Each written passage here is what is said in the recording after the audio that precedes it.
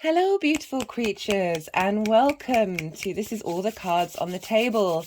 My name's Chloe, and I work with card divination, astrology, and I channel energies through my body. This video is for Venus's transit in Taurus. She's been there since the 16th of March, and she'll leave on the 11th of April. This will be a series, all 12 signs series, where I'll be reading for each of the zodiac signs. It may be in 2 parts or 3 parts. It depends how long each of the signs readings go on for. And so I work with the whole house system. And this means when, if you know your time of birth and therefore know sort of like the house placements of your natal chart, the rising sign is the first house. So when I'm talking about the astrology, it will be linked into those of you who have that sign in your first house.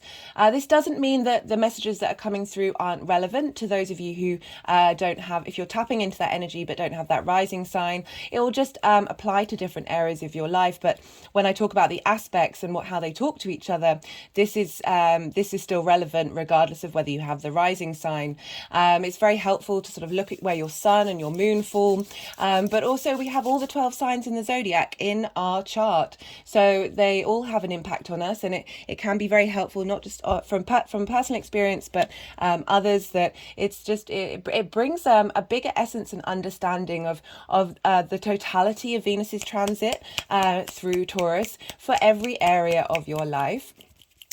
When I'm channeling, when I'm doing the rising signs, sometimes the energies like to move the cards around. Usually during this time, I might be quiet. This is because I kind of quieten the monkey mind and let the energies do what they need to do. And it can be a bit difficult sometimes to channel, think, and talk at the same time. So do bear with me when that's happening. Also, the energies like to do some energy work. As I said, look, my hands are moving around right now. It's independent of my conscious thought. This is adding a sort of a subtle layer of integration of the messages that are coming through. So this may mean that, as I said, there may be times when I'm not talking, but this is all part of the process. I will be breaking down the main aspects that Venus is making in Taurus. There's 4 main aspects in total. I'll be pulling cards for each of these, as well as the general vibe of Venus moving through Taurus for those signs and how these energies are going to move forward. I'll also pull some clarification cards. So there's going to be quite a few cards coming through in these readings. Right, before I start talking about Venus in Taurus, I just want to light this candle, which I used for the first time when Venus, the new Venus star point that's happening in Libra. This is a long-term cycle of Venus, so you might want to go and check that out, because it just kind of adds another layer of what Venus is doing in the long term. So the star points are cover many years. So it's just going to be affecting the sort of the energy that's at play wherever Venus is and whatever she's doing. So I love all the layers. This is why I do all these transit videos. Because it's really interesting to see how what one planet is doing is affecting the other at all times, and just seeing these adding on layer and layer and layer helps us have a richer, deeper connection to how these energies are moving around, and how we can understand how they turn up in our lives, and then transmute that energy and move it more in a way of connecting to your own individual soul journey. So Venus in Taurus, she rules Taurus. She's in her own home sign. What does that mean? How does that feel? So imagine you're at home. You know where everything is, and you have more authority in your home. Well, hopefully most of us do. That's not always the case, but generally speaking, we have more we have more say, we have more the ability to tend to how we like to do things. We're not influenced by other people in the same way. And so let's think of Venus has just left Aries.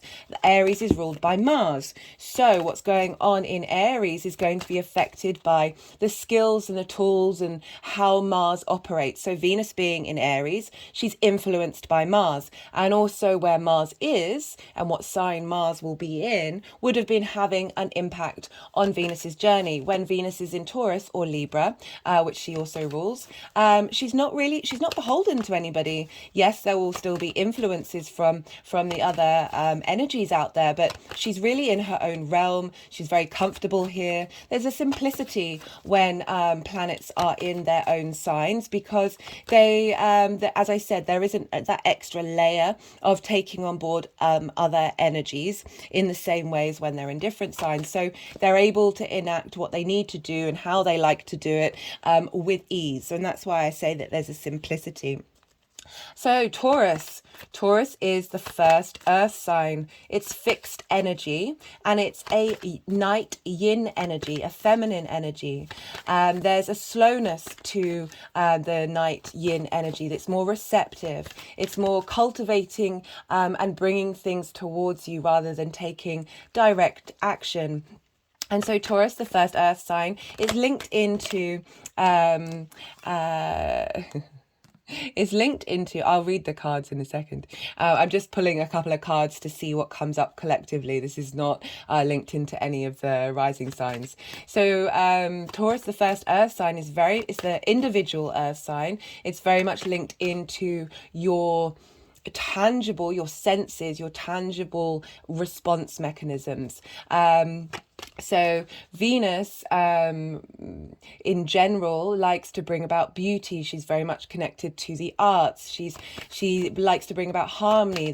She's a goddess of love. This is how we interact not only with ourselves from a place of love, but with other people, with society in general. But with this Taurus energy, it's the individual sign. It's the needs, it's the pleasures, it's the tangible sensuality that we have, the food that we like, the drink that we like, how we like to feel. Do we like to be comfortable? How is it that our body is feeling when we do things? And there's a slowness to Taurus. As I said, it's a fixed energy. There's a slow and steady pace. The tarot card for Taurus is the Hierophant. This is linked into sort of long-term structures. It's particularly linked into sort of book religion, but also society's morals, but how you are in society, things that last a long time. And I'll talk more about the Hierophant card when I get to the examples. So yeah, we have this very tangible space. Taurus can be a bit stubborn, and in that way it's like it knows what it likes. So it doesn't necessarily have to be, as I said, there is a simplicity here. It's about smelling the roses, looking to the small things, the small details, the simple things of smelling a flower, or enjoying the feeling of grass beneath your feet. Think of, Taurus is the bull. Think of the cow or the bull lying in the grass, just chewing on the cud, and just the slowness and the steadiness and the simplicity of rural life. And so So it's also, as I said, it's very receptive. There's a slowness, but there's a tangibility here, but there's a longevity as well. So as I said, the things that you like, you kind of, you stick with them, and it may be a little difficult to enact change. That's the same with all fixed signs. There's stubbornness with all of them. But Venus, as I said, so she likes the arts, she likes creativity, but she's as I said, she's wanting you to appreciate the beauty of the tangible, your sensuality, the pleasure that you get from, as I said, eating your favorite food. There's a need to be comfortable rather than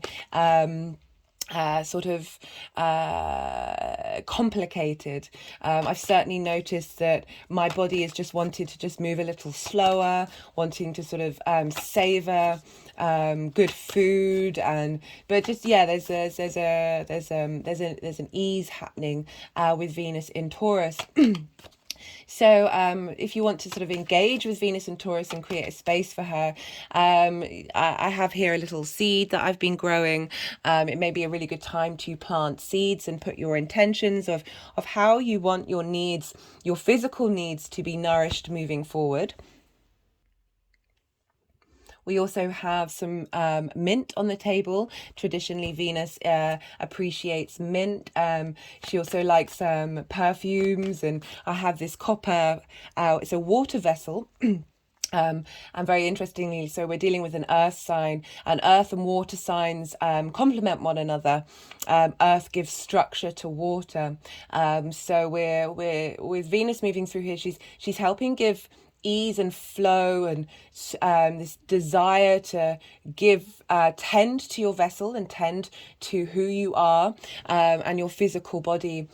So we have Venus likes copper, and very funnily, I went to pick this up for my friend yesterday who had left it somewhere, and she lives in a different city to me, and she has Venus in Taurus, and I only realized that this morning when the energies wanted me to have this copper vessel on the table.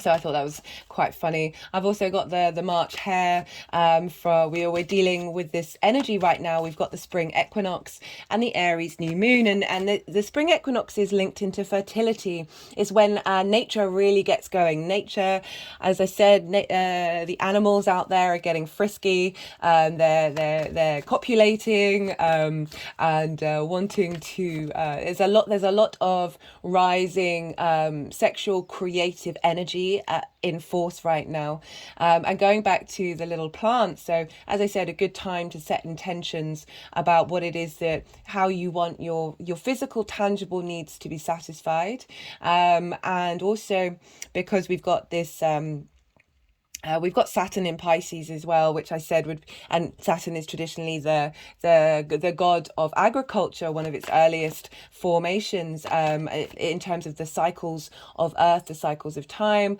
and reaping what you sow is also a good time to plant some seeds, and put your intentions behind Saturn. And Saturn's in Pisces, and so Pisces and Taurus sextile one another. So there's Venus moving through Taurus is going to be facilitating Saturn's journey in the next month, and really sort of helping bring about creation and ideas. It's funny, because this is sextile energy, is very creative energy, it's very supportive energy. Venus is a benefic, she's the night benefic. She wants to bring about inspiration, bring about creativity. And when I was talking about the combination with Pisces and Taurus, the King of Swords came out, and that's very much about knowing your own truth, and being very being very strong and clear in the messages that you want to put out, and the ideas of how they're going to be moving forward. So that's interesting that's come up, as well as the Ace of Swords. So we've got the ace and the king. We've got the beginning of the swords and the end of the swords, of the ability to know your own truth during this time, of what it is that you need, and what it is that you appreciate. Venus is very much linked into appreciation, and how we can come up with new ideas, can come up with new ways of contemplating these things during this time. I also like that we've got the Queen of Cups and the Ten of Wands here, and it feels that Venus, this transit of Venus, is helping us nourish, give this sense of empathy and compassion and nourishment to the fact with the Ten of Wands that we may have felt very overburdened and very unable to look up and look outside. So the figure is very much bent over. Their eyes are blocked by all of this burden that Venus is helping us really. I'm getting a sense of healing a lot as well during this time of being able to, because we're dealing with the physical body, and a lot of our stresses and pains are in our physical body as well as our emotional body. Interestingly, we've got the cups there of really being able to release those burdens that we feel in our tangible body. Particularly because I'll break down the aspects a bit later, but just thinking about it, you just think, oh well, Venus is just moving Taurus, it's quite a simple transit, very easy, bit of flow, she's in her own space. Every major aspect that she is making in this journey through Taurus, she is hitting eclipse points.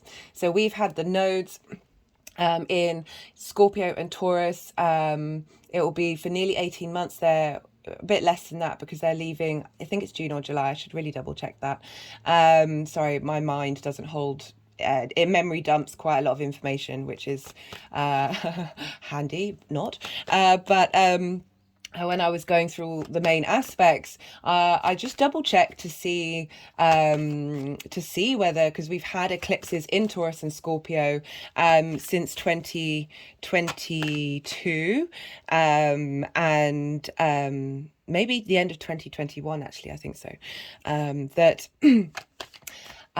she's, every aspect she's making, she is hitting one of those eclipse points, so it's reactivating that eclipse energy, which is very, very powerful energy. New beginnings, endings, we're still in the middle of it. We've had Uranus play a part in that, and so there's this transit isn't as simple as it may seem on first glance, because we've got the nodes there, there's big shifts, there's strong energy here, the South Node helping us refine and purify and cleanse that area of us in our Scorpio chart, and the Taurus where we're headed, this strong impulse, this desire to reach for that space, and yeah, just this is it just made me chuckle that like there's only sort of 4 major aspects, and each one of them hits an eclipse point, and like the first 2 aspects hit the new moon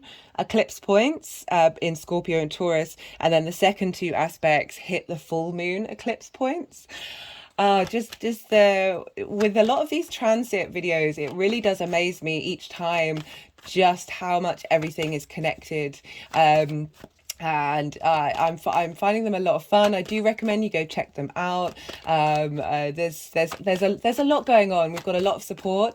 I focus on the individual work when I do the all 12 signs readings, but I appreciate that there is chaos, there is instability out in the world. We've just had some banks close. This is potentially there's going to be a lot more of that we're living in a collective, very unstable time, and I feel with this transit, Venus is really helping us get back to what it is that we need on an individual basis, and asking us to be in a bit more flow and a bit more be a bit more creative with how we facilitate those needs. So where was I? I was talking, I went completely off piste. Venus in Taurus, so I think I've covered a lot of the bases with her being in her own sign. She's not being governed by anybody else. She'll be sextiling Saturn, not exactly, I always like to wait a couple of days before doing the transit videos when the planet's already ingressed into that sign, so I can get a sensation of what that energy feels for me on an individual basis, so I can explore that for myself. And right at the beginning of her transit, her first aspect that she made was with Saturn in Pisces, so that kick-started her journey through Taurus, and so that energy is going to be around, and it's Saturn's very much linked into our long-term legacy. I did an extensive series with Saturn in Pisces. Each of the introductions, there's 3 all 12 signs videos. Each introduction tackles a different theme. It's one of the most important transits for us over the next couple of years, so I really recommend checking those out if you want to explore and sort of get in gear with what Saturn will be trying to teach you. And the more we sort of kickstart that journey, the sooner we kickstart that journey, the sooner we can transmute that energy and use it, rather than learning lessons of facilitating growth and our own internal authority and integrity.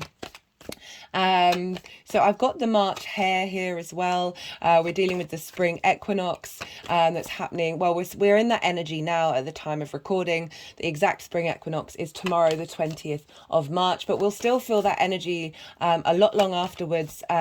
Year in, year out, we're slowly, with these equinoxes and solstice points, this is when there's really vibrant energy in the earth, very, very powerful, potent energy, and and each year they're getting the energy, the strength of that energy is lasting for a longer period of time. So we're already in it. This is a very fertile time. This is when you know, all the everybody's out there, nature's out there copulating. I do apologize if I'm repeating myself, because I did half of this introduction because I've got a cough at the moment, so I will be pausing throughout. Well, hopefully not throughout. It hasn't helped that I've been doing a lot of videos, so I'm not really resting my voice. Speaking of voice, Taurus rules the neck, very much linked into our voice, our vocal cords. There's lots of singers with Venus in Taurus, and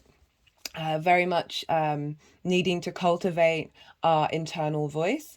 Sorry, I couldn't quite catch that cough before pausing. Very appropriate.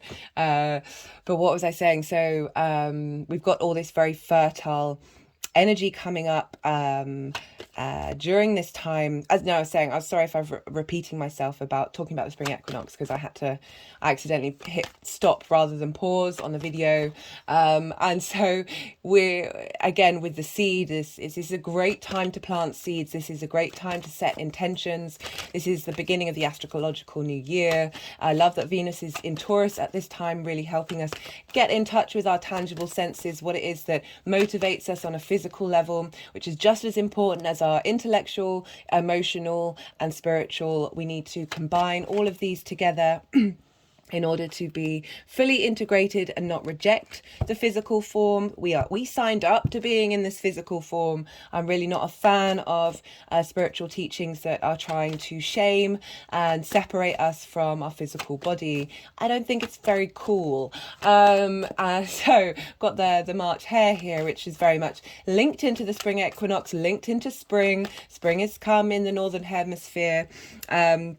You still it's a different energy for those of you in the southern hemisphere. You're dealing with the autumn equinox, which is also Libra, which is ruled by Venus. It's just more bringing in social balance and turning a bit more inward, because for the autumn equinox we have this is when the sun's power, it's no longer, so with the equinox it's equal day, equal night.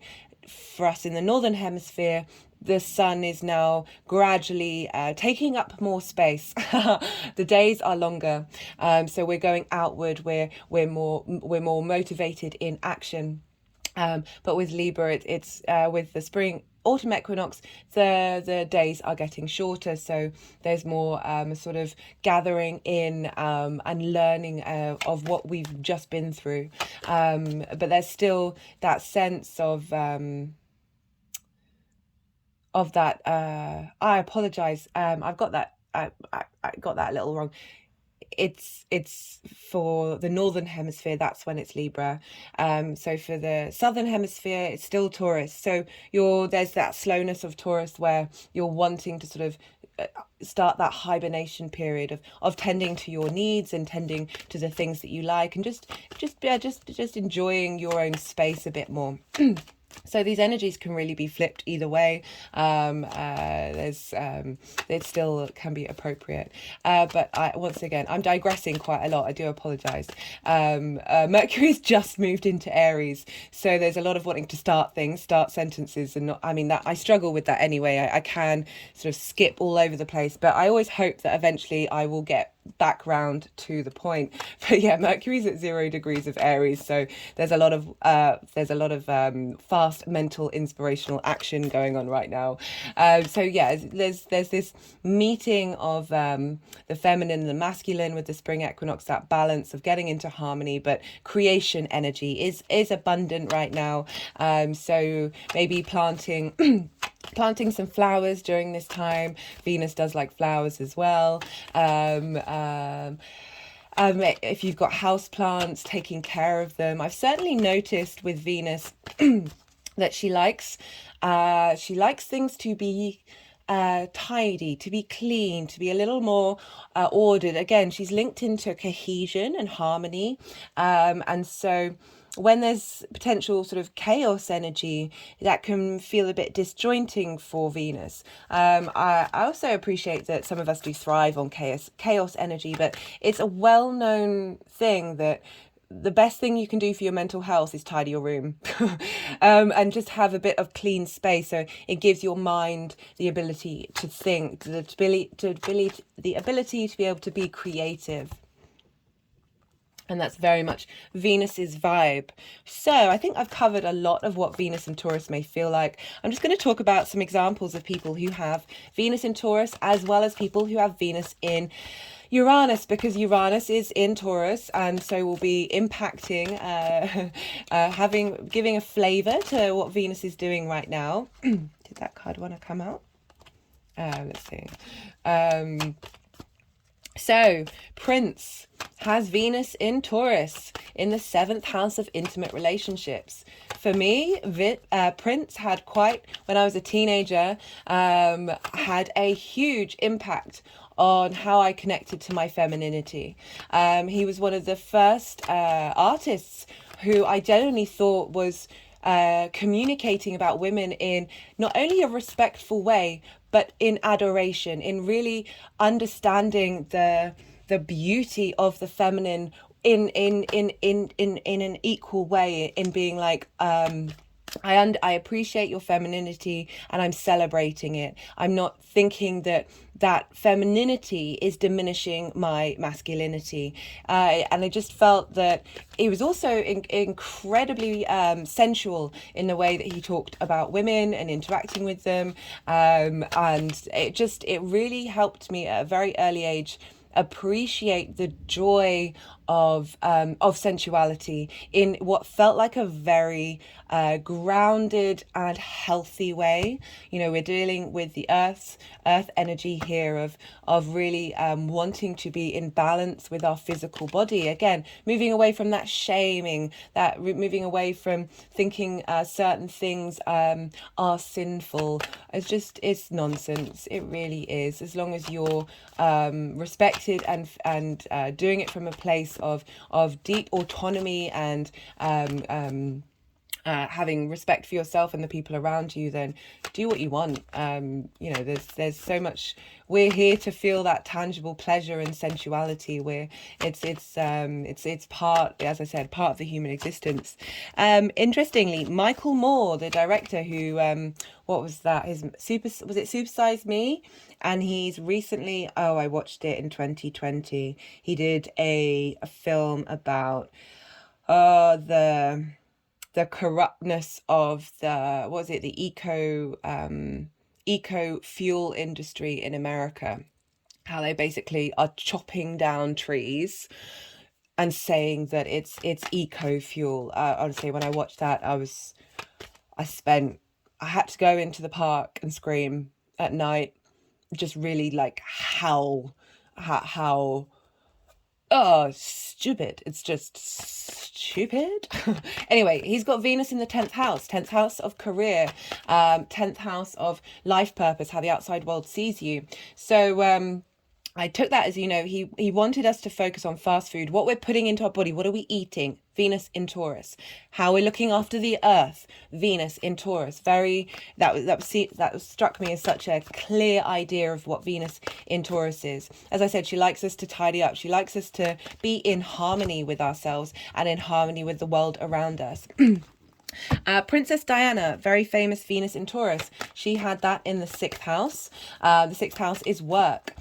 She was very the philanthropic work that she did was touch the hearts of everybody. I was quite young for that period. But certainly very much aware of the impact in which she had on the outside world, and certainly really prioritizing that. I mean, you know, she had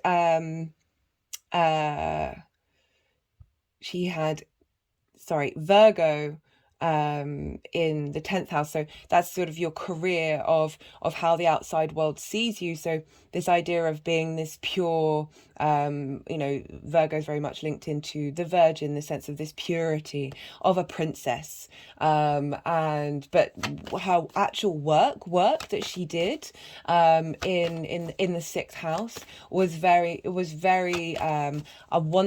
wanting to us to be able to connect to how we take care of people, things, the earth. So who else do we have? So I was talking about the Hierophant card when I was doing my research of Venus in Taurus. 5 popes have Venus in Taurus. So the Hierophant is another way of saying pope. I was just the Tower card. Yeah, there's been a lot with various, same as Saturn being in Pisces, there's stuff that's going to come up with the Catholic Church, I feel.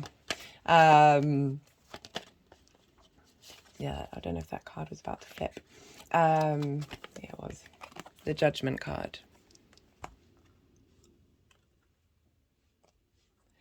Aside from that linking in to the Catholic Church, we're also dealing with Uranus energy. And I know that the Tower card is a Mars card, but I really feel it also has a lot of Uranian energy of pulling down structures that don't serve us anymore.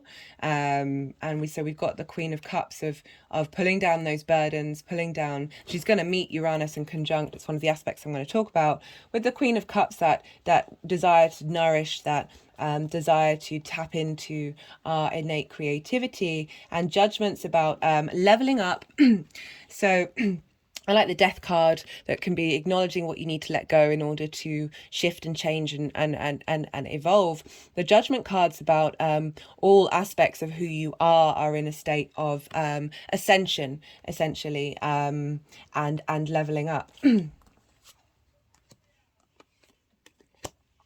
So where was I? Yeah, 5 popes.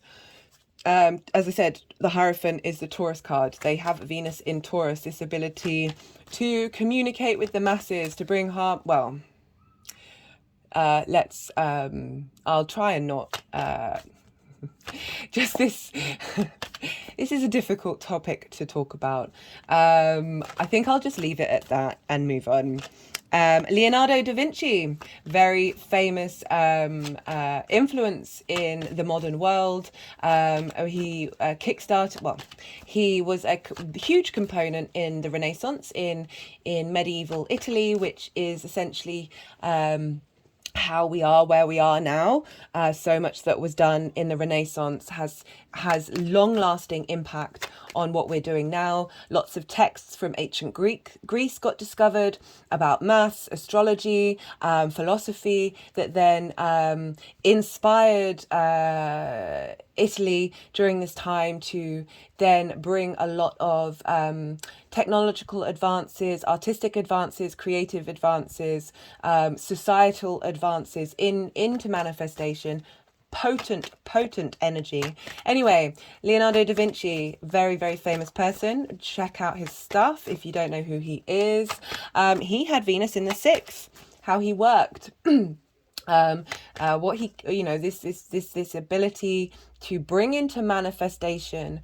So very much so, as I was talking about, very much with that, he dealt with the core principles of the tangible world. It was involved a lot in mathematics, the golden ratio, and the bringing, as I said, Venus very much linked into the arts, into creativity. She was the goddess of the arts as well as of love. Leonardo DiCaprio utilized earth-based things and brought beautiful things into being. So I found that very interesting that was in his 6th house of work, which is and also Venus traditionally isn't very happy in the 6th house. So I like how, again, I did the Mercury in Pisces video where I was kind of dispelling the fact that Mercury is supposedly not only in its it's exile, but it's in its fall, which means that it struggles. And I just don't think this is the case. I think there are unique ways of doing things and working with things outside of those traditional, even though I do use traditional practices. I work with Hellenistic astrology as well as my sort of own intuitive framework, as well as certain modern things that I like to apply. But also if I feel, I just feel that there's a way of incorporating these things as well as not necessarily being confined by them. So another person with Venus in Taurus is Walt Whitman, one of my favorite poets. And he had it in his second house of values, how he manifested in the world, his resources, his income, and he was a poet, again linking into the arts, into creativity, and his style of poetry was very much connected into nature. Very interesting way that he communicated, linked into other aspects of his chart, but he would talk about flowers, but done in a very unique and novel way. He had a lot of stuff in Aries. And who else do we have? So the next one, the final one, who just has Venus in Taurus, the others have Venus and Uranus combined, is Thomas Hardy, a famous novelist in Great Britain, and he wrote a lot of books. Tess of the D'Urbervilles, oh god, I've forgotten the other ones off the top of my head, and he was sort of dealing with the outdated morals of Victorian England. And it was very much linked into he had very strong women in his books, and dealing with social structures, the frustrations with the concept of marriage, but all very much in the countryside, in rural spaces, and the struggles and difficulties that women faced during that time of not being able to be independent outside of marriage, and really sort of highlighting the how women were being kept in their place, and wanting to highlight the difficulties that women went through. And I think it's in Tess of the D'Urbervilles, or it's one of his other ones. No, I think it's a different one, where she ends up, whichever book it was, I can't remember, I do apologize, whichever book it was, she ends up, she's married once, and that I think the husband disappears, and she has this person who she's known her whole life, who's a sheep herder, or is it goats, and they have a difficult relationship all the way through. She ends up hiring him at one point, they fall out, and essentially she ends up marrying this person who's connected to the land. So I really enjoyed when I found that out, of enjoying the connections of the tangible earth, the slower, more simplistic life, as well as the fact that it is a yin night feminine sign of that's ruled by Venus, and bringing in women, and the strength that women have, regardless of whether they may seem soft or subtle. There is such a deep strength to that receptive energy. But when I talk more about feminine and masculine, these are energies we have within us, as well as the neutral, which helps us be fluid. And the more that we accept and acknowledge and integrate those things rather than separate, it doesn't mean that you don't necessarily have the qualities that are more traditionally linked into a certain energy. I'm not denying that, but if we suppress the Knight of Pentacles, the slow and steady, stable knight. Oh, let's see, that's gone over there. I'll see what, when I read that card, the Hierophant at the bottom of the deck, when I read this card, I pulled 2 cards just before doing the reading, when I meditate a bit before the reading, I'll see how that links into that, because that's wanting to go there. So for people who have Uranus and Venus in Taurus, so Uranus is the maverick, the unique way of thinking, the wanting us to be liberated, wanting us to get into our true authentic selves. So we have, I like this one. We had Ray Tomlinson. unique new passions coming through. Yes, a strength of revitalization. It's that fertile energy, that electrifying energy of the combination of Venus and Uranus together. So Ray Tomlinson, this was conjunct his sun as well, and he came up with the idea of the @ symbol, and how that connects our emails. And I just like that idea, that simplicity of this unique idea coming through of connection, and emails, us being able to connect to others far away from each other. So I just like that one. I thought that was cute. We also have Ian McKellen in the 6th house. His Mercury was conjunct Uranus, and he had Venus there as well.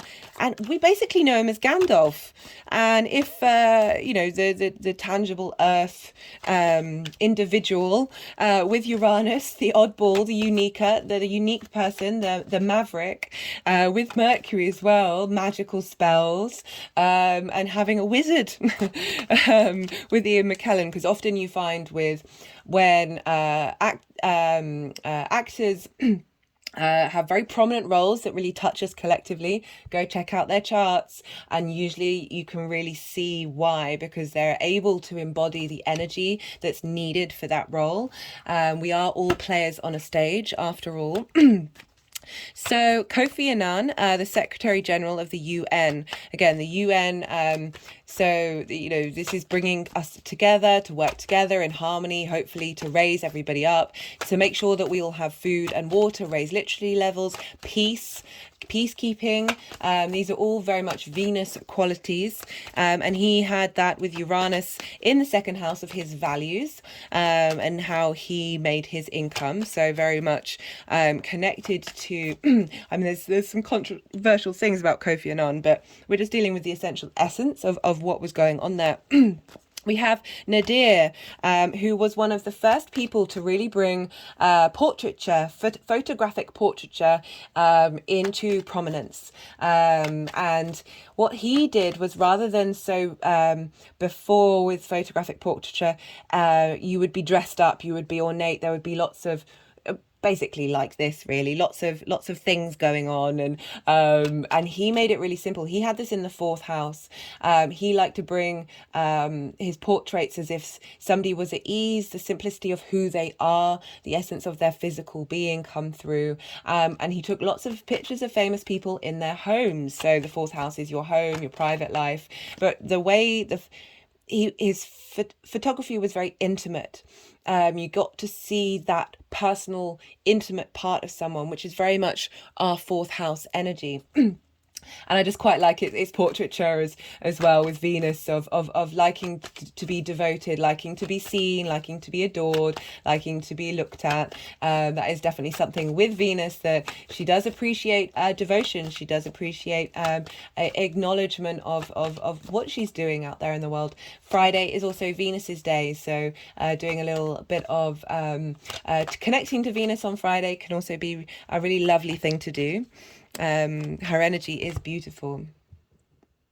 It's very, there's a smoothness, there's a softness, there's a grace, there's an ease to Venus. Regardless of what sign that she's in, it just embodies in a different way. So we have Eric Siegel. So I didn't know who this person was, and I looked him up, and he wrote the novel Love Story. And this was one of the biggest novels at the time. It's been made into lots of different productions, TV, films, etc. It was huge, absolutely huge. And he had Venus conjunct Uranus in the 8th house. Now, this story was very much linked into these two people falling in love. I think he was really rich. He got disowned by his father for marrying her. She then gets cancer, and is dying, basically. And it's all about love and connection and the importance of it. And I think she said at the end to the father, because the father then realizes what's going on. He tries to solve everything, but she's basically dying. And she says, love is never having to say that you're sorry. I don't necessarily agree with that. I feel maybe more taking action to show that you might have done something wrong is more important than saying sorry, because essentially sorries don't really mean anything if you keep repeating those actions. It's a pet peeve of mine. Especially with the Brits, we say sorry to everything. But interestingly, I thought that was dealing with the 8th house, and Uranus can be sudden change. So just, you know, I don't read death into the all 12 signs readings, but it is one of the main components of the 8th house. And so you know, there's that, and also highlighting the fact that things change rapidly when we're bringing in Uranus. So those are all. Oh no, final example.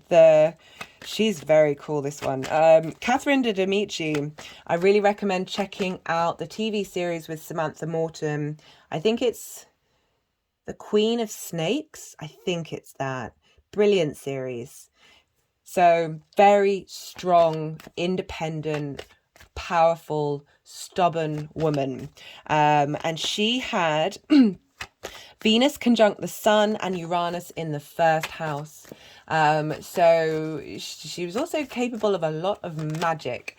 So we've got the Emperor card out, going over there. All right. But while I'm talking about Catherine de Medici, she was arguably, she was, a lot of the time women weren't really listened to in that time, but she supported her husband, the king. She was very smart, very, very, very smart, and she had authority within her. It took her a while to get there. There's, again, I'm not going to spoil it. Do go watch that series. That just really showing the uniqueness of Venus conjunct Uranus, or Venus in the same sign as Uranus. That adding an independent spirit to the feminine energy. Right, that's all the examples that I'm going to do. I just want to, I think that's all the cards. So okay, they wanted me to pick up this is the numerology deck. I'm just going to pull an overall message. Get in nature, guys. Get in nature. Oh, and it's reminding me to read those cards. So I pulled 2 cards. I pulled Catherine Labore, the patroness of miraculous healing. I am ready to heal. I am worthy of the miracles meant for me. So certainly for me, with my Uranus experience, it got me in touch with unique healing modalities. During that cycle, when it moved into starting with in Aries, but just definitely thinking of things in a unique way. I'm just going to read a little bit out. So I am worthy. I'm ready to heal. I am worthy of the miracles meant for me. Just wanting to go with the Ace of Wands, helping relight our own fire. So it can feel effortless to ask for what our loved ones need. We can fall on our knees at times to pray for the health and highest possible outcome for our beloved children, partners, or friends. What's often far more difficult is asking for all that we need. For many of us, lack self-worth can get in the way of realizing that we can ask for so much more, and that ultimately there is no difference between praying for our own needs and the needs of our loved ones. I thought that was really important, really interesting that came up for Venus being in Taurus, the 1st earth sign, helping us get, as you know, the individual sign, helping us get in touch with our individual needs, not feeling selfish. I know sometimes I struggle when you do the affirmations, you do all of that work. When I'm asking for things for myself, very quickly I'm like, oh, but and for everybody else. And then I'll just default into doing sort of collective things. That is something I really struggle with, to be able to tap into and allow myself to have needs and to ask for help with them. So I like that that message is coming through. It's certainly something I'm going to take on board, of allowing myself. It's okay. You're not selfish for wanting your own needs. I talk about this a lot in the Aries new moon video.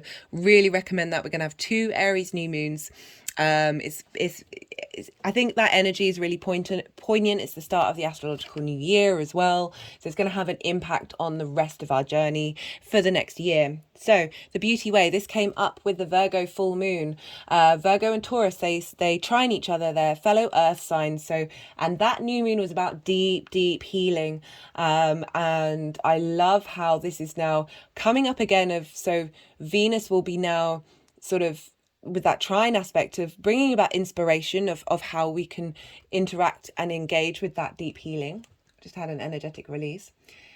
I'm just going to read from the book. The essence, the beauty way, is both a path that you travel on and a daily practice. The path is where you choose to perceive only beauty before you, behind you, and all around you as you journey through life. The practice is where you take action to bring beauty to every situation you are in. When things get ugly, you act to bring integrity and peace to the difficult encounter. When everyone else perceives only darkness, you point out the light and help uncover the hidden treasures. The invitation. The beauty way invites you to create beauty in your life and to recognize the beauty inside yourself and in others. Stop to smell the roses, take a deep breath, and look up at the stars. Recognize the splendor that surrounds you. See the beauty in whatever situation you find yourself in, and you will receive the lessons that life is teaching you in a kind and gentle way. The medicine. Before I go into that, I feel that message is really important. One of the things that I channeled for Venus in Pisces was everything in this moment is truly divine. And now that we have Venus in Taurus sort of sextiling Saturn in Pisces, it's really asking us to move with grace and resilience despite what's being thrown at us. And being able to switch that energy up and cultivate that energy within us. This is the lotus flower. The lotus can only grow in very heavy, muddy water. It grows out of the darkness, and yet it offers such light and beauty to us all. But without that darkness, it wouldn't be able to come into creation. So it's really highlighting that we can still be, that beauty is still very much accessible, regardless of the absolute nonsense that's going on in the outside world. The medicine. Stop trying to fix relationships that you believe are broken. Recognize that things are exactly as they need to be in this moment, and acknowledge the inherent beauty in that. When you understand this, you will be able to bring about the change that you want. Do not engage in gossip about the darkness and flaws of others. Be careful not to be seduced by superficial beauty of a project or relationship you are toying with, unless you're willing to pay the price for it later. I like that last bit because it's really sort of saying, really highlighting the fact that we're here to get in touch with our innate tangible needs, what we need, and this, I love this miraculous healing. I feel like this is linked into Venus conjuncting Uranus, and we're dealing with the eclipse cycle of clearings and new beginnings.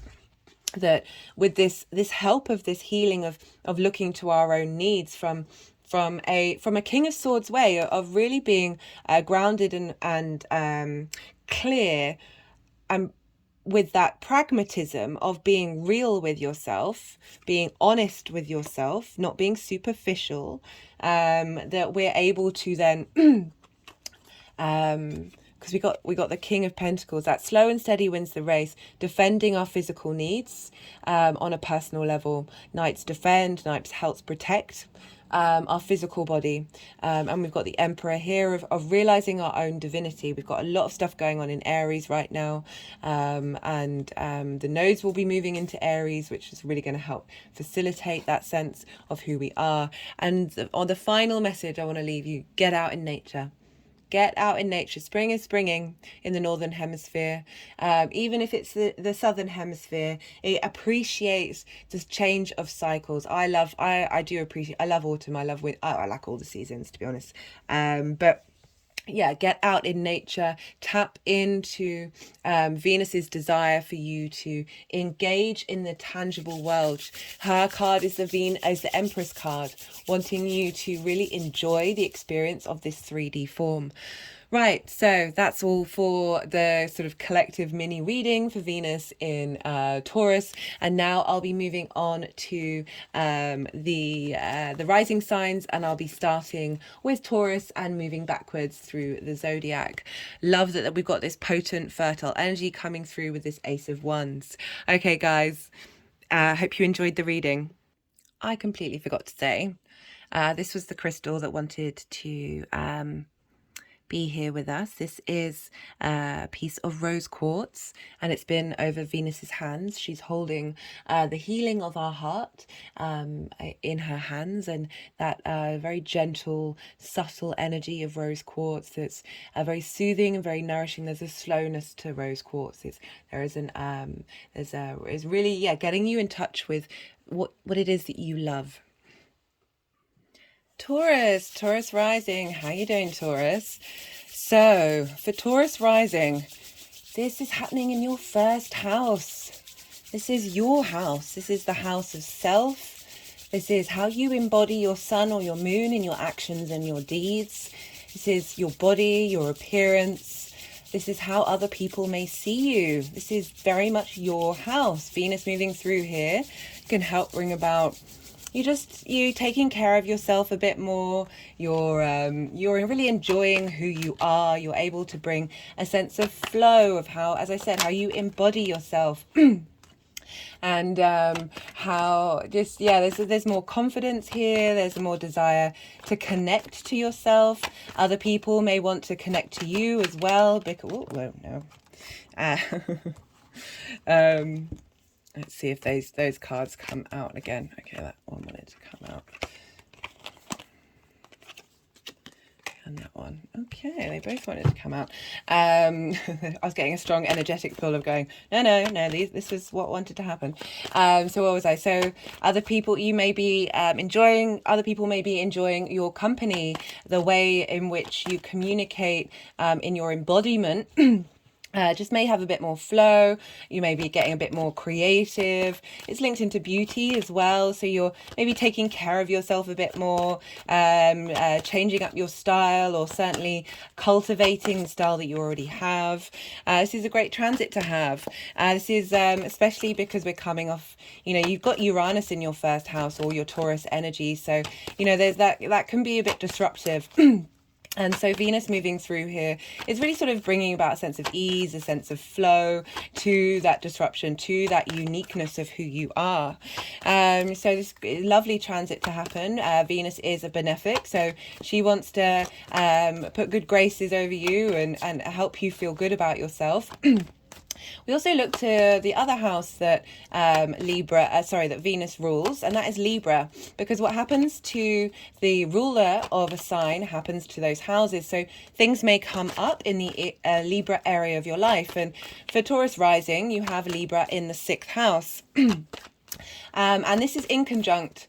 I talk about inconjuncts quite a lot in the new moon video, so do go check that out if you want more of an understanding of what that energy is. But the way I describe it is, so they don't traditionally have things in common. So they're different elements, different modalities, and one's a night sign and one's a day sign. So traditionally, as I said, they find it difficult to get on the same page and communicate with one another. So it's like hopping on one leg, patting your head, and moving your hand around in a circle on your belly. We can struggle to sort of bring these things into harmony, but it does take practice and it does take time, and that's what happens with the inconjunct. It just needs a little more work to integrate these energies. It's as if you say that you admire some. There's a lot of admiration with the interconjunct, because say you interact with somebody who has the qualities that you don't see in yourself, even though we have all these signs in our natal chart. That there's a sense of admiration for that which is different. It can also be a bit awkward, a bit frustrating, because, you know, as I said, different modalities, different elements, different day or night. That it can be difficult getting these things on the same page. But once you do, and once you integrate these things, this is real magic here. Real unique ways of coming up with things come about. So the sixth house for Taurus risings, this is your house of work. This is routines and health. We need to do the work in order to establish a routine, to take care of our health. And so things may come up. We're dealing with the first house and your health, so your body and your health here. And Venus wants to help out. She wants to facilitate this. So things may come up, new ideas and inspirations about your physical routine, how you take care of your physical body, what are the kind of things that you like, wanting to bring yourself into harmony. The diplomat and the harmonious side of Venus is very prominent in Libra, the social air sign of wanting things to work together and wanting everyone to be happy. So yeah, as I said, things may come up in the Libra area of your life that's facilitating the journey of Venus, and Venus's journey through Taurus is helping facilitate the Libra area of your chart. So I'm going to be pulling a card for Venus in Taurus, and cards for 4 aspects, and then a card for how these energies will manifest moving forward. So the first aspect we have is happening on the 21st of March. This is when Venus will be conjunct Juno, the asteroid, which I link into commitment, and the North Node in Taurus. You know, where we're heading, what we want to strive for. There can be a sense of ambition around the North Node. There's a hunger, there's a craving for the North Node. And so this combination of committing with ease, with creativity, with beauty and care to where we want to be headed. And this is particularly important because the nodes link into the moon cycles. And speaking of the moon, on this day we will have the first Aries new moon, so of 2 that were happening in the Aries season. So I really recommend you check out that video. It was a great video. I really enjoyed that video a lot. I think it was my favorite. So we've got the moon and the sun conjunct in Aries, which is next door to Taurus. And so this is, you know, sort of there's just that other energy going on at the time during this aspect of Venus wanting to integrate our sense of commitment to our physical form and our needs is what I was talking. So bring in the themes that I was talking about in the introduction into these aspects and see how that may manifest for you, and particularly with you Taurus rising, because we are dealing with your physical body and how you embody your sun or your moon. So very much linked into you and commitment to yourself. Just had an energetic release. As I was saying, this is linked into the eclipse cycle. So this aspect that's happening at 5 degrees of Taurus is linked into the Scorpio new moon, which was a solar eclipse that happened on the 25th of October 2022, and this eclipse was at 2 degrees. So it's a 3-degree orb, so it's still a very close conjunction. So you might want to look back to that time. So this is a new moon, so it's new beginnings, so it's reactivating the energy of a new start. And I love this for this being the first main aspect, aside from the one where she was sextiling Saturn, which unfortunately happened on the same day. So as I said in the introduction, I do wait a couple of days first. But it's also reactivating that energy of Saturn's transit, and Venus wanting to bring understanding and harmony to Saturn, saying, hey, this is what I need and what I want and what moves me, what brings me desire. And also, again, activating that new moon in Scorpio. So look to the Scorpio area of your chart, which is in your 7th house, Taurus. So that's opposite of your one-to-one relationships, and how you're refining that area of your life. We're now getting a further activation of that with that sense of commitment and where you want to be headed. And the next aspect is happening on the 24th of March. I'll put all of these in the description box. I know it's a lot of information, so you can go back and check and maybe write these things down and note the dates in your diary. So on the 24th of March, this is when the moon will be conjunct Venus in Taurus. The reason why I brought in this aspect, even though the moon moves quite quickly, is we're still dealing with the nodes, and the nodes are linked into the moon. So the moon will be, this will be letting you know what your emotional needs are, and how Venus can help bring a sense of harmony and connection to your instinctive emotional needs, how you nourish yourself. Big theme for this transit of Venus in Taurus, and how to heal those emotional wounds and bring about a sense of ease to do so. The moon is also exalted in Taurus, and so Venus is exalted in Pisces and the moon is exalted in Taurus. And what does that mean? That means, I talk about these signs not only as houses but realms. So there's like a whole bustling dynamic going on in these realms of how people go about their day. In Taurus, and the moon is exalted, which means the moon has like a massive temple. The needs and the motivations of the moon, which is ruled by Cancer, it rules Cancer, of really helping give the moon like extra tools and extra strength. I talked a lot about embodiment of needs, of your tangible sense of pleasure, of sensuality. So the moon is facilitated. What the moon wants is really getting a boost during this time, and with Venus being there, an extra added boost of Venus on Venus, fueling and feeding into the moon. And so, again, going back to the eclipse points, the Taurus new moon that happened in April 2020, which was a solar eclipse, happened at 10 degrees. And this conjunction between Venus and the moon is at 9 degrees, so an even closer activation point. So, again, we look to the Taurus area of our lives of what we were starting then, what seeds were we planting, what new beginnings were we wanting in our sense of self and who we are. This is being reactivated. You're leveling up your emotional needs, and how you get pleasure from that area of your life during this time. This is a really sweet, intense transit, but very facilitating to our emotional needs and how we move forward. On the 30th of March, Venus will be conjunct Uranus at 16 degrees. So this is unique ways of looking at your emotional needs, being drawn to interesting and different ways of thinking.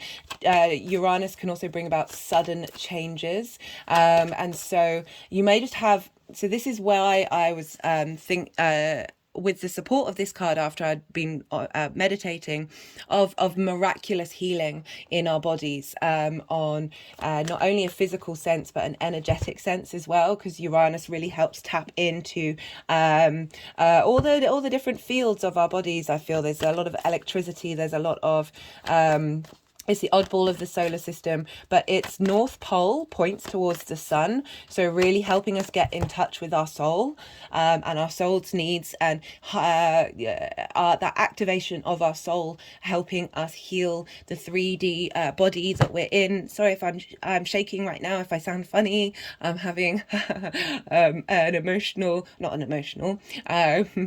energetic release, channeling with that. So again, a very poignant aspect that's happening. So how many cards do I want? I want at least 6 cards. We've got 7 cards. I wonder if that's all the cards they want. Sometimes they pull out a lot of cards.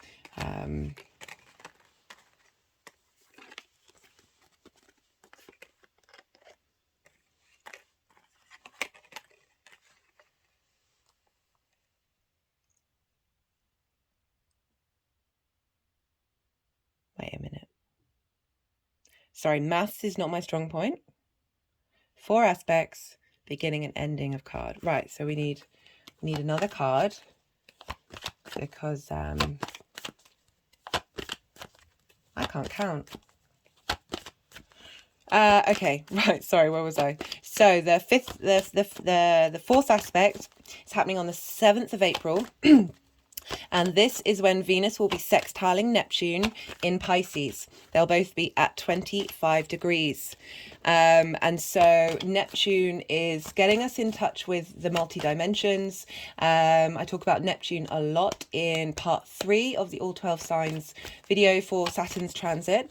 Very dreamy, letting us get into different realities. There's an idealism with Neptune, but there's deep sensitivity. So what I like about this is with the sextile energy, again, bringing in all those aspects of Venus, of bringing in a sense of harmony with our sort of galactic, emotional, boundless, deep sensitivity, idealistic space that is Neptune, within that Pisces energy of our collective emotional unconscious, with the first earth sign, that tangible body, and really helping. Again, more healing. We've got that sensitivity with Neptune, and helping us not only heal on a multi-dimensional level, but also bring about new ways of looking at how we look at our senses, how we look at our tangible body, how we look at our personal needs, in relation to sort of like really unique ways of looking at things, big picture ideas, realizing that we can switch and change and dissolve constructs that we may have that may, going back to the beauty way of not being superficial, and really allowing. So this is the final aspect that Venus will be making before she leaves and moves into Gemini. So yeah, really facilitating the journey of that full journey through Taurus, of adding on that extra layer of the magic of the universe. At the same time, Mercury will have moved into Taurus and will be conjunct the North Node. So providing communication about where we want to be headed, and the moon will be conjunct the South Node, releasing old emotional traumas, being able to refine and reflect and surrender and transform. Scorpio is very transformational energy during this final aspect. And this aspect, so that's at 25 degrees. This aspect links into the Scorpio full moon, which again is a lunar eclipse that happened on the 16th of May. Oh, I've missed one. No, I've just missed a bit. Sorry, I'm going to repeat these things. So go back to the conjunction with Uranus.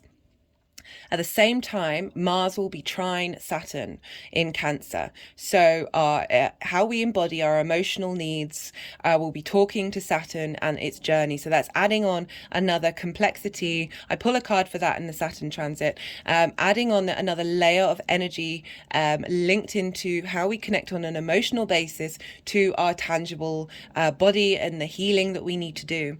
And that is linked into the Taurus full moon. I forgot to talk about that. The Taurus full moon, I think, which is a lunar eclipse, and that was at 16 degrees. So Venus will be conjunct Uranus at 16 degrees, activating the full moon that we had on 8th of November 2022 at 16 degrees. This was also really boosted. Like, a lot happened for the Leo full moon that happened not that long ago. Go check out that video that was squaring these eclipse points.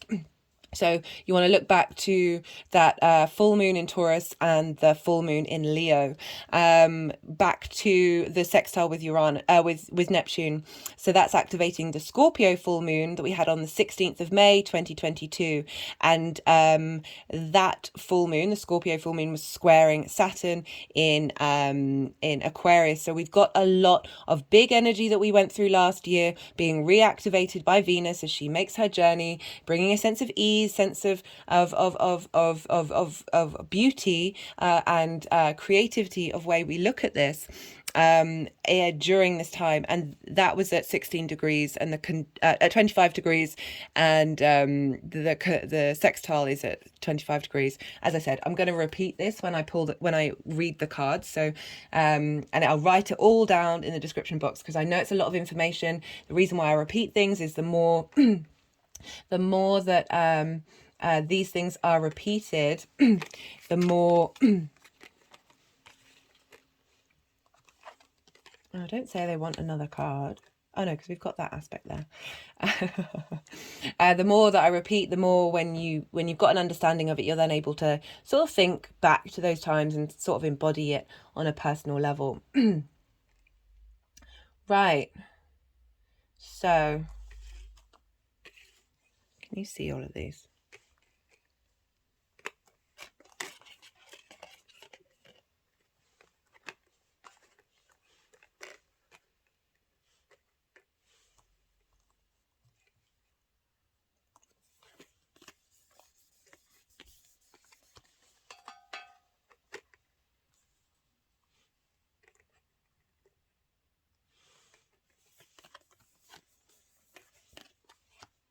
As I said in the introduction, there will be times when I'm quiet because I'm allowing the energies to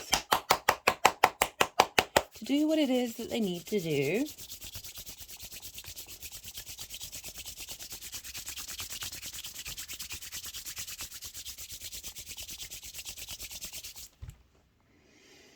Okay, so for Venus moving through Taurus, for you Taurus rising, I like that this card has come up. It's unexpected. It's the Eight of Pentacles. This is an earth sign, and this is enjoying the hard work, but it's not hard as in difficult. It's just enjoying the process of in that state of cultivation, in that state of heading towards mastery, of really applying yourself. So in the first house, this is applying the transformation of who you are, refining who you are, mastering who you are, and how you embody things. And it's with Venus, it's not going to feel like hard work. You're going to enjoy it. This figure is really enjoying what they do and enjoying the journey that they're on. For the first aspect, and this is when Venus will be conjunct Juno, the asteroid linked into commitment, and the North Node of where we're headed and what we want, committing to yourself. So we've got two cards that wanted to come up. So I feel like this is highlighting what you're processing, what you're releasing, and what you're moving through, as well as where you're headed with this aspect. We've got the Four of Cups. This is about feeling stuck, feeling there's no movement with the Four of Cups. I call it comparison is the thief of joy, where we look to the outside world and other people and see what they have and feel lacking and feel like we don't necessarily have those things, and being in that space of stagnant of feeling that, also that judgment as well that can come with when you compare yourself, of feeling not good enough, and low self-worth.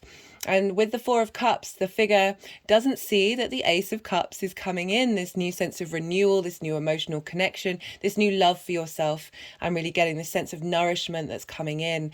And we've got the Judgment card, and I really feel, so as I said, this came up in the introduction. This is when every part of you, this is in harmony and is in a state of resurrection.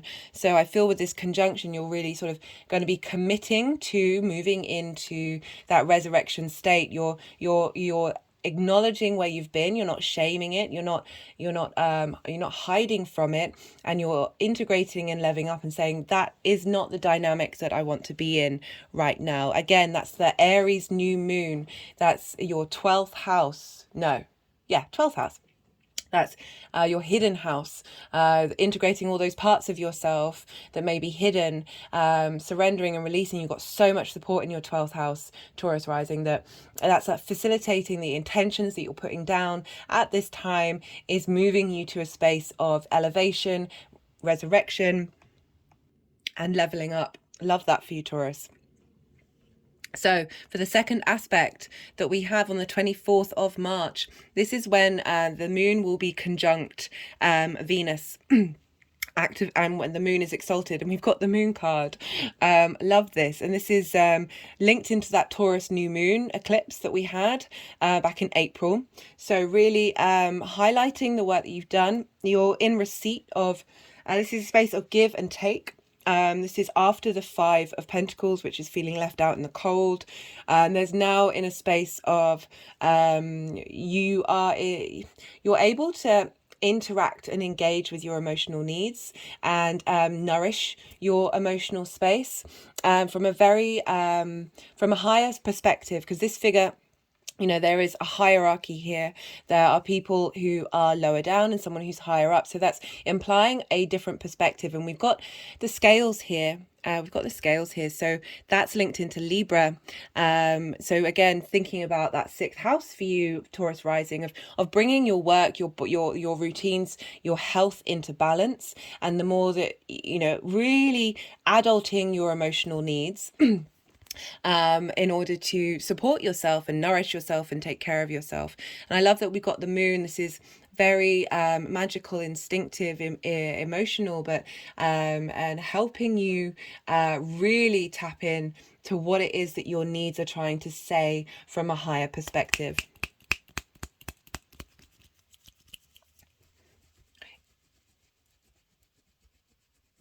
So my hands are just moving over my heart chakra right now and moving to the base of my throat, the middle of my throat, and the top of my throat, and now doing a circle around those 3 points. Sorry if I sound funny.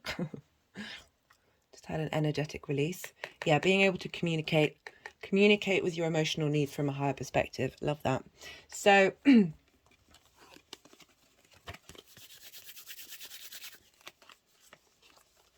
So on the 30th of March, this is when Venus is conjunct Uranus. Again, radical new ways of thinking, unique ways of thinking, thinking about your body, to how you embody yourself. At the same time, Mars is trining Saturn, your hopes and your dreams, and Mars in Cancer, which is, have I got that right? Taurus. Yeah, hopes and dreams. And then Mars in Cancer in your day-to-day community, how you communicate is your 3rd house as well. So this is all sextiling the energy in your Taurus space. So really bringing about, we've got a trine and 2 sextiles combining a facilitation of inspiration, elevation, and opportunities, as well as thinking creatively, thinking with ease. There's a lot of, be interesting to see what comes up for you on the 30th. Again, linking into the Taurus full moon of closing out old ways of thinking and being able to start afresh. Again, that's linked also into the Leo full moon. Do go check that one out. That's about operating from a heart space. And yeah, look at the dates and see what was going on around those times. For the final aspect, we have, this is when Venus is sextiling Neptune in Pisces. So again, Pisces is in your hopes and dreams and your communities, your alliances. I love the Knight of Cups coming up. This is saying we've also got Mercury conjunct the North Node and the Moon conjunct the South Node. So committing to your emotional needs, and you know, with that Moon in the South, with the South Node in your 7th house for Taurus rising, or opposite, of bringing those things into balance and really being able to champion your hopes and your dreams on an emotional basis and a creative basis, and really drawing in that closure that you're going to have in your one-to-one relationships that's going to facilitate emotional growth. There's a sensitivity here with the Knight of Cups, with that Neptune of really being able to connect on an emotional level to your hopes and your dreams when it comes to who you are and what you want and how you're going to move forward, because Venus is going to be moving into Gemini. So all this energy is cultivating to move into, when she moves into Gemini, which is your values, your resources, your possessions, how you manifest your money. So the energy moving forward, we have the Nine of Pentacles. Love this card. So the Nine of Pentacles, very independent energy. You've got Uranus moving through your 1st house of, it is very much linked into independence and liberation. The path clearer, the breaker of chains is how I link in Uranus, that this figure has only been able to get to this state of abundance, of being able to hang out in their garden, chatting to the birds, wearing a very luxurious gown. I mean, this is all metaphorical of that state of abundance, but only because they've been able to make decisions based on their needs. I talk about the argument of selfishness and the importance of these cycles right now of focusing on the individual, especially because of the Saturn transit is linked into Jupiter moving through the individual signs, but also that Aries new moon of being able to make, the only reason she's there is because she's made the right decisions for her long-term legacy. Love this for you, Taurus. So I'm going to pull 3 clarification cards. Let me put, is that going to burn? No, I think that's cool. So let me pull a numerology card to see what clarification may come through, or maybe some messages that didn't come up with the tarot.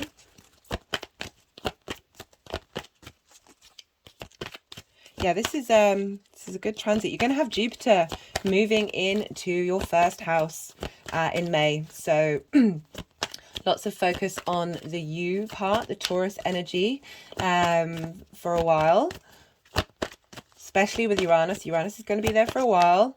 I'll be really interested to hear your experiences with Uranus in the first house. I like Uranian energy.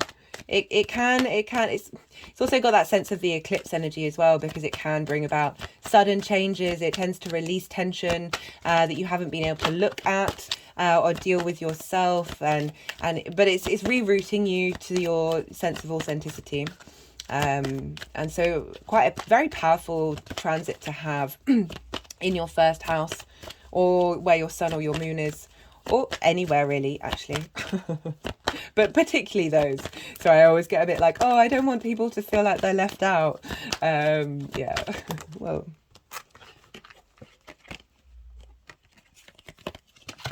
So these are the 2 cards that came out in a unique way while I was talking about Uranus. We've got creativity and abundance. I mean, these are 2 very, very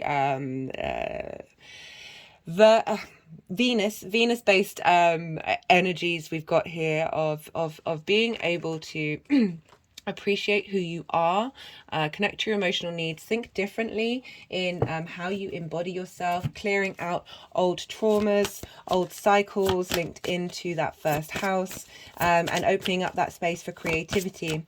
No, that went over the Ace of Swords. So that's the Uranus Venus conjunction of being able to think differently and embody that. Oh, just had a very big energetic release. Right, got resistance, preparation.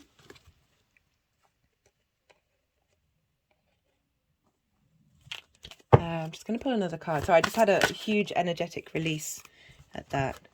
Karma, domino effects. Okay, so I'm getting that you've been doing, there's a lot of work that, is linked into the 8 of Pentacles. There's a lot of work, and it can feel difficult. You've also got a lot going on in your 12th house, but you're doing a lot of clearing. You're doing a lot of clearing, and it's going to sort of cascade, and you've got protection as well.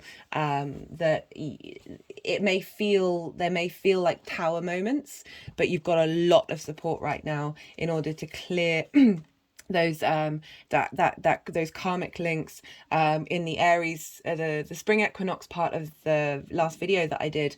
We've got the balsamic moon for that spring equinox, and the balsamic phase of the moon is a really great time to clear, and the message that came through was clearing all those connections that are keeping us stuck, that stuck energy from a multitude of lifelines. And they've wanted to go by the beauty way. Go back to the introduction where I read that, but it's looking at everything through Venus's eyes.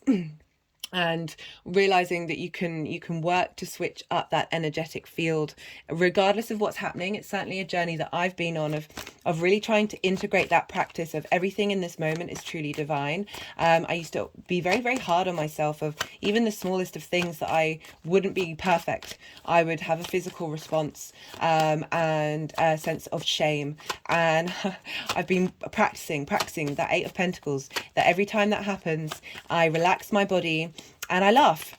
And now it's just happening naturally. There's a lot more ease, there's a lot more flow with all these things. Everything, there's hard work. I've said in a lot of the videos, I have no issue with hard work, but it doesn't have the negative connotation around it. You can get enjoyment and pleasure from these things, and really savor putting in the effort. I just had an energetic release there. Vision and concentration.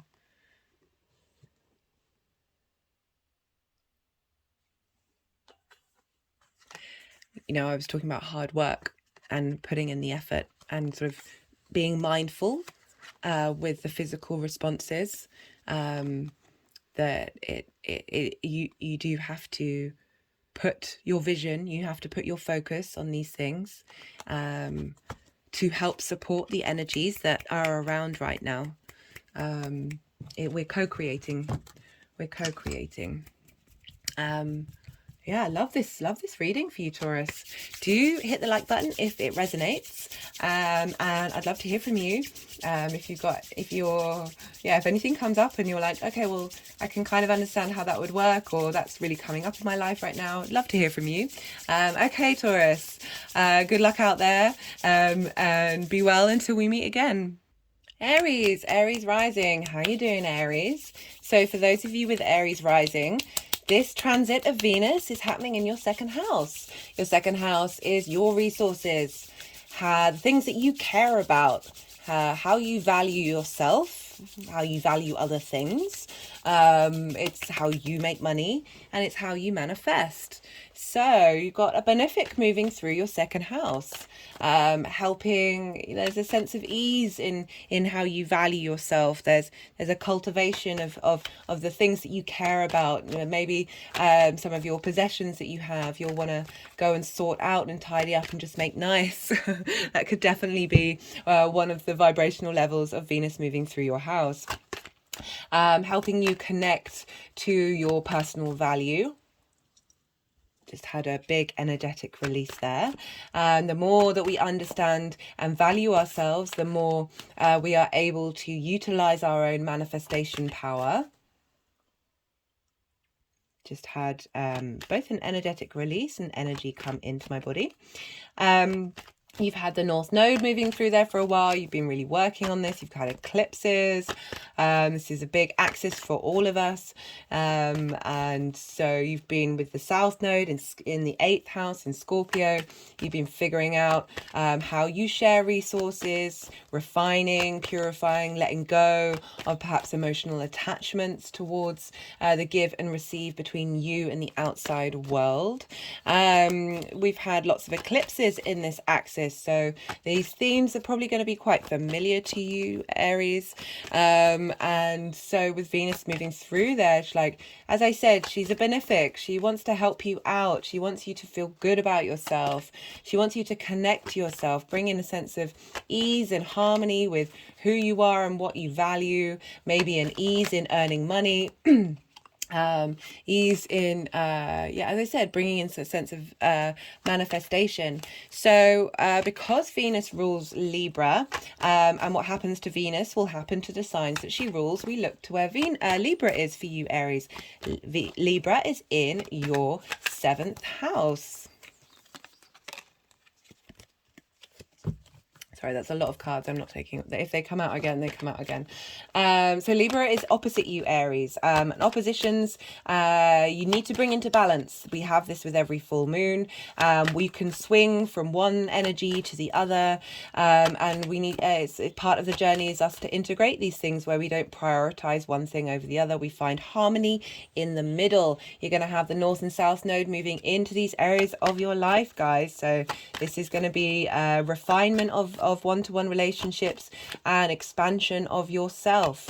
So Libra, 7th house, intimate relationships, your business, romantic friendships that really have importance to you. I also link the 7th house as my personal one-to-one relationship with the universe.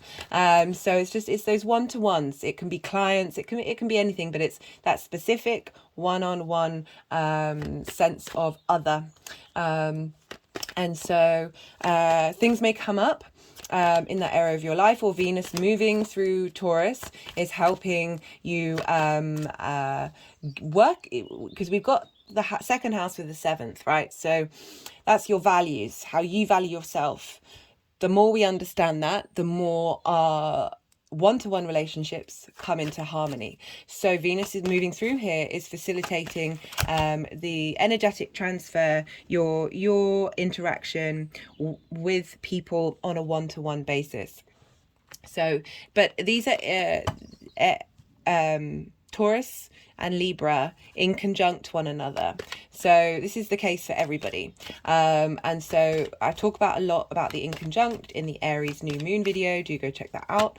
But essentially, they don't have traditionally anything in common with each other. They're different elements. They're different modalities. And one's a day sign and one's a night sign. So the ways in which they can communicate with ease are diminished. But with inconjuncts, it can feel awkward and uncomfortable, a bit frustrating. But when you get that magic going, so I link it into hopping on one leg, patting your head, and moving your hand around in a circle on your belly. And this can be difficult to do. But once you nail it, it feels good. It's about getting your pathways to think in different ways, thinking unique ways of working, getting them on the same page. So you're having a lot of facilitation between your values and your one-to-one relationships. This is great, Aries. You've got a lot going on in your Aries area of your chart right now. A lot of facilitation in leveling up who you are, whether that's sun, moon, or rising, big power, or actually anywhere. I feel this Aries energy is impacting us so strongly right now. That's really, I can't stress this enough. If you haven't watched the spring equinox Aries new moon video, check it out. It's good. It really encapsulates so much. And I say that as someone who's deeply, deeply critical of my work. It was the first video where I was like, I didn't think, oh, you've missed that, you've done that, you didn't say that clearly, you could have said more here, you've forgotten that, all those things of judgment and criticism. That was one of the videos. It's my favorite video that I've done.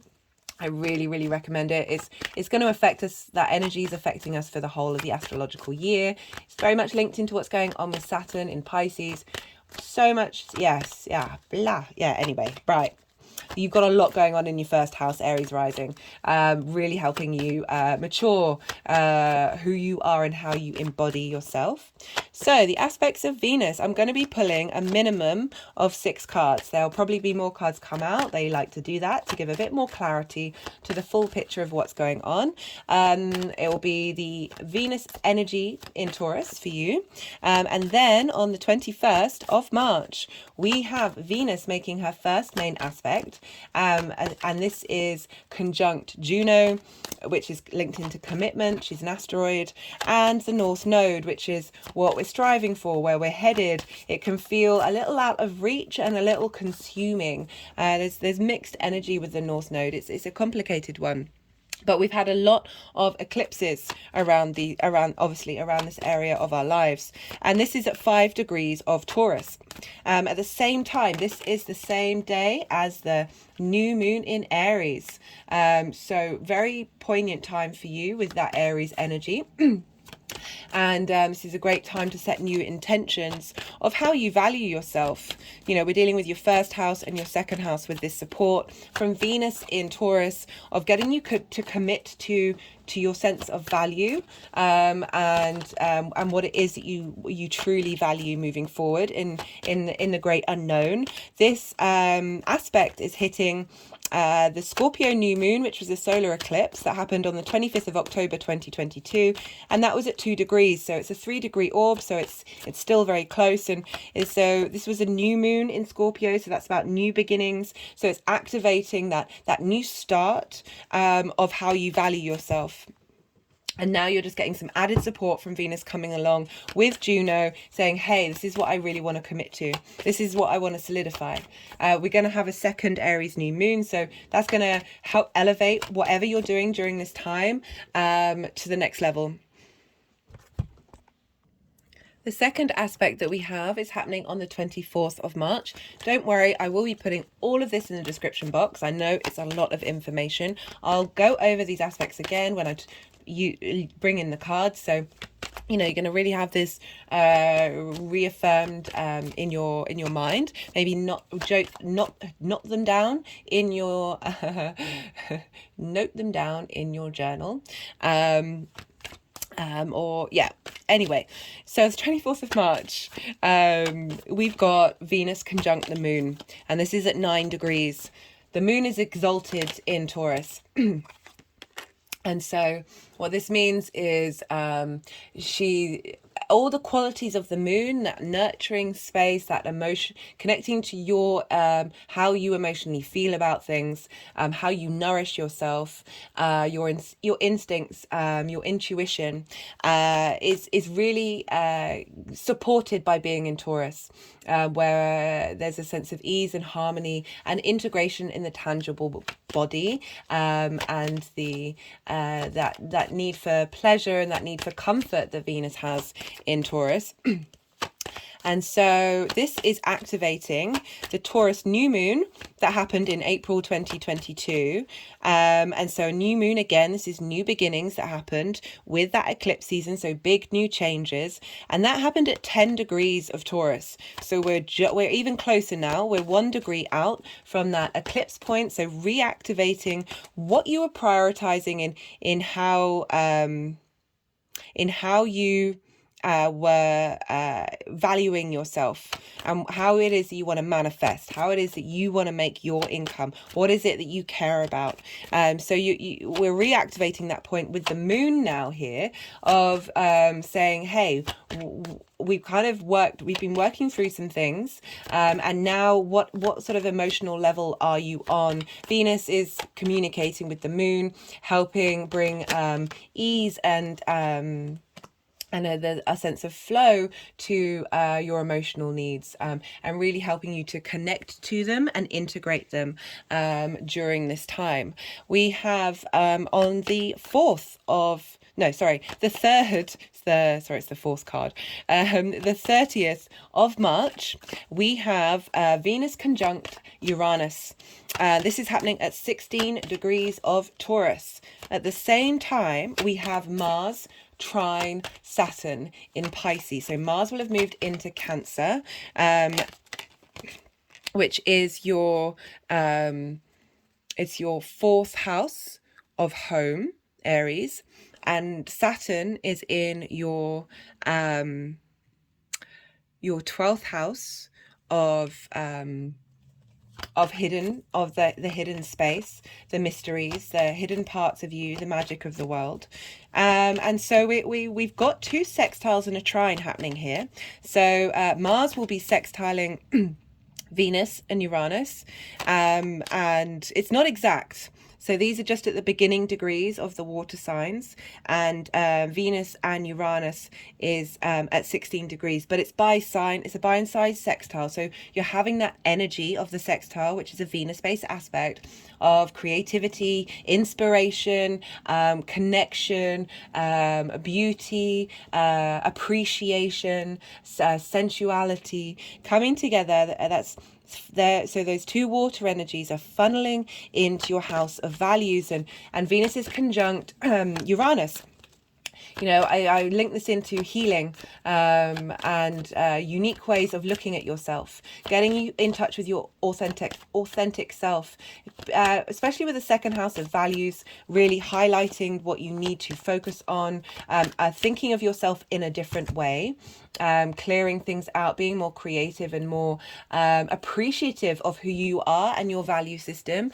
And my hand was went over my heart chakra and is now at the in between the 3rd eye and the crown, and going back over the heart chakra to the, so I have activation points on the front and the back of my body. It's gone to the back around the solar plexus.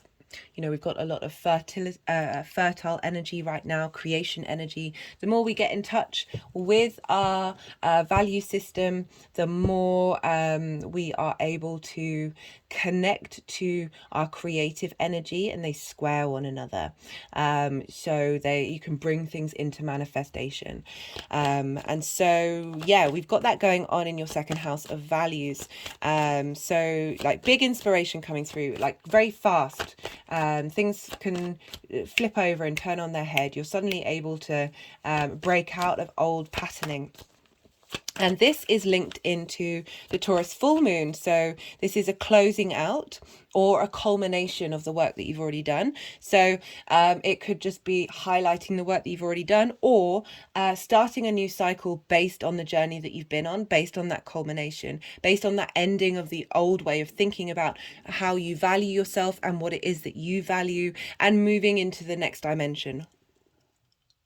Just had both an energetic release and energy coming into my body. And that lunation, that eclipse, that Taurus eclipse happened on the 8th of November, 2022, and that was at 16 degrees. So we're at the same degree point. This is huge activation. We also had the Leo full moon at 16 degrees of Leo, and that was squaring these eclipse points. So that was really highlighting, that was bringing things into motion. That could have brought about conflict or frustration, but in order to highlight how you've changed and how you've grown, do go check out that video if you want to sort of get an idea of the cycle of the fixed signs that we've got with this lunation cycle. You know, Taurus, Leo, Scorpio, and Aquarius. The final aspect that Venus makes is on, how many cards have we got? We've got, I can't count, 6. So we need at least, I feel like there's more coming. That's all I can say, but I could be wrong on that. So the final aspect, because there's just been more cards, but sometimes this might just be a direct message. The final aspect, 7th of April.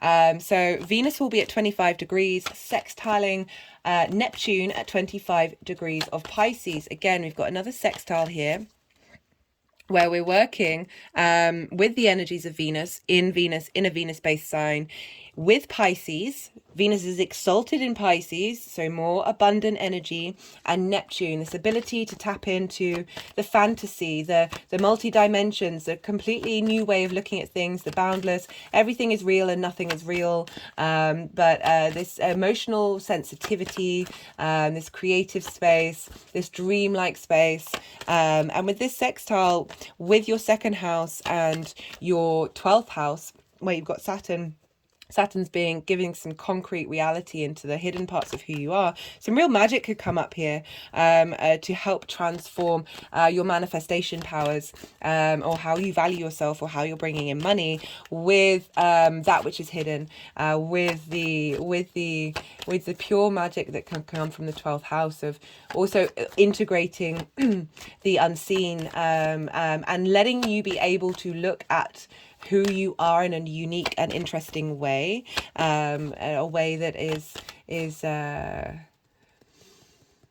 just that little more the mystical, being able to look at yourself as a mystical being, just having an energetic release. So if I sound like I'm shaking, my body is shaking around the root chakra. At the same time, we've got Mercury, who's moved into Taurus by now, conjunct the North Node. So helping, communicating to where you want to be headed with what your value system is. And the Moon is conjunct the South Node in Scorpio. How you give and the give and receive of resources. So really finessing the journey that you've already been with that South Node, with the Moon touching that. Such potent energy right now. And this all activates the Scorpio full moon that we had on the 6th of May 2022. Again, another full moon, so it's a culmination of things, or ending, and that can be both. You can come to a certain level, and then that level can end, and then you're just going up on the next level. Just had a very interesting energetic release then, and that was at 25 degrees of Scorpio. So this is opposite that. This is bringing that into balance. It's some heavy stuff here, guys. That full moon was also square Saturn in Aquarius. So again, activating these very powerful transits we've had in the fixed sign energy for the last couple of years. And so, yeah, that's pretty potent stuff. Right, let's see what they want to do.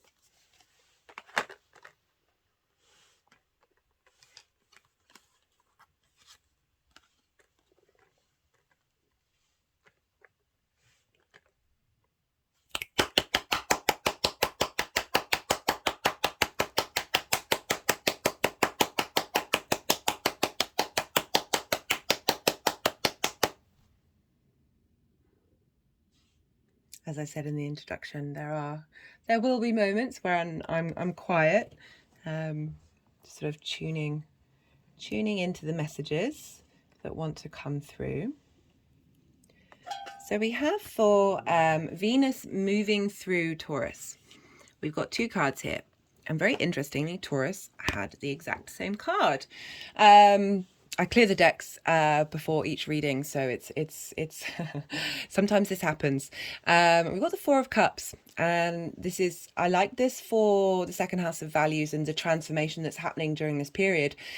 So with the 4 of Cups, I link it into the phrase, the comparison is the thief of joy, because this is a very stagnant energy. It's a very limiting belief energy of when you see things that are out of reach that other people may have. You are moving into a space of lack and feeling like you don't have those things. You're not capable of having those things. They're out of reach. You're judging yourself by other people's merits when we should really be just focusing on where we're at and the pleasure that we are getting from things. And this figure isn't quite able to see that the Ace of Cups is coming in. A sense of renewal, a sense of a re-emotional connection to your value system. So linking this into the second house of feeling inadequate, feeling like you don't have what you need in order to have not only value for yourself, but how you value your resources and how you're able to manifest in the world. And we've got the Strength card of Venus moving through this sign of bringing into balance your instinctive self and your cognitive thoughts. So there's a stillness to this. You know, we're dealing with Taurus, which is a night sign. It's very receptive. So drawing in the fact that you have strengths, you have inner strengths, you have everything that you need. You're able to cultivate this balance, this harmony in your physical body, your intellectual body, your heart, your spiritual body, bringing it all together to have a unified whole, to feel whole rather than feeling without. The Strength card is really about unification. Is really it's linked into Leo, and Leo rules the heart. And the more that we operate from our heart space, the more that we appreciate and love who we are, the more that we feel value in what we're doing, the more that ripples out into the world. And Venus is very much about appreciation, being able to appreciate all the parts of yourself in order to bring connection and harmony. Again, very Venus vibes. So let's see. They might want to move these things around. I'm just going to see what's happening. Okay, so we have, for the first aspect, this is when Venus is conjunct Juno, the North Node. So what you're committing to long term, and it's also the same day as the Aries new moon. So this is the Dominion card. But this is, again, it's another pause card. So it's where you want to be headed. This is about needing to put in the hard work to understand where you're at and the skills that you have and the land that you have, the lay of the land, all the great resources you have within you. The world is within you. The universe is within you. It takes time to cultivate this. It takes time to establish this. But the more that we do this, so this is long-term manifestation card, but there's a restlessness to it. We can sort of look off into the distance abundance and want to go on new journeys and want to start new things and go this way and that way and this way and that way. But this is really asking you to be still, be patient, set intentions of where you want to be headed, but not sweat the journey in between, not feel restless in the moment. Be in the moment, be present in the moment, and realize everything that you're doing right now is setting you up for the long term, and you're building on whatever it is that you've already been cultivating. So with that Aries new moon of that starting afresh, but setting intentions in order to add on to what you've already been doing and already been practicing.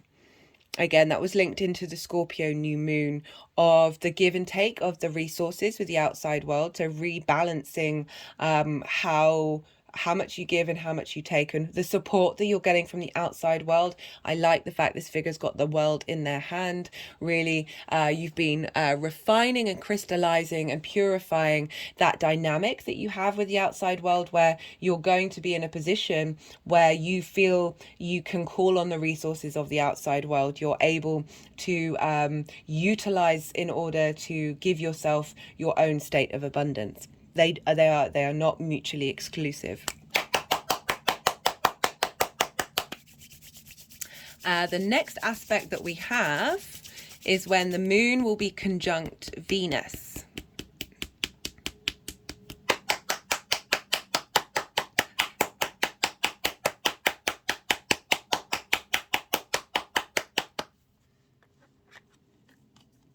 So this is linked into the Taurus new moon, the eclipse that we had in April 2022. Again, that's a new moon in your value system. I feel like you've been working and integrating and trying. New moon eclipses, solar eclipses, are linked into new beginnings. That the moon now talking to Venus in her own sign. There's a sense of renewal. There's a portal. So this is a gateway into a new land.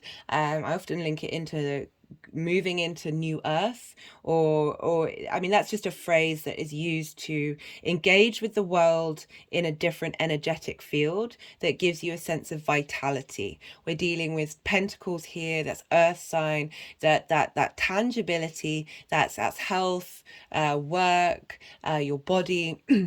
Of really being able to know your capacity, your emotional needs are being met, your value system is being reshaped and reformed and renewed, to help you move forward in a way that is supportive to you and the community around you, because the work that we do internally benefits the community.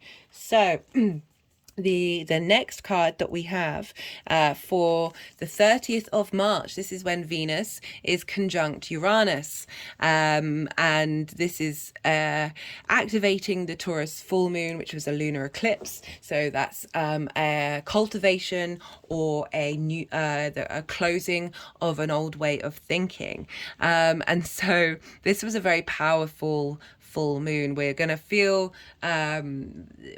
more. I'm going to be doing a video for when Uranus hits that same exact degree. I think it's the 7th of April, to see, because there's lots of changes happening, and so now we're dealing with Venus. It's very close to the same degree, but Uranus, it takes a while to move.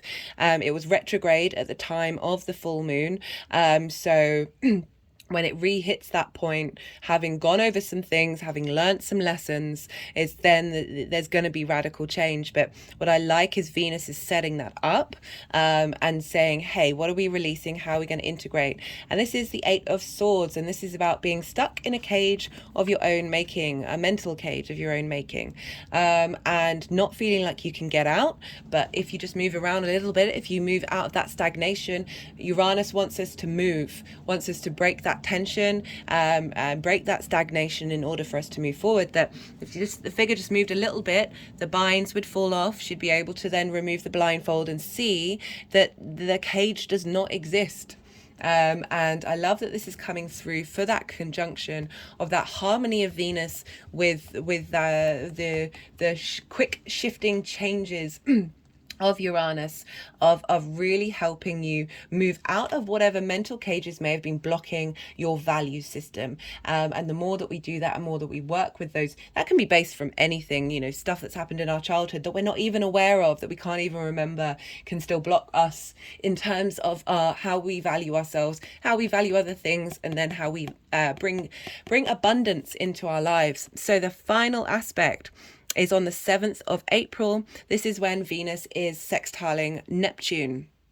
At the same time, Mercury's talking to the North Node, the Moon is talking to the South Node. So bringing in your ability to communicate with your emotional needs, refine, expand, and bringing in the multidimensional, different realities, being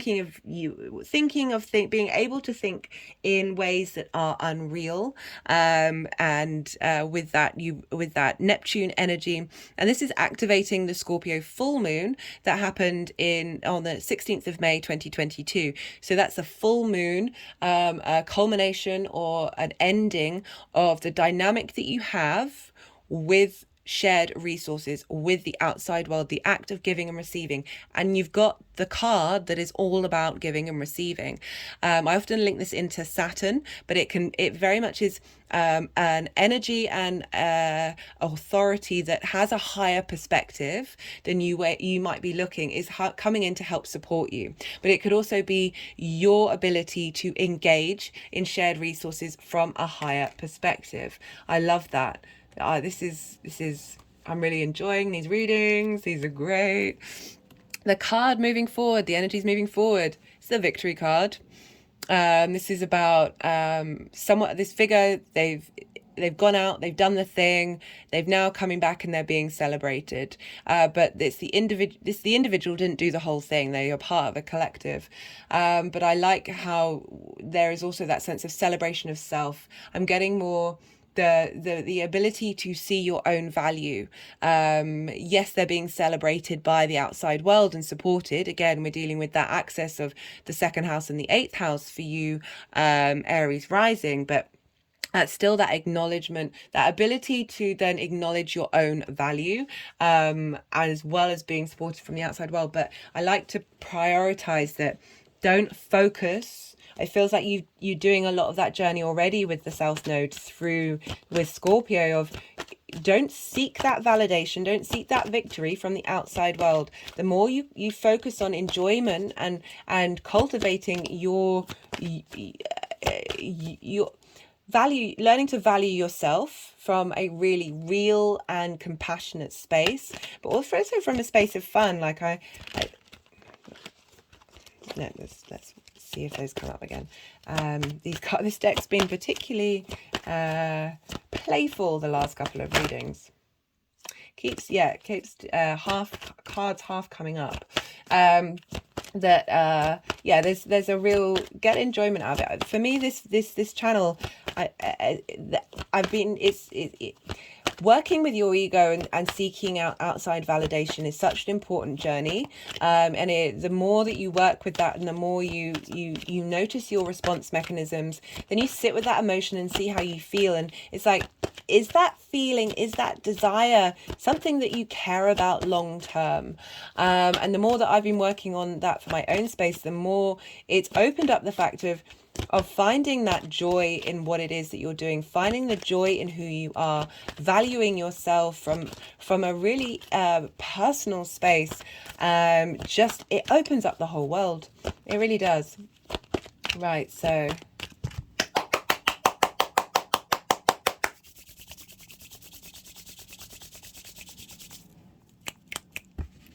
my hands are now over my heart chakra, around the back of my throat, the front of my throat, and just had an energetic release. Woo! Yeah, lots of throat stuff. So we're, I said in the introduction, Taurus rules the throat. And for, the 2nd house of really being able to tap into your inner voice, tap into the truth of who you are. The more that we're real with ourselves and compassionate, the more we get to the essence of it. We're not sugarcoating things. We're not being too self-critical. It's finding that balance in between the two where the magic happens.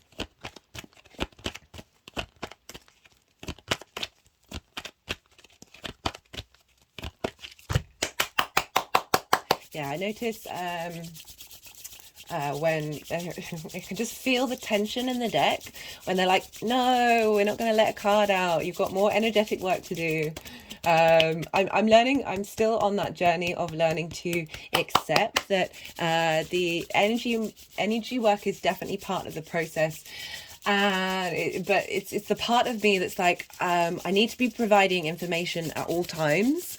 I need to be speaking at all times. Otherwise, I'm just very aware of the attention span people have and the fact that we don't have much time. Like, we're so busy. I don't want to waste anybody's time. And there's a part of me, you know, I'm still working on it. We're constantly working on things all the time, of learning to value that. Like, we've all, yeah. And then it's okay.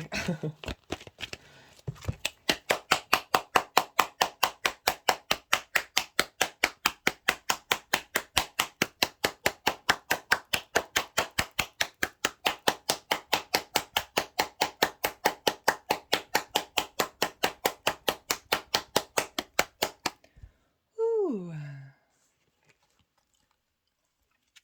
Just had some energy releasing and ingressing.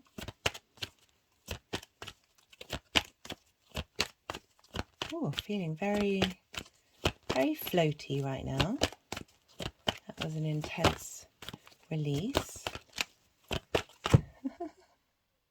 They're being quite insistent with you, Aries. Yeah, as I said at the beginning, you've got a lot of support right now.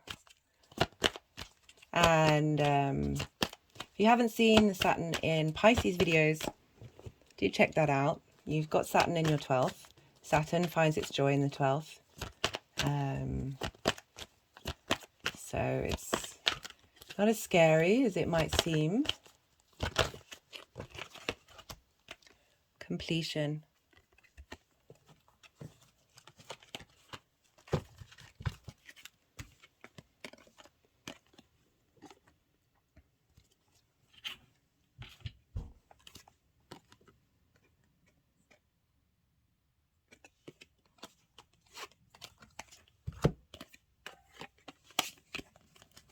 Yeah, it's interesting. You've got the 2 of Wands and the 6 of Wands. So this is, there's pause here. It's not stagnation, but there's no movement. Whereas the 6 of Wands, there's a lot more movement.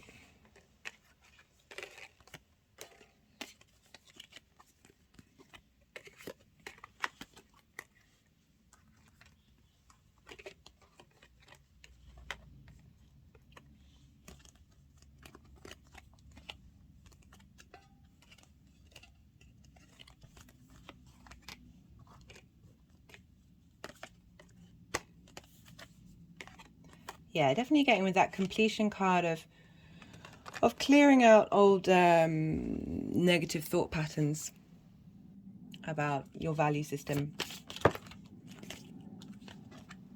Outcome card.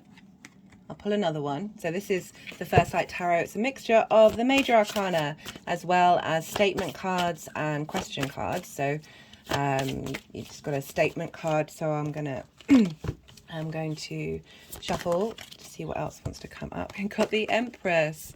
That's the Venus card in the tarot. Development, growth, abundance, productivity. Love this for you, Aries. Great. That's just sort of reconfirming this shift, this sense of being able to now expand and grow.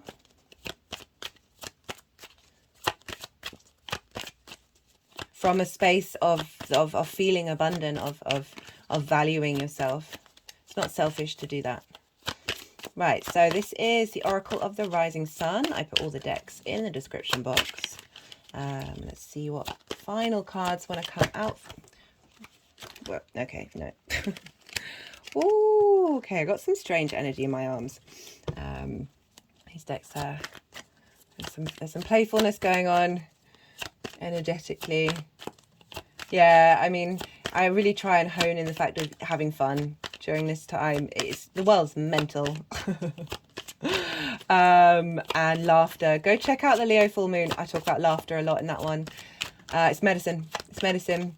It soothes the soul.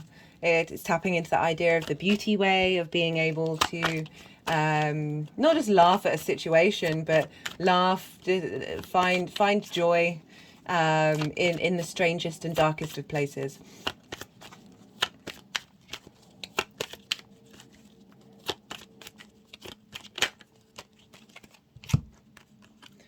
We've got revenge, interesting, and eccentricity. Let's see what wants to go there. Okay, so that's going with in the introduction. If you didn't see it, this is about the I'm ready to be healed. I am worthy of the miracles meant for me. So this could be a particular message for some of you out there who either seek revenge. I mean, you're ruled by Mars, guys, so there is that possibility, or feeling that the world is out to get you, wants to take revenge on you. Other people may want to, but whatever it is, it's clearing out that stuck space. We've got eccentricity here, which is very much being able to understand your own unique ways of being, not feel weirded out by your uniqueness, your unique sense of value. You've got Uranus there, so really helping you lean into valuing your eccentricity. That revenge card's really interesting. I just want to have a look at that again. So that's Mars in Scorpio. Right, so that's Scorpio of your, and it's the number 8, so linking in to the 8th house. Again, how you share resources. Maybe you've been in a situation that you've felt hard done by, and you kind of want whatever's happened and whoever's been involved to feel how you felt, and that just gets us stuck in a loop of an eye for an eye, that it's a waste of your time. It feels good at the time to want to seek those things, to want those people or that environment to feel the way that you felt, but it's a waste of time. Honestly, long term, not the one. Okay, on that happy note, remember the Empress, okay? Remember the Empress. Be in that abundant space. Be in the beauty way. Will change your life, guys. Will change your life. All right, Aries, on that note, I'm going to love you and leave you. Be well until we meet again. Pisces rising. How you doing, Pisces? So for those of you with Pisces rising, you have Venus moving through your 3rd house. Taurus sextiles Pisces. So this is an aspect of Venus wanting to bring about harmony, beauty, appreciation, sensuality, connection, relationships. During this time, so that Pisces Taurus energy, whether you've got a rising sign in Pisces or not, is still coming about. Earth and water complement one another. Earth gives structure to water, and water replenishes earth. So we've got that for Pisces rising. We have that happening in your 3rd house. Your 3rd house is traditionally known as the house of the goddess. It's opposite the 9th house, the house of the gods. So it's bringing your big picture philosophies, your perspectives from the 9th house into your day-to-day. The 3rd house is linked into communication, the things that you do on a regular basis, the local community, the people that you interact on a regular basis. It can be linked into your siblings, short distance travel, or learning something new. So it's linked into school, so it's that freshness, that newness of learning something, but it's, as I say, linked into the house of the goddess. Venus being here, she's going to appreciate that energy, wanting you to put meaning and beauty into the things you do on a regular basis. The 3rd house, I love the 3rd house. It's so important, that sense of embodiment of our big picture perspectives, and the more we get those two in line, the more everything just ripples out. Beautiful energy. So Venus moving through here, so you might feel a more desire to go out and about in your local community, an ease in the way that you communicate. People may be enjoying your company out in your local community a bit more. You may be inspired to do something that you enjoy, take a short trip. You may have inspiration about learning something new for the first time, but it's really about getting you in line with the way, well, not getting you in line, helping you, ease you into the natural way in which you want to communicate, how you're going to express the pleasure that you get from interacting in your local community. Because we're dealing with Venus, we look to Libra, because Venus also rules Libra, and what's happening with the ruler of signs happens to the signs and therefore the houses that they're in. And for you Pisces, you have Libra in the 8th house, and this is in conjunct. Libra and Pisces are in conjunct one another, and so this is, I talk about a lot about the in conjunct in the spring equinox and the Aries new moon. It's where they traditionally don't have a lot in common with one another. They're different modalities, they're different elements. One's a day sign, Pisces energy is a night sign. So the normal, like imagine it's more difficult to communicate because you're having to sort of figure each other out. You're having to put yourself in that other person's shoes, that it feels a little alien. There can be discomfort, it can be awkward, but it's really about finding and finessing your understanding of that different energy, and how to get it to communicate with your energy. I link it into hopping on one leg, patting your head and moving your hand around in a circle on your belly. Difficult to do. Human beings are traditionally actually not very good at multitasking. But once you've nailed it, feels great. Feels great. It's a challenge, basically. Inconjuncts are a challenge, but as I said, can feel a bit uncomfortable, can feel a bit strange. You have Libra, Pisces rising, in your 8th house. This is shared resources. This is the house of transformation. It's also linked into death. I used one of the examples of Venus in the 8th house. Not that we're dealing with Venus in the 8th house now, but in these readings, it's more to do with transformation. It's the give and receiving of energies, time, things, money.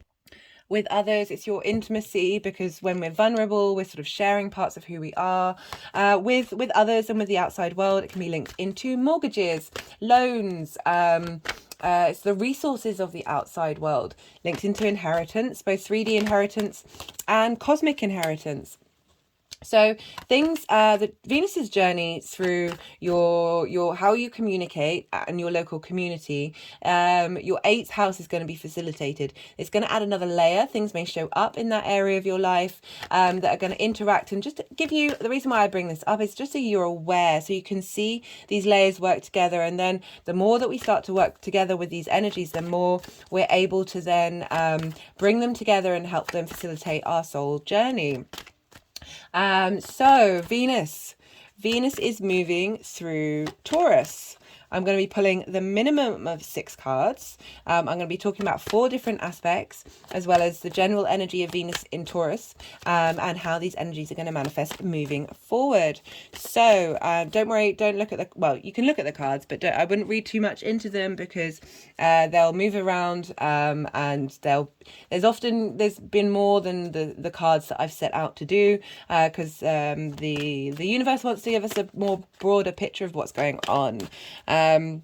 So the first aspect that main aspect that Venus is going to make is on the 21st of March. All of this, I'm going to write all of this in the description box so you can go back and look at it.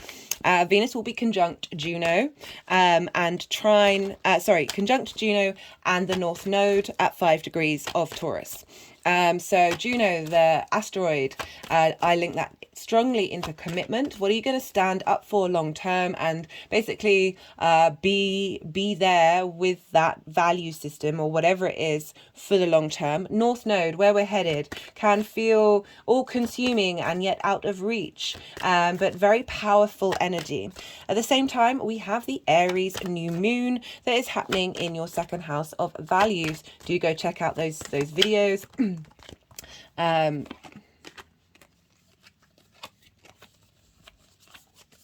Sorry, I'm just rubbing to feel whether, right. whether they wanted that one. So what was I saying? Yeah, new moon in Aries in your second house of values. So that's happening at the same time as Venus is conjunct Juno, how you commit to where you're headed moving forward. So this can be linked into your communication style, what it is that you want to do, how you want to communicate. It can also be about what kind of community you want to commit to, how you want to commit to interacting with your community, and how you want to commit to doing things on the day-to-day, especially as we've got Juno, the goddess of commitment. We're dealing with the house of the goddess. We've got Venus there, really wanting you to integrate your big picture perspectives into the day-to-day. The more meaning and beauty that we find in the beauty way, the more beauty that we find on the day-to-day, in the good, the bad, and the ugly, the more we cultivate this abundant space. And Venus is very much linked into that sense of sensuality, that sense of feeling good, which is another form of abundance. You know, Jupiter's also linked in, they're both the benefics. This activates the Scorpio solar eclipse, which was a new moon that happened on the 25th of October 2022. So this is a solar eclipse. This happened at 2 degrees, so 3 degrees away from Venus is going to be, so still a very tight conjunction. And so solar eclipses and new moons represent new beginnings, starting a new level, and a new way of looking at things. So you have Scorpio in your 9th house of your big picture perspectives, which is what I was talking about, because it's opposite that Taurus energy. So you've really been refining and distilling how you look at the world, how you look at the universe, God, spirituality, your moral system, however, it's just perspectives, however you want to look at it. That's been refining and crystallizing. You've been clearing out, transmuting, and getting to the purest form of what it is that you believe in. And this lunation cycle is really helping you bring that, embody that in to your day-to-day, to your local community, to how you communicate. So this is activating that sense of new beginnings, new starts, and Venus and Juno, the North Node, is really recommitting to that journey and where you've been headed. On the 24th of March, we have the moon in Taurus conjunct Venus, the moon at 9 degrees. And the moon is exalted in Venus, in Taurus. And this means that all the qualities of the moon are supported by this sign and raised on high. There's an elevation to the moon's response mechanisms when it moves through Taurus, really able to get to the sort of simplicity of your emotional needs, and how you nourish yourself on a physical basis, and how those things interact, and what brings you pleasure. It's really getting the moon to stop focusing on worrying and feeling of lack, and really focusing on pleasure in the best possible way, again linking into the beauty way. So this is activating a Taurus solar eclipse, which, as I said, is a new moon that happened on the 10th of April 2022. Oh, sorry, it happened in April 2022, but it happened at 10 degrees. So we've got this conjunction with Venus and the moon at 9 degrees, and activating this eclipse point at 10 degrees. So again, another new start in your community, in the way that you communicate.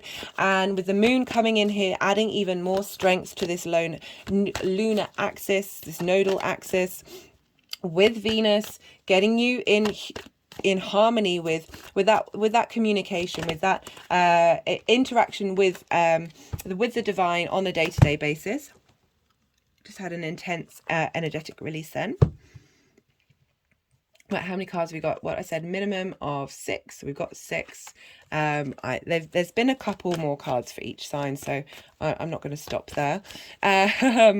So then we've got on the 30th of March, Venus is going to conjunct Uranus. This is at 16 degrees of Taurus. At the same time, Mars will be trining Saturn. This won't be exact, sorry, and these water energies, Mars will be in Cancer, Saturn's in Pisces.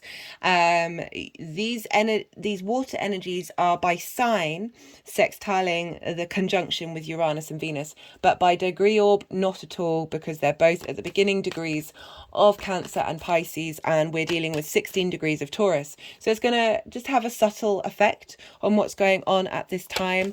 Mars in Cancer, for you Pisces rising in your creative house. I talk about this, I pull cards about this in the Saturn transit, and I'll pull more cards when I do the Mars transit. So we're dealing with how Venus is coming up with this card, but Saturn's just moved into your first house. You're working out your sense of authority with who you are. And Mars in Cancer trining that energy is really facilitating how you want to embody that creative energy, your creative spark in who you are. And that's facilitating Venus talking to Uranus, helping you bring in your unique way of communicating, your unique way of moving about in your local community. And that's been Uranus moving through there has probably been transforming your local community. Maybe you've been meeting a lot of unique individuals in your day to day. Maybe you've been that unique individual. There's been maybe some disruptions to the kind of your routines, the kind of things that you do on a daily basis, all kind of rerouting you back to your authentic self. And that Venus conjunction is going to bring, I link that into deep healing of like, of how we are, and how with Taurus being in that third house of communication, of really needing to get into your authentic voice. And this activates the Taurus full moon, which was a lunar eclipse. And so this represents endings or culminations of things. And this happened at 16 degrees of Taurus, and it happened on the 8th of November 2022, powerful eclipse. And I really recommend checking out the Leo full moon video as well, because that squared these eclipse points. And so we're activating that Leo full moon as well with this Venus Uranus conjunction. So yeah, very, very potent energy of just go back and think what was going on with you at that time, and where you are now. I'm going to be doing a video for Uranus when it actually hits the exact degree point of that eclipse in Taurus. It's still at the same degree, but I think it's the 7th of April when it hits exactly, because these eclipses have been involving Uranus and Saturn. Big changes, it's a shock to the system. It's a real shift in how we look at authority.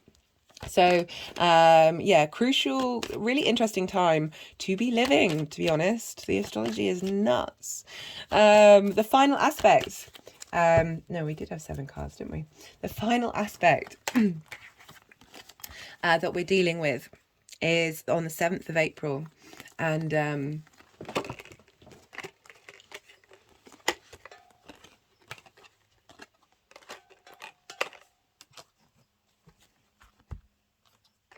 I'm sorry, I'll finish talking about that aspect, because as I said in the introduction, I try and let myself go vacant when I'm moving the cards around, when they're moving the cards around.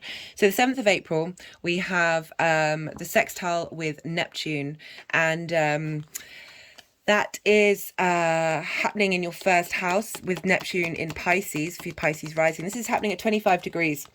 And they'll both be exactly at 25 degrees. The same time, Mercury will have moved into Taurus and will be conjunct the North Node. And the moon will be conjunct the South Node in Scorpio. Mental. But this is supportive, because we've got this sextile energy. We've got this need to bring in harmony, this connection to how you embody yourself on a multi-dimensional level, and how that's communicated in your community, in your day-to-day. And then bringing in that emotional need response from your big picture perspectives of that South Node, of really focusing on what you've been refining and understanding, and being able to connect to it on an emotional level and communicate with it, because we've got Mercury on the North Node at the same time of where are we headed? What have we let go? Understand that, transmute that, and now where we're headed. And this is activating the Scorpio full moon, which was again a lunar eclipse. This represents endings and culminations, and this happened on the 16th of May 2020, and that happened at 25 degrees. So again, we're on the exact degree of this eclipse. We're activating what was being cleared out at that time, what was coming to the forefront, maybe a big revelation of how you look at the world. And that Scorpio full moon, that lunar eclipse, was squaring Saturn in Aquarius. So really a lot of activation going on during this time. So this connection to Neptune and Venus is facilitating, as I said, all of that information in very unique, idealistic, sensitive, but multidimensional ways. There's a real power to Neptune that cannot feel very tangible, but when we stop caring about whether we can like concretely understand it, the more the magic comes in. Ooh, well, that was quite a strong energetic response to that. Right, so that's all of the aspects. Let's see where these cards want to go, shall we?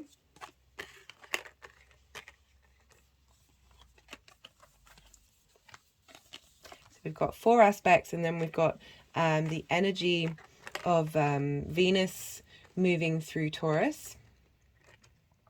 We've also got that extra card over there. Let's see what this wants to do.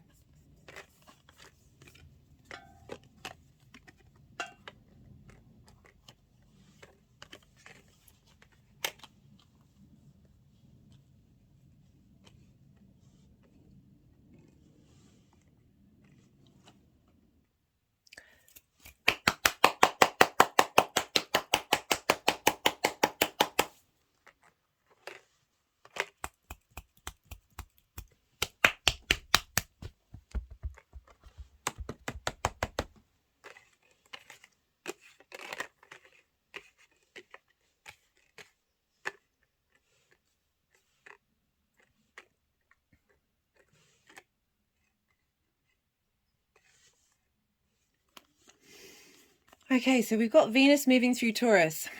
We've got the Page of Swords and we've got the 3 of Pentacles.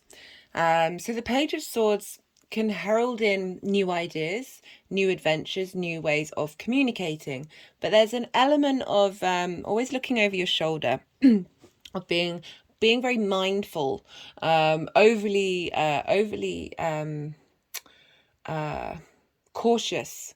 There's a sense of not necessarily trusting how you communicate. My hand has just gone over the heart chakra. As I said, we're dealing with Taurus here that rules the throat, of really asking to tap into the essence of how you communicate. But what I like about, so it could be a releasing of the negative aspects of the Page of Swords, and also being able to herald in a new way of communication. What we've got is the 3 of Pentacles, my favorite card in the deck. This is about collaboration, but it's also mastery. So appreciating your own mastery and being able to draw people around you. You know, we're dealing with your local community here, Pisces. And Venus is very much about wanting to connect. Connect is with other people. And so we've got this sense of, these are very different energies of uncertainty, and then knowing your own mastery and knowing the value that you have as well. Venus is very much linked into value, to being able to appreciate yourself and be appreciated by people who are on the same vibrational level as you, because these people have all different skills, and they're able to work together to create something beautiful and long lasting. And so that's a great energy for Venus moving through the 3rd house, of not only communication, but also how you embody yourself in your day-to-day and how the community around you responds. So really working on that state of abundance in your movements. So we have 4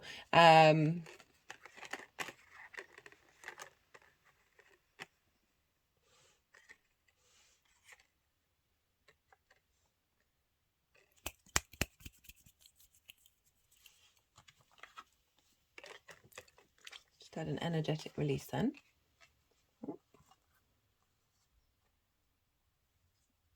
Just put the rose quartz over the head and the point at the throat.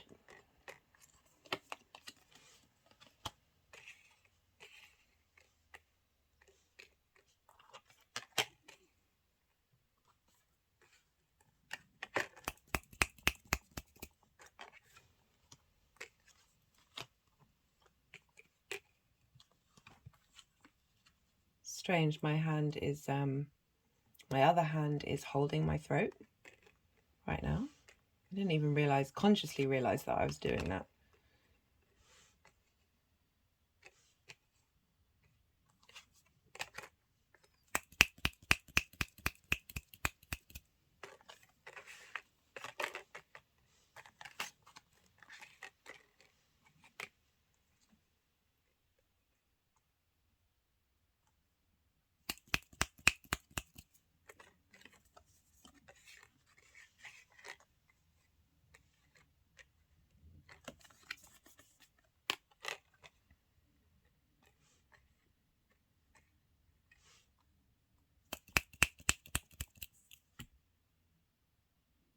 Okay, right. So we have for the 21st of March, when Venus is conjunct Juno and the North Node.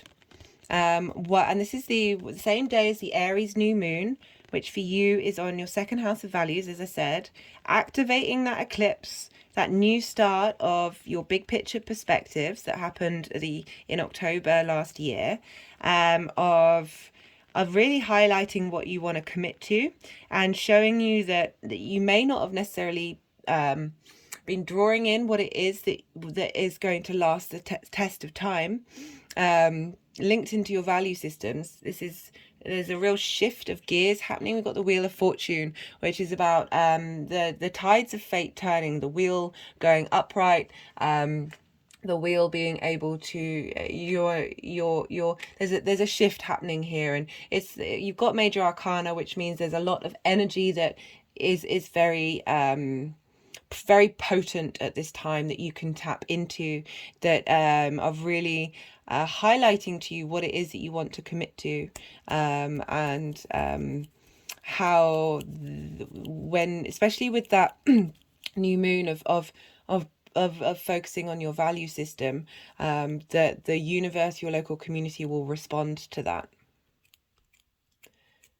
And with that activation of the new moon that happened, that eclipse that happened in Scorpio, of integrating those big picture perspectives into the commitment that you have in your day-to-day and your community, and how you're able to communicate that. Also a shift in the way that you're able to communicate as well.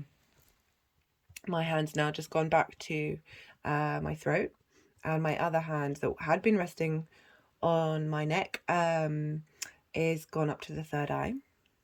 So for the 24th of March, when the moon will be conjunct Venus in Taurus in her exaltation, activating the new moon that we had in Taurus in April last year. This is Death card in reverse. This is you've worked out what you've needed to let go of.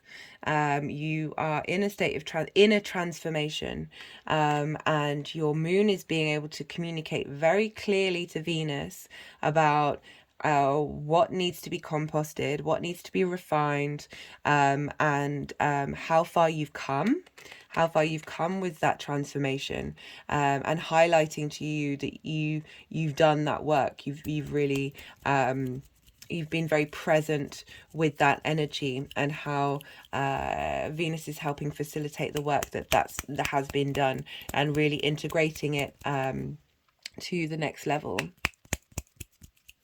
So the next aspect that we have, just had an energetic release. It wanted to go over the Hanged Man.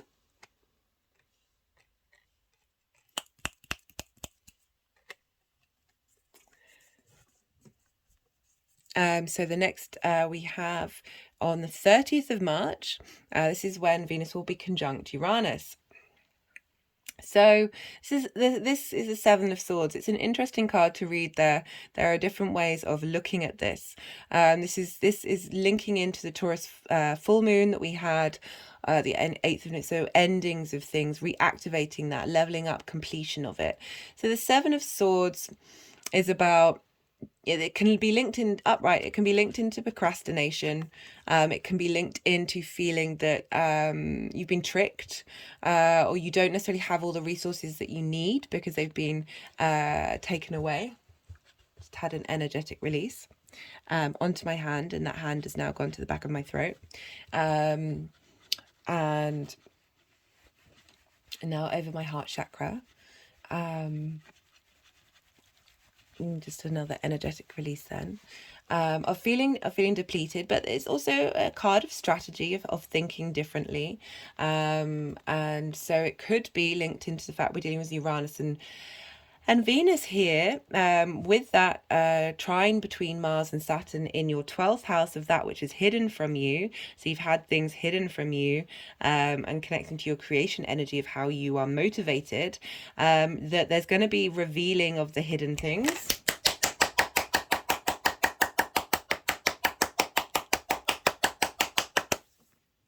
because Pisces sextiles,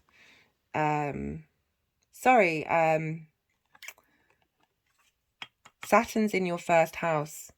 But it was really interesting that it had such a strong response to that. So all the work that you've been doing with Saturn having moved through your 12th house, you can now embody that integration. Ooh.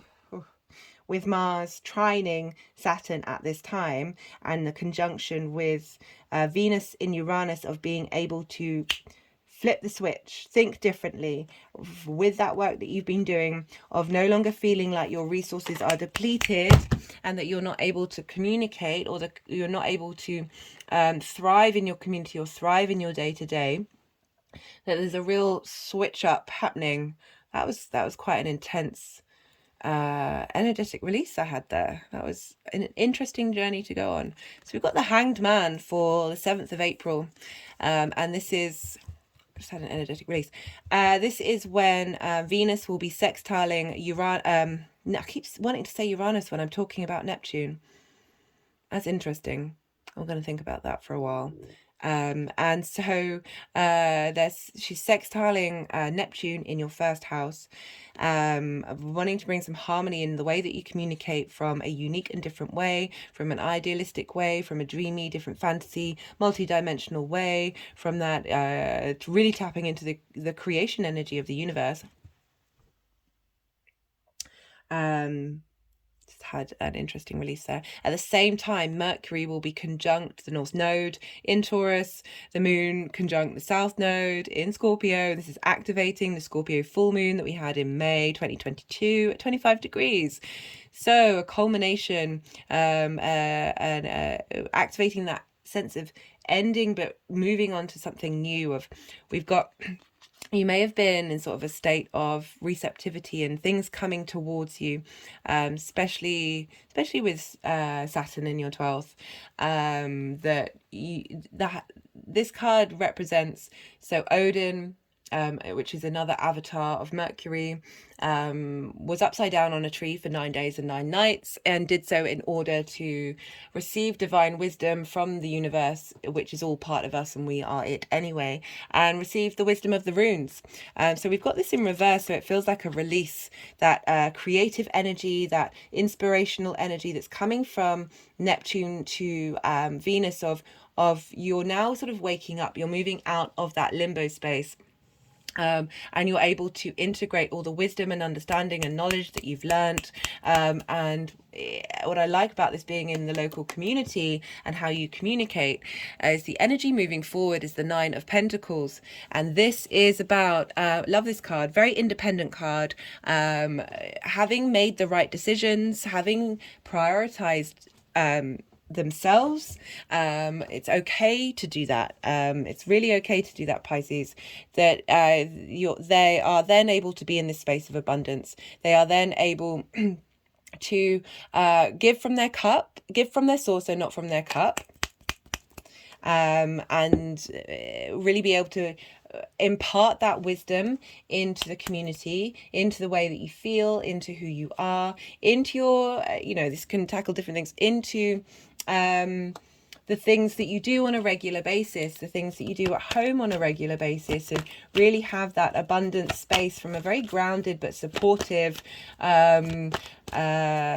structure of that 9 of Pentacles.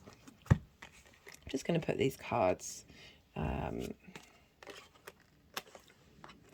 So when I'm shuffling the clarification cards, you still get to see what's going on. Right, I'm going to pull a card from the numerology deck. Synchronicities. This card, it's not this card, but another card linked into synchronicities, came up for the Pisces new moon. Pisces, guys, you know the score. You know how magic you are. I talked about this a lot. My Virgo sun is kind of like looking at you from the other side of the chart going, oh, I wish I didn't have to know all the things all the time. I wish I could just lean in. And I've really been working on that dynamic of the synchronicities were wild when Mercury was going through Pisces. do check out the Mercury in Pisces video if you haven't, especially the introduction. That was so much fun to do. There's so much power around Pisces. I feel like sometimes it can get distorted in the way that it's seen. But I feel in your local community, because we're dealing with the things that going out and about in the world, the things you do on a regular basis, you are going to see, I've got organization, Mercury in Capricorn, you're going to see a formation, like you're going to get signs, a lot of signs coming up, just to let you know that you're supported and to help you organize the way that you communicate that. So that's Mercury there. And bring some sort of structure.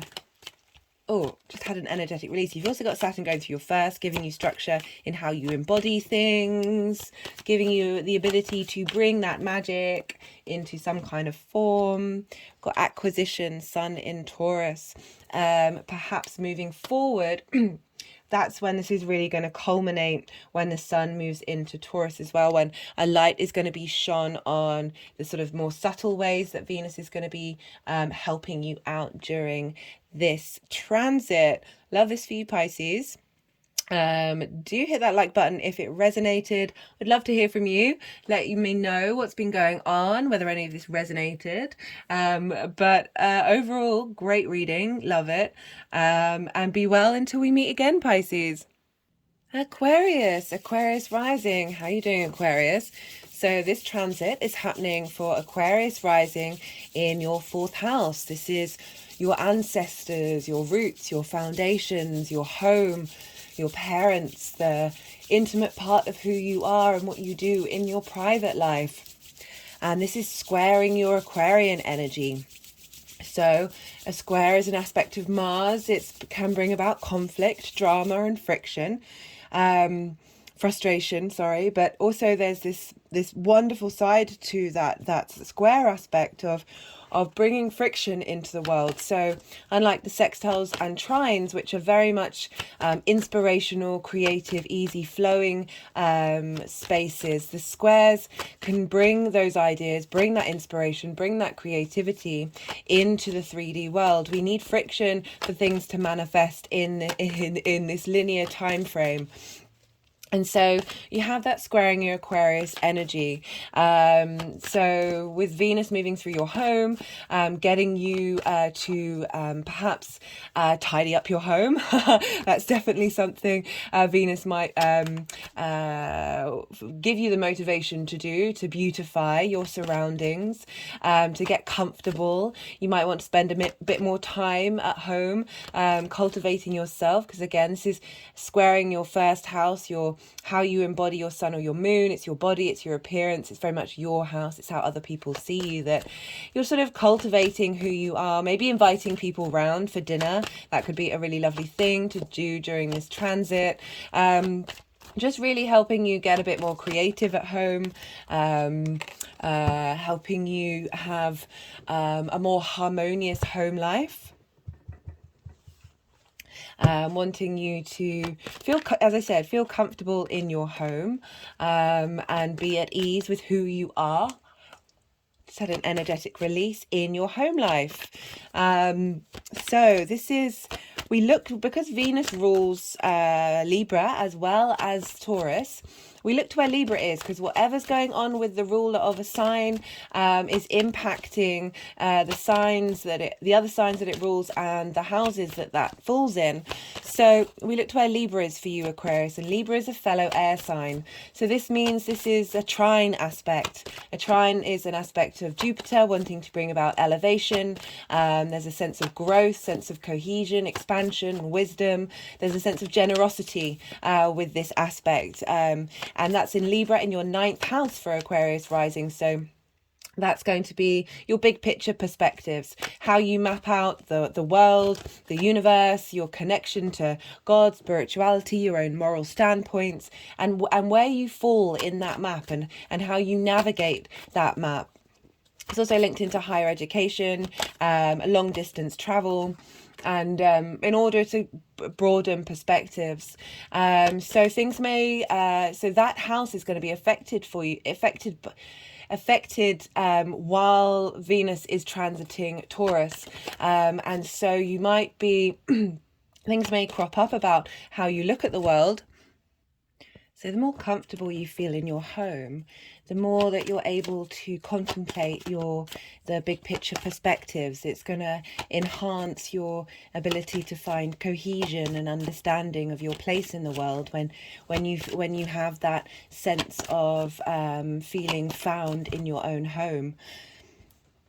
So this is a lovely transit, especially after you've just had Saturn leave your first house, or your Aquarius energy of really knowing your own authority, and having like this inner strength of foundations. That Venus is coming along, squaring that, bringing that sense of who you are, that sense of strength, that sense of longevity, maturity, and responsibility of Saturn moving through that sign, into your home, into your ability to with that command, with that inner authority of having more ease at being able to express yourself in your home. Love this for you, Aquarius. So I'm going to be pulling a minimum of 6 cards. We've got 3 out already. There's been at least 7 for everybody, so we'll see what happens. And so I'll be pulling a card for Venus's general energy, and then 4 cards in relation to the 4 main aspects that are happening during her transit, and then a final card for how these energies are going to manifest moving forward. So the first aspect, don't worry, I'm going to be writing all of this in the description box so you can go back and check it. Let's see what's going on here. So the first aspect, that's on the 21st of March. This is when Venus will be conjunct Juno, the North Node, and the North Node at 5 degrees of Taurus. At the same time, we've got the Aries new moon happening. So very potent energy, a good time to... So Venus conjunct Juno, the asteroid, and the North Node. So Juno, I link into commitment. Like, what are you committing to long term that you're going to stand by? And the North Node is kind of, we've been having the nodes in Scorpio and Taurus for a year and a bit now. And all these aspects link up to previous eclipses that we've had, and the North Node in your home life. So this can be about really seeking out security. There's definitely with Taurus this need for safety, this need for stability. But Taurus rules the throat and your voice, and really wanting to be able to express yourself freely in your home, and finding out what your truth is in your private life. That with this North Node, you've maybe, as I said, seeking stability. It might have felt a little out of reach, but also something that you're striving for, and we'll be coming to the culmination of this eclipse season very soon. So we're integrating all the lessons that we've learned, and where our values and our emotional needs, because all of this is linked into the moon cycle, which is how we nourish ourselves. And our emotional needs, our instinctive responses, our subconscious coming out to play to let us know what it is that we really need on a very deep level. So this aspect is activating the Scorpio new moon, which was a solar eclipse that happened on the 25th of October 2022, and this was at 2 degrees, so it's 3 degrees away from the 5, but it's still a very tight conjunction, activating this point of helping you. So with that new moon, and it being an eclipse, it's big new changes. And when we're in the eclipse cycle, these things can take a while to manifest, or they're very apparent at the time. It all depends on your chart and where you're at. That this is kind of reaffirming what it is that you needed. And this is opposing that Scorpio energy in your career, the new start in your career, your life purpose, how you see yourself. And this transit of Venus in Taurus is really helping to get you to balance the needs of your home life with the needs of your career, and feeling that sense of that ease, that comfort in your home, to help support and facilitate your career and life purpose. The next aspect that we have is on the 24th of March, and this is when the moon will conjunct Venus in Taurus. This is at 9 degrees. The moon is exalted here in Taurus. This means that all of the qualities of the moon are nourished and raised up high with Taurus. So the moon wants us to tap into how we emotionally connect to things. It can be a very sensitive sign. It's a very transient sign because the moon so the moon is the fastest moving planet. So there's a lot of instability with the moon and our emotional responses. It's constantly changing. That stability of Taurus and the calling to connect to what gives you pleasure, they're calling to embrace the joy and the beauty of the world, to smell the roses. The moon just feels safe and comfortable and is able to tap in to the emotional needs that aren't triggers, that are more linked into what it is that you truly crave and what it is that how you want to bring beauty into the world via your emotional state. So this is a strong conjunction where the moon, having gone round the cycle quite a few times after those eclipses, is really kind of highlighting where you've come and where you've gone, and giving a space for transformation and healing. So this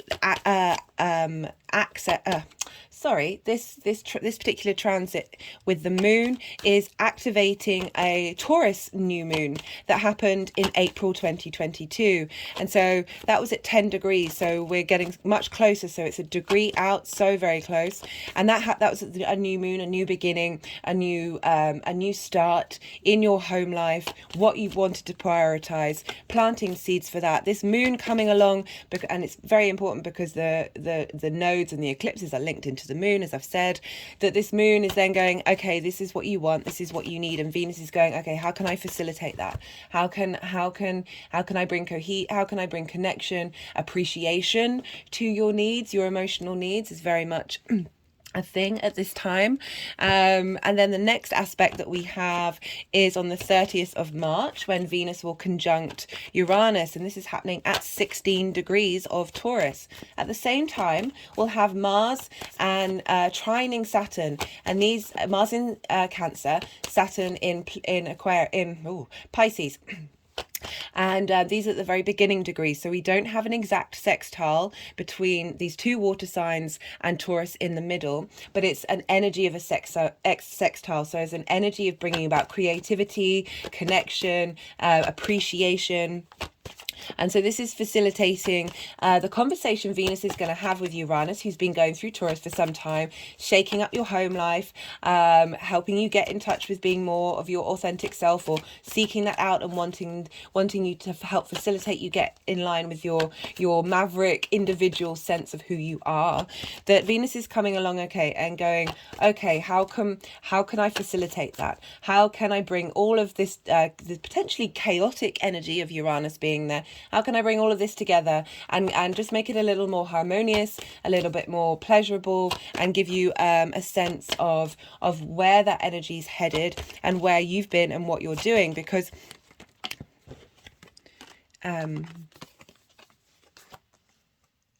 so this is activating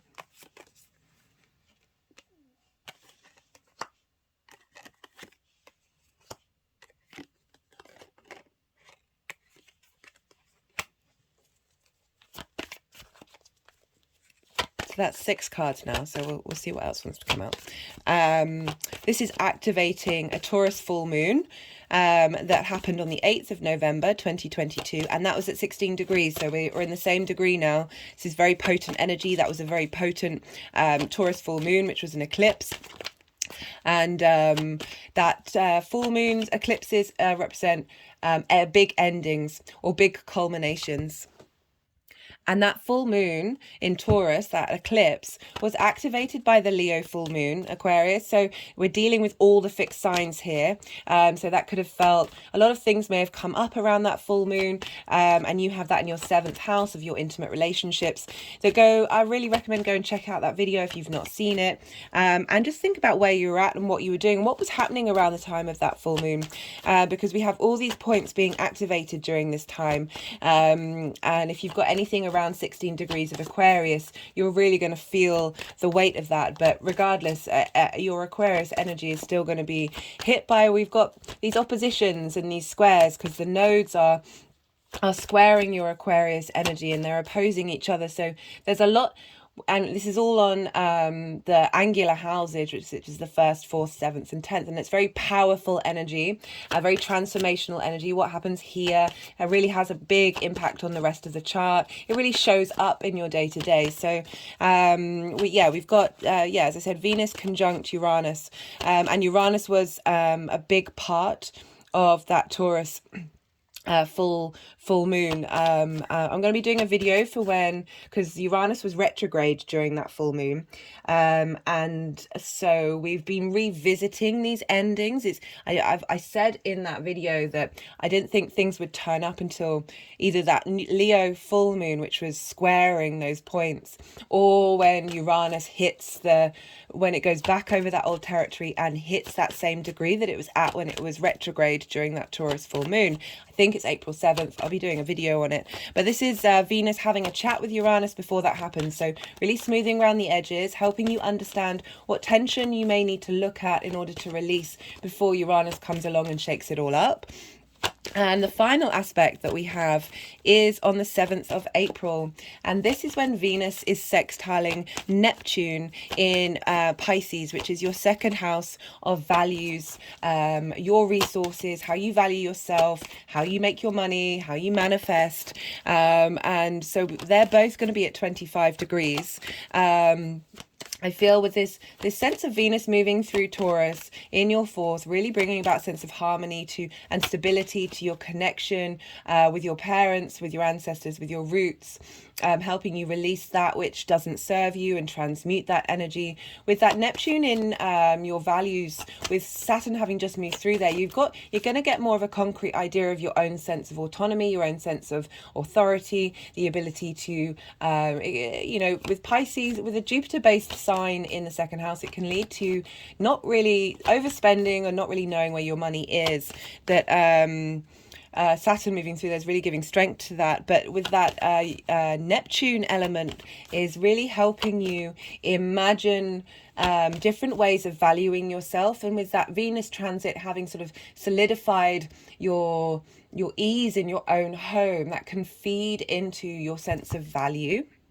And I love that. At the same time, Mercury will have moved into Taurus and will be conjunct the North Node. So communicating information about where you want to be headed. And the moon will be conjunct the South Node in Scorpio. So Aquarius, you're really going to feel pulled in a lot of directions with the moon moving over the South Node. You've been refining and purifying how you look at your life purpose, how you want to be in your career, how the outside world sees you. And this is all squaring off with your Aquarius energy.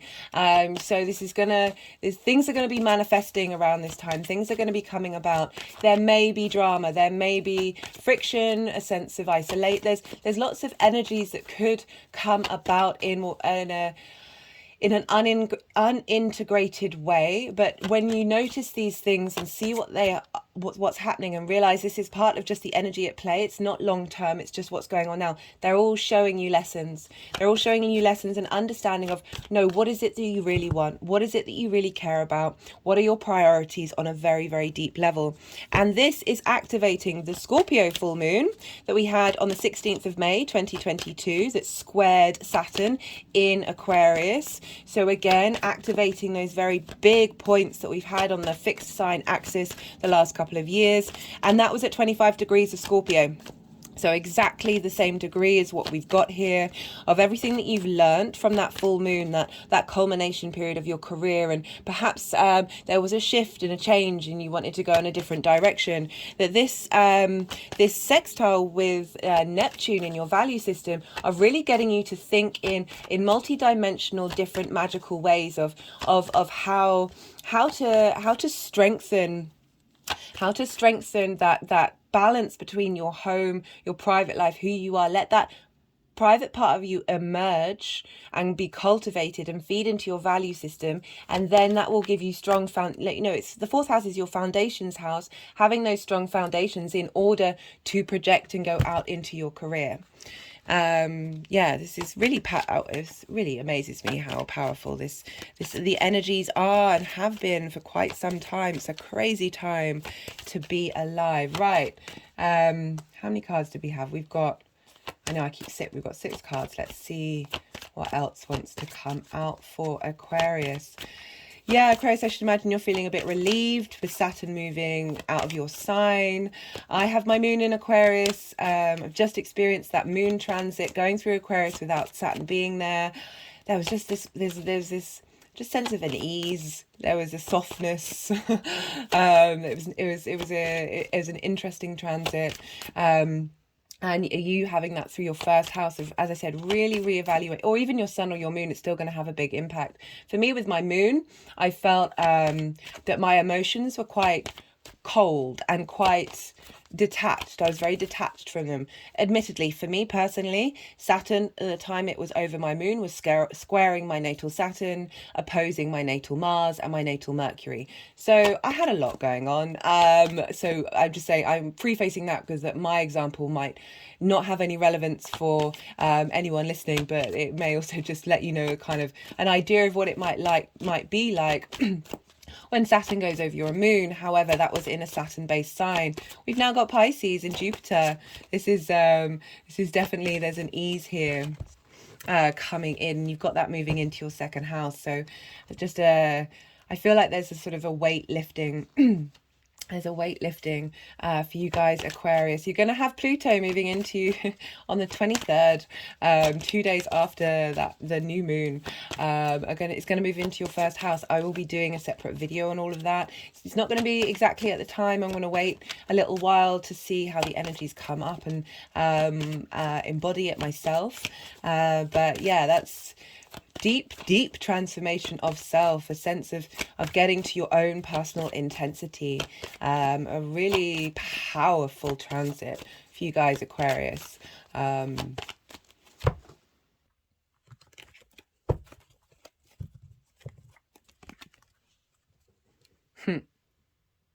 just wanted to hold the deck up.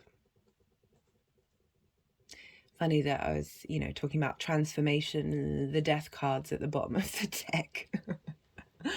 But we're not dealing with that right now. We're dealing with Venus, lovely, beautiful Venus, helping give us some ease. So, yeah, as I said, she does like us to tidy up. She likes there to be less chaos. But it all depends, because if you really take pleasure and thrive on chaos, she's going to facilitate that for you as well. But yeah, I definitely feel with that with that 4th house or even that squaring energy that helping you conflict or drama may come up that is going to help you tap into what it is that you appreciate. So it may feel that you may feel like you're not appreciated in your home life, in your private life, and this is in order for you to not put so much attachment onto other people's opinions of who you are, especially in your home life. It can be very hard if you're living in an environment where there's been a sense of authority that isn't in line with your own value system. But also, I'm only saying that because of the square aspect with Aquarius, but Venus is just saw the death card again. Venus is she's a benefic. She wants to help you out. She wants to bring ease. She wants things to be fun. She wants to want you to work from a space of love. There's the introduction of the beauty way. No matter what comes up, flip the lens and realize that out of the darkness comes a beautiful lotus flower, and we are all that lotus flower. Yeah, there's some interesting cards come up. I'm not going to read them until yeah, it's interesting.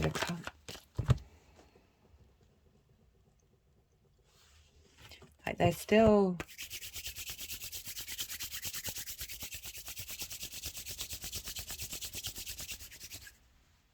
okay. My hands have just gone around my throat. There's been a lot of throat activation, a lot of Venus wanting you. Sorry, I just had to pause the video because I currently have a cough, which is very ironic.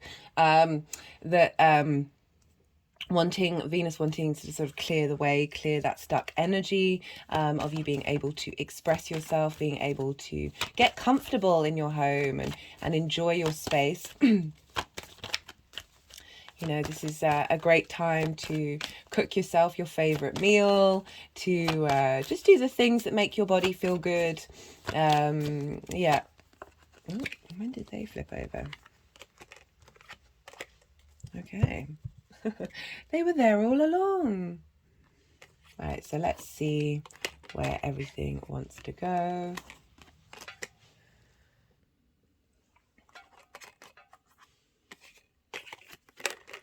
I'm really liking that we've got two aces here. Definitely fresh new beginnings. You've gone through a big transit.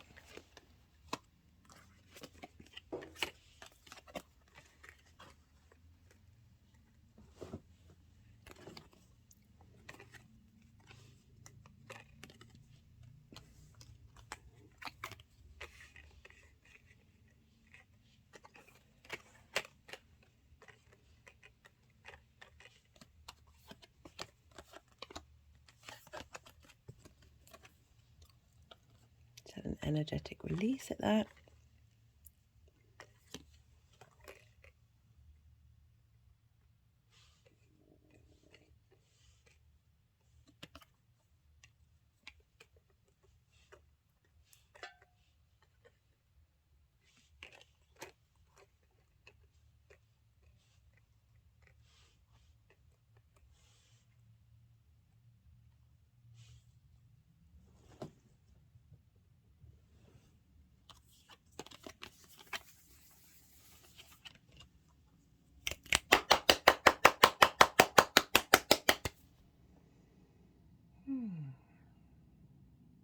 Okay, so we've got for the Venus transit, this is a really interesting combination for the fourth house. So we've got the Five of Swords, and I feel that this is what Venus is helping you clear through and move past. The Five of Swords is conflict of words, but for what point? At what point was any of it worth it? You may feel like you've won the battle, but have you won the war? And so with the fourth house, you know, the fourth house is one of the houses that we have a lot of our trauma linked into. Because it's obviously linked into our childhood and our homes and our roots and our parents and all those things that tend to, you know, as much as our parents love and can try their best not to affect us and mess us up, they're going to do it anyway. It's part of the process. And then for Venus, Venus's energy, the transit through Taurus, you know, I was talking about wanting to, you know, you've had Uranus there for a while shaking things up, that this is a earth sign. Earth is Pentacles, but this is about stability, and this the negative side of this can be holding on to things and not willing to share and let go. But I'm really getting the vibe of letting you feel that sense of stability, regardless of whether you have it or not. A lot of my integration work is being able to have resilience and have that inner space, that inner strength, that inner sense of home, a sense of stability, and a sense of grounded foundations, that you're not then necessarily tested by the outside world. But I really enjoy that that's the main theme that she's coming along and helping you integrate and understand with more ease and a more sense of grace and connection inwardly. So for the first transit, we have for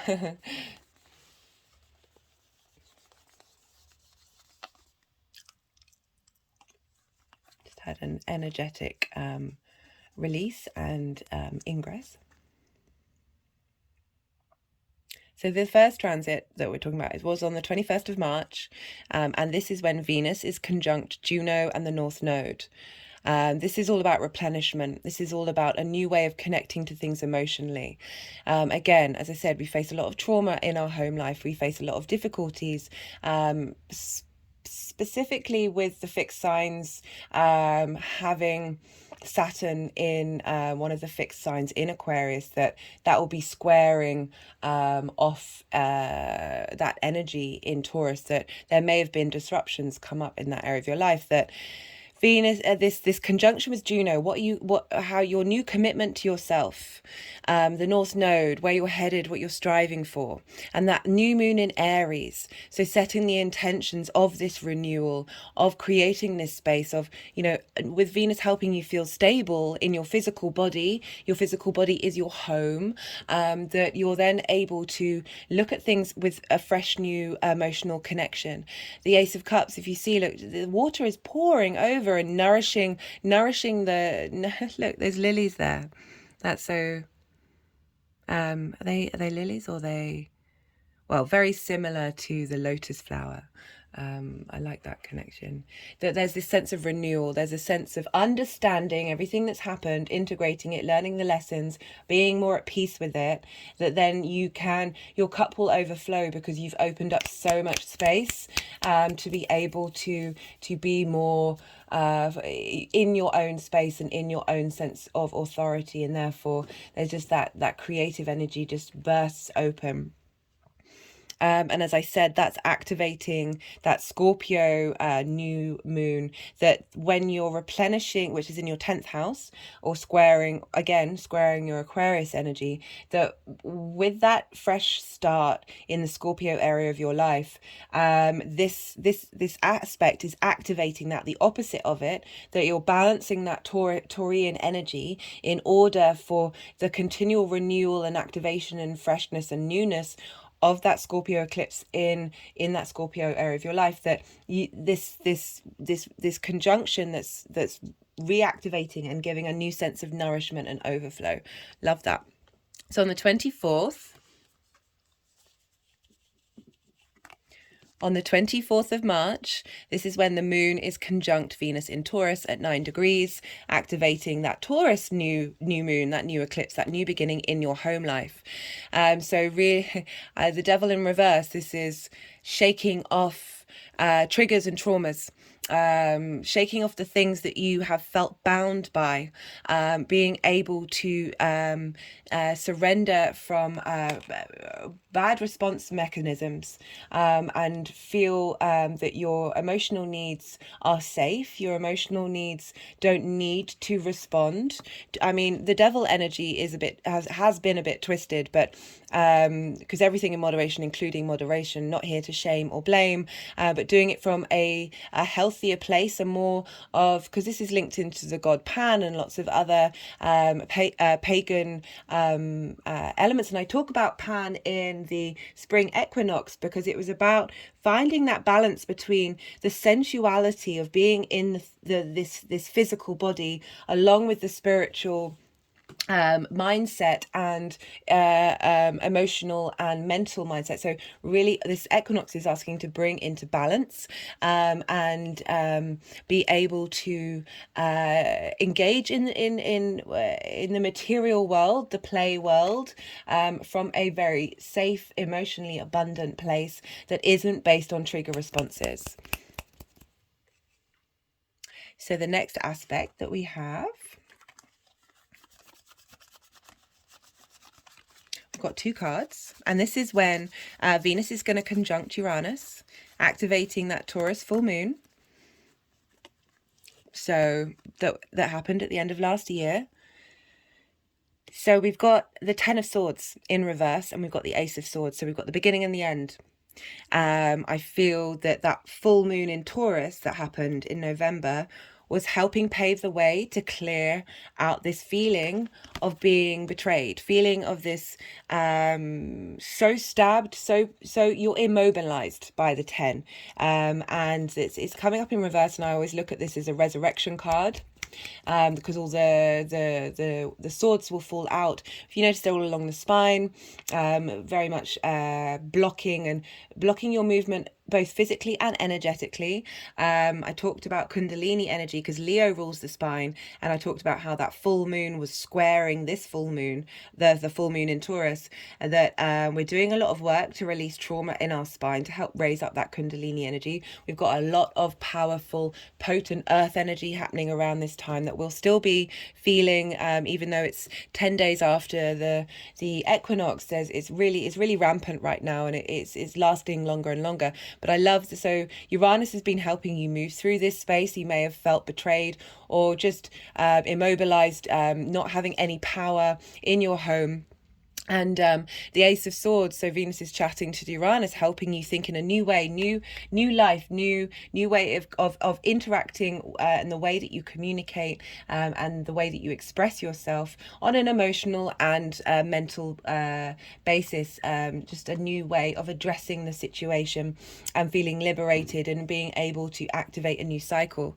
For the next aspect, we have that's on the 7th of April when Venus is sextiling Neptune, and the Queen of Cups came through, which is beautiful. This is about nourishment. This is about sensitivity. This is about getting deep in touch with your intuitive, emotional side of. But you know, we're dealing with some trauma here. We're dealing with this not feeling safe and emotional needs being met. And Venus coming along and harmonizing, talking to Neptune, which is linked into the ocean and the sea. But very much being able to access different magical entities, beings, dimensions in your home to give you this sense of nourishment. I feel like you're supported from the unseen world, that you are cared for and you are loved, with this Queen of Cups coming up with that sextile energy, especially as that's happening in your second house of your values, of really being able to, you know how when you talk to your friends, you are a lot more, like, we can be really hard on ourselves. We can be very self-critical and very judgmental over our behavior and think the worst of ourselves. But when we hear a friend say a similar story with a queen, well, not all of us, but there's certainly that energy of the Queen of Cups of nourishing others. And I really feel that this is getting you to nourish yourself and realizing that it's okay to do so. For the energy moving forward, an interesting one, the Knight of Wands. This is being able to defend your passions, your creativity. There's adventure here. I'm wondering, because this is impacting your ninth house of foreign travel, that there's a sense of movement, or there's a sense of direction that you want to go in. There's a freedom here, which is interesting because we're dealing with the fourth house, which is about your home or private life. That maybe having established this and worked through this, that you're then you feel you're less needing to crave this stability, because you have it within you, that you're able to go off and go on adventures. There's a lot of this is wands, this is passion, this is creativity, this is momentum, this is instincts. Maybe your instincts are getting more in line with your needs.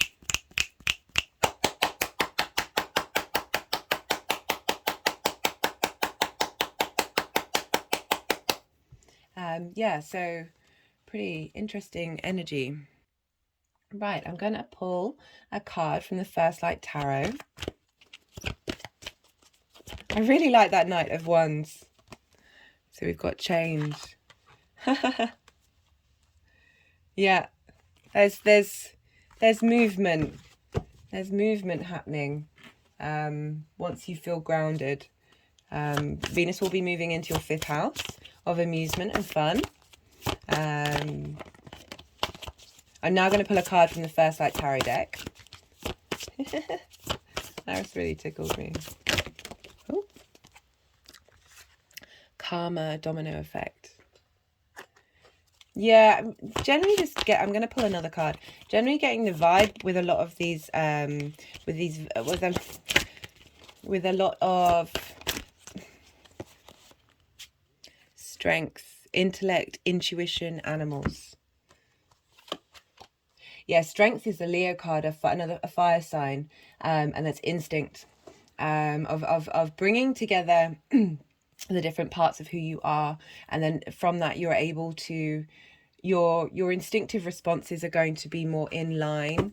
You're moving past this devil energy and clearing out that calm. As I was saying, I'm getting the vibe with a lot of these readings that we're really at a time when we are clearing out karma linked into our ancestry, our parents, our collective, the past lives, all of that stuff. That there's a lot of stuck energy that's being shifted, particularly with that Uranus energy in your home, like really getting you in touch with, pulled the criticism card.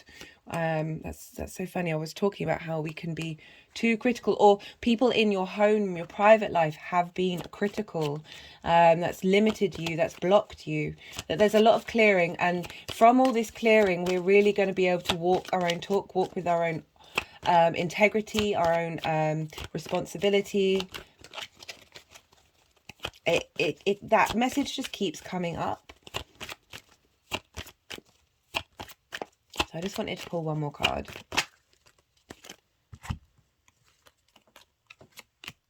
We've got Enterprise. This is Jupiter in Aries. So you've got a lot of Aries stuff going on. That's happening in your third house of your local community. Of really being able to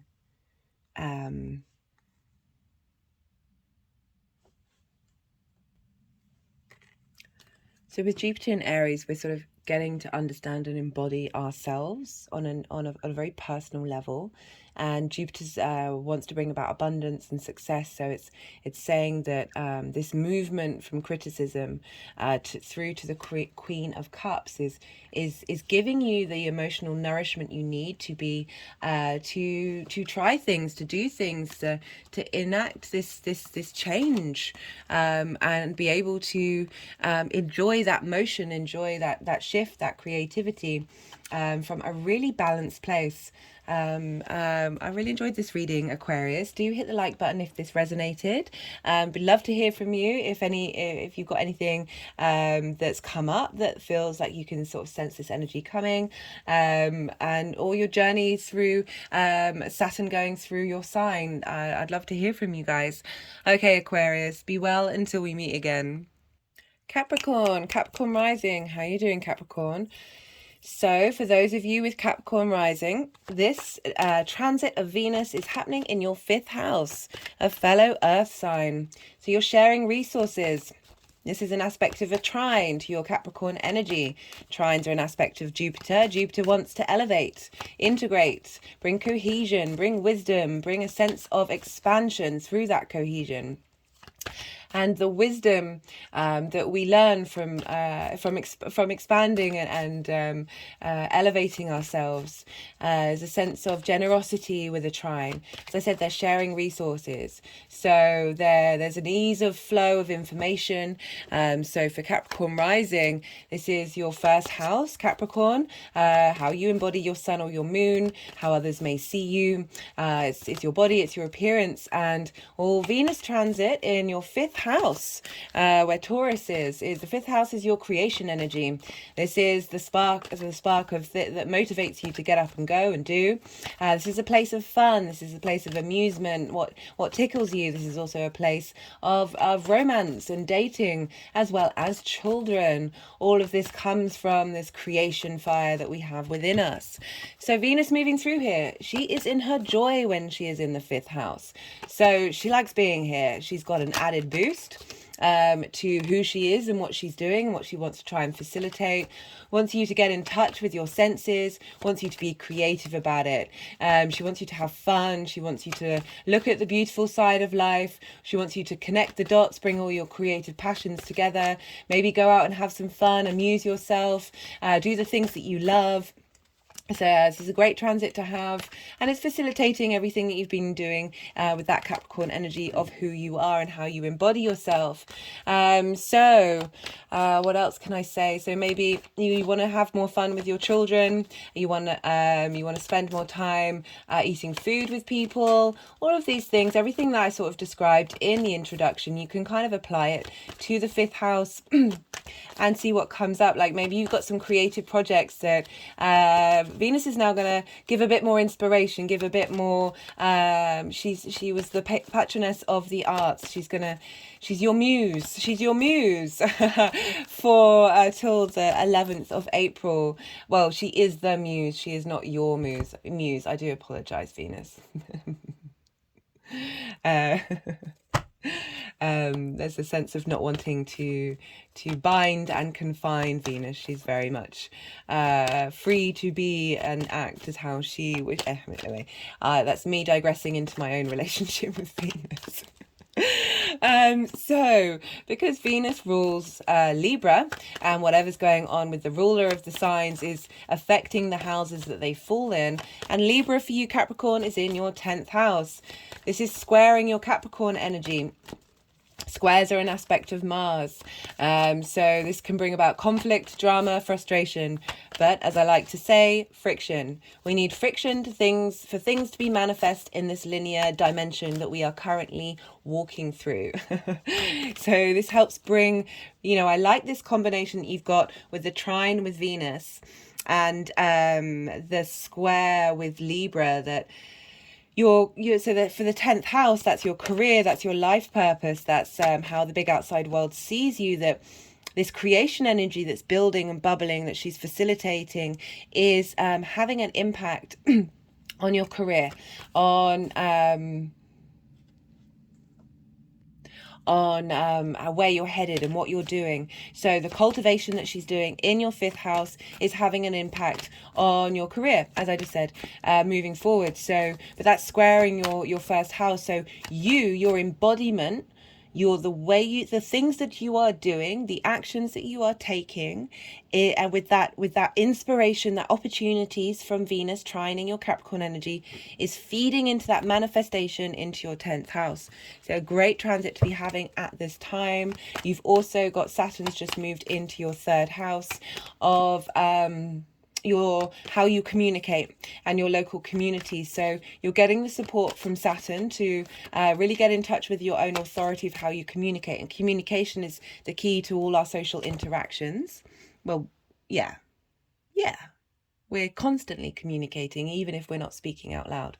Sorry, I just had to question my own thought, because I was like, I don't want to limit anything of being possible. God, my brain is a ridiculous thing. It is a ridiculous thing. I love her though, even if she's caused me so much pain in my life. That's what happens when you've got Saturn square your moon in your natal chart.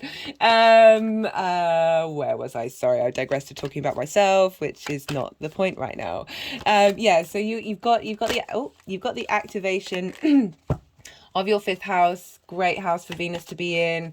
She's in her own home, so you're really facilitated by her being able to do what she does best. And it's Taurus as well, which is rules the throat. So again, your voice, getting you really in touch with your true authentic voice and being able to communicate that through your embodied actions and the things that you do, and having an impact on your career. Love that for you.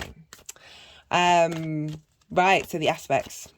So I'm pulling minimum of 6 cards. There's been at least 7 for everybody so far. I'm pulling a general card for Venus's energy in Taurus, and 4 cards linking into 4 aspects, and the final card of how these energies are going to manifest moving forward. And the first aspect is happening on the 21st of March. And Venus will be conjunct Juno and the North Node. Juno is an asteroid. She represents commitment. What are you going to stand by for the long term?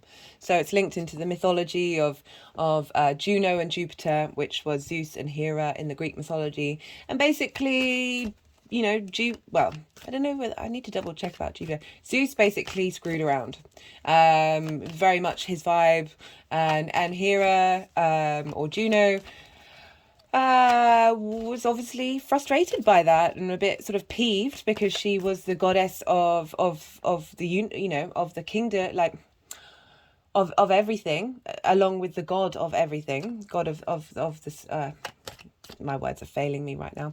And she's kind of like, well, why do you need anybody else? What's going on here? But, you know, why can't you commit to me? But she was very steadfast in the idea of once you've entered a partnership, you stay in it and you commit to it for the long term. And so the sort of the way, rather than, you know, taking on those infidelities and accepting them, it's about what are you going to stand by through thick and thin. And you've got this happening in your 5th house, so your creative energy. What is going to stand the test of time? Also, this could be a time of if you're in a relationship that isn't necessarily, you know, that 7th house relationship of like very intimate partners. It doesn't just have to be linked into marriage, but it's sort of more long-term committed relationships. That with Juno moving through your 5th with Venus, this might be a time where if you're in a relationship that the commitment level raises. I'm not saying getting married, but that you level up on your commitment to that individual.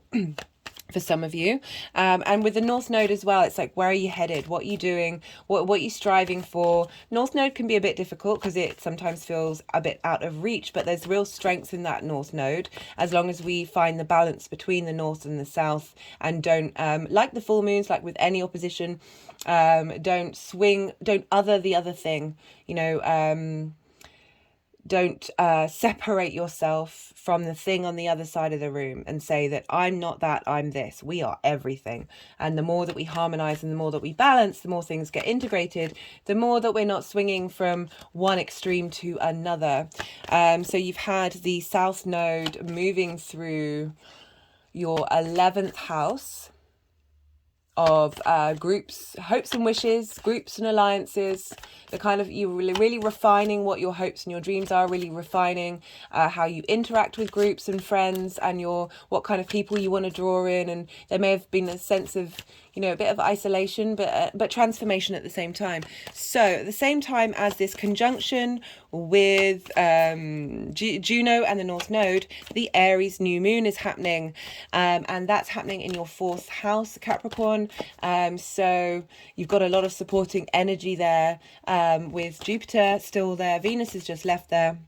And so really getting you to set new intentions. I've pulled cards for that, so you go check out that for that particular energy. But just to let you know that there's that potent change energy of leveling up or new starts at this time, of recommitting to something from a different, higher perspective. In particular because it's activating the new moon that we had in Scorpio on the 25th of October 2022, which was a solar eclipse, and this was at 2 degrees, and the conjunction with Juno and the North Node is happening at 5 degrees, so it's a 3-degree orb away, but it's still very close, and it's still activating that eclipse time of that new beginning, that big new beginning that was set in motion. It may not have manifested yet, all depends on your chart. Our charts are very personal, but eclipses represent big new beginnings, big new endings, culminations, that you would have started a new level of understanding of where you want your hopes and dreams to be headed, what kind of people you want to be with. And we've got this conjunction opposite in your creativity, so bringing into balance your creative energy, maybe getting you to realign your sense of amusement, rather than going overboard with it, with the North Node moving through there, of really working out where do you want to put your energy when you do have your free time, maybe being a bit more mindful. That's not a judgment, that's just it's a possibility you can take up to bring things into harmony. And you know, there's a lot going on in the world and we're all exhausted, and you know, yes, it's very good to relax and rewind, and I mean, I struggle with it myself, but prioritizing the cultivation of nourishment rather than amusement, if that makes sense. Like, we're dealing with Taurus. Yes, she wants you to have fun. Yes, she wants you to be at ease. But with that Taurus energy, it is about nourishment. It is about nourishment of the physical body, how your senses feel, the pleasure that you get. And I feel like there's a lot of clearing, especially with Saturn in Pisces, of really helping us work through addictions. And addictions can come in all different shapes and sizes. And we're living in an absolutely mental world right now. And I just feel that it's, rather than that, yeah, I'm sorry, I really don't want to sound like I'm preaching in any way at all. Everything in moderation, including moderation. So I'm going to stop talking about that. I think you've got the gist of what I'm trying to say. But also go and have some fun. Venus is in the 5th house of amusement and fun, but creation energy. Where are you putting your creation energy? What are you doing with it? Are you letting it go to waste? Not waste. I am tangling myself up in words that could be triggering, you know, really wanting people to be free to be who they are, and I'm trying to not load things up. Anyway, I'm really going to move on. The 24th of March, I think it's because we're dealing with that Juno aspect and the North Node at the same time that can feel really exaggerated, like you just want to crave it, you want to eat as much as you possibly can, and never particularly feel satisfied. That with Juno and Venus there is really helping you get in line with your commitments, long-term commitments. That's why this energy is coming up, so I shouldn't be surprised, and it's just part of what's going on. The 24th of March, the second aspect, this is when the moon will conjunct Venus. So this is happening at 9 degrees of Taurus, and the moon is exalted in Venus, in Taurus.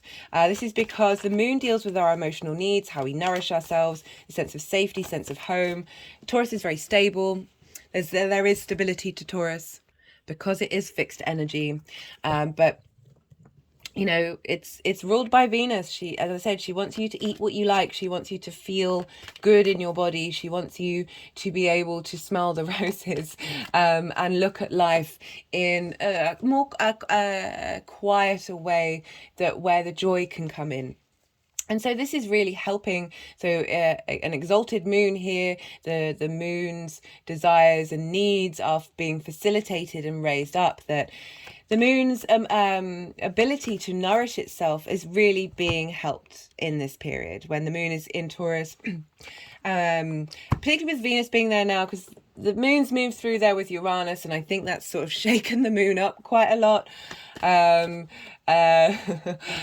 with Venus there, it's kind of like, oh, okay, I feel loved, I feel appreciated. Our emotional needs, being needed is one of the things that the human condition is working with. And so, you know, Venus likes appreciation and likes to appreciate others and bring connection. So the moon is very happy here. And this is activating the Taurus new moon that was a solar eclipse that happened in April 2022. And that was at 10 degrees. So we're 1 degree out now. So very, very tight activation point. And the moon will go over that exact 10 degrees maybe an hour or two later. So it's a very quick succession. And so with that new moon in Taurus that happened in April, it's like really getting you to look to your creative energy and where you're starting a new journey, how you want to interact with that energy. And now the moon has gone around quite a few cycles since April 2022. The moon has learned a lot, and with each cycle of the moon, we're constantly leveling up. We're constantly integrating our emotional needs. And now she's having a chat with Venus, saying, "Hey, this is where I'm at." And really helping facilitate that new start, that new energy that was coming through with that Taurus new moon solar eclipse that was happening. The next aspect that I'm pulling a card for is the 30th of March. And this is when, sorry, I was just getting, sometimes I get a feeling from the deck, they're like, no cards coming out until you're going to do some energy work again. Um,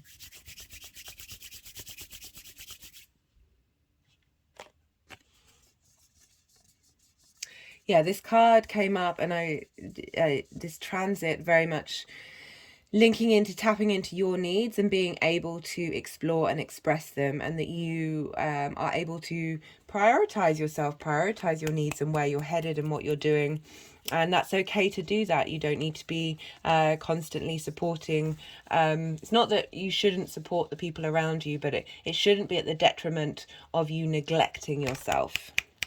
And so we're dealing with the moon here, and the moon can often be a place where trauma of neglect is stored. Trauma is stored in our emotional body. The moon, the tides of the moon affects the tides and affects the energy in our body. So with being this close to that eclipse, and then the moon will be very, so 9 degrees and then 6. So maybe 14 hours later, the moon will hit Uranus. So that's going to sort of electrify the conversation that the moon and Venus has had about how you want to connect to your instinctive emotional needs, not based from a trauma space, but from a space that is truly connected to your soul being here on this journey. Arguably, all that trauma is also linked to the soul being on this journey, but it's very much my view that we signed up for this human experience in order to process and heal a lot of trauma. Our bodies are very, very powerful. We are able to do that. Again, this is stuff I'm going to talk about in the Pluto video, of the ridiculous magic that the human body has, the individual human body, and how the more that we tend to our individual space, our physicality, the more that has the biggest effect on the collective. I'm so excited to do that Pluto video. Right, so the 30th of March, Venus will be conjunct Uranus. So this is happening at 16 degrees of Taurus, sort of just in the midway point of Venus's journey. At the same time, Mars will be trine Saturn. So Mars will have moved into Cancer finally since August last year, being in Gemini. And will be at the very early degrees. It's either 1 or 2, I can't remember off the top of my head, of Cancer. Saturn, I think it's 1, will be at 1 or 2 degrees of Pisces. So they're not exactly sextiling this Taurus energy. So Pisces, Taurus, Cancer, trine, 2 sextiles. But it's not a sextile by exact degree. They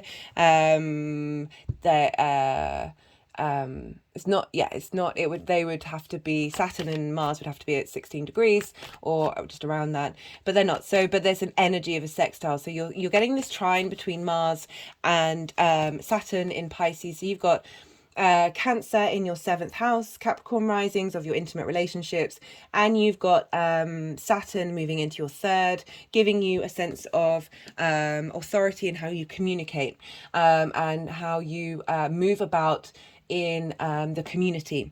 So you're being facilitated with this energy of embodying your emotional needs. The moon, Cancer, we're dealing, the moon rules Cancer, and how that impacts your sense of authority in the way that you communicate in your emotional needs. And this is funneling into your creative energy on a very subtle level while Venus is talking to Uranus. So it could have been with Uranus moving through your 5th house that you meet somebody unusual, unique, very much authentically themselves, has come into your life. And so and I say this because it's the interaction with the 7th house, which, as well as business and friendship, is, it's definitely romantic. That's one of the main marriages linked to the 7th house. That something could happen at this time to help integrate and bring harmony to the disruptions that Uranus has been doing in your 5th house. Okay, interesting that came up. that it's a clearing. There's a clearing, a new way of looking at things, and bringing harmony to the energy of Uranus, with Venus moving through there. Also, new unique ideas to connect into your creative energy. Very radical time, because this is activating by exact degree, the same degree, not exact, but the same degree, 16 degrees.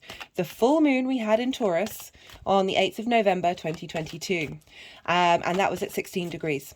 So that was a culmination or a clearing, a new beginning, of what was going on in your life in the 5th house for you at that time. It'll all be specific to each of you. As I said, it could be linked into your creation energy, being creative, or having fun, how you find your amusement, how you look at amusement, your relationships with people, you know, the dating. How do you want to tackle that from now? Is something coming to fruition at that point of a relationship, or something moving away, or your way of interacting with that kind of energy? All of that would have come up, and then it would have been triggered by the Leo full moon that happened 2 full moons ago. So we've just had the Virgo full moon, and it was the Leo full moon before that. That was at 16 degrees. That was squaring off with that eclipse energy. And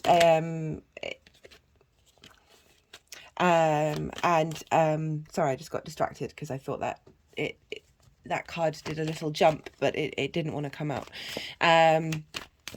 And so there's a lot of activation points happening at this time, and bringing together of all of those energies. And Uranus flips things up on its head, but I feel with this connection to Venus that she really is going, hey, how can we be creative with those unique ideas, however that manifests, with that unique energy that's coming through. Uranus is the maverick, but its north pole points towards the sun. So the sun is the light energy that helps our souls grow. It is the connection to the rest of the universe that, with Uranus, even though it seems really maverick and really rebellious, etc., etc., etc., it's still doing the same mission as everybody else. It's North Pole, the direction. You know, we look to the North Star to figure out where to go. We work out our magnetic structure based on the North and the South Pole. Like birds migrate, linked into all of that. That Uranus's North Pole is pointed towards the sun. Its direction, its ability to navigate, is directing to that light body. That what's coming through at this time is that eureka moment. That eureka moment, however that may look like. On the final aspect is the 7th of April. This is when Venus is going to make a beautiful sextile to Neptune in Pisces. And Pisces sextiles your Capricorn energy. So if you've got, you're going to feel this energetically on a subtle level, but if you've got things in the later degrees of Capricorn, this is going to have a bit more oomph to it. So that's all happening at 25 degrees of Pisces and Taurus. Really helping. I love this because this is linked in for you, Capricorn rising. It's linked into your 3rd house of communication and the house of the goddess. How do you make things meaningful and magical in your day to day, your local community, but communication with your 5th house of your creation energy, and Neptune. Everything all at once, all the dimensions, all the possibilities, opening us up to multi-dimensions, completely different ways of thinking, very dreamlike. There's a sense of fantasy to Neptune in that we are opening our imagination in order to dream big and think big, in our creative energy, and all that inspiration, all that magic coming through, feeding into Venus, going, hey, I want to facilitate you. It's an aspect of Venus. I want to bring creation to you. I want to bring a sense of beauty. I want to bring appreciation and understanding and harmony and connection and love, in however that manifests. There could also be a sense of drinking the Kool-Aid a bit with this aspect. But I always like to flip that Neptune energy on its head of really tapping into the mystic rather than the martyr. And again, as I said, that's if you that will be sextiling your Capricorn energy along with that trine from Venus to your Capricorn energy. So really inspirational day. Really sit get in your creative space, slow down, open yourself, be very receptive. You're dealing with a lot of earth and a lot of water energy here, of leaning into letting things come to you. Be imaginative, be playful, don't seek direct action, just see what comes up, because at the same time we have Mercury conjunct the North Node in Taurus, and that is, yeah, that's Mercury talking to where you're headed. Mercury talking to that power of the North Node, while the Moon in Scorpio is conjunct the South Node. Every time I'm on my my fifth reading of the day, and I get excited talking about that aspect every single time. It's so cool. I love astrology. It's so cool. So you've got your emotional needs, having gone round the loop so many times, is now hitting the nodal point. The moon is talking to her own node. She's going, hey there, this is what I've learned. This is what I'm doing. This is what I want. What do you want? And it's the south node. It's refining that are your hopes and your dreams. Really, the journey the moon is made of collecting your emotional needs, collecting how you want to be nourished, and pouring it into your hopes and dreams, pouring it into your friends, your groups, your alliances. And this all activates the Scorpio full moon that happened. And this is a lunar eclipse, happened on the 16th of May 2022, and that full moon squared Saturn in Aquarius, so big fixed energy, and that happened at 25 degrees. So 25 degrees, it's pretty exact. This is potent eclipse energy being activated without actually having to deal with the eclipse. Because eclipse energy, I mean, I quite like it sometimes, but it is intense. But you're getting support from that full moon, that culmination that's happening in your hopes and your dreams.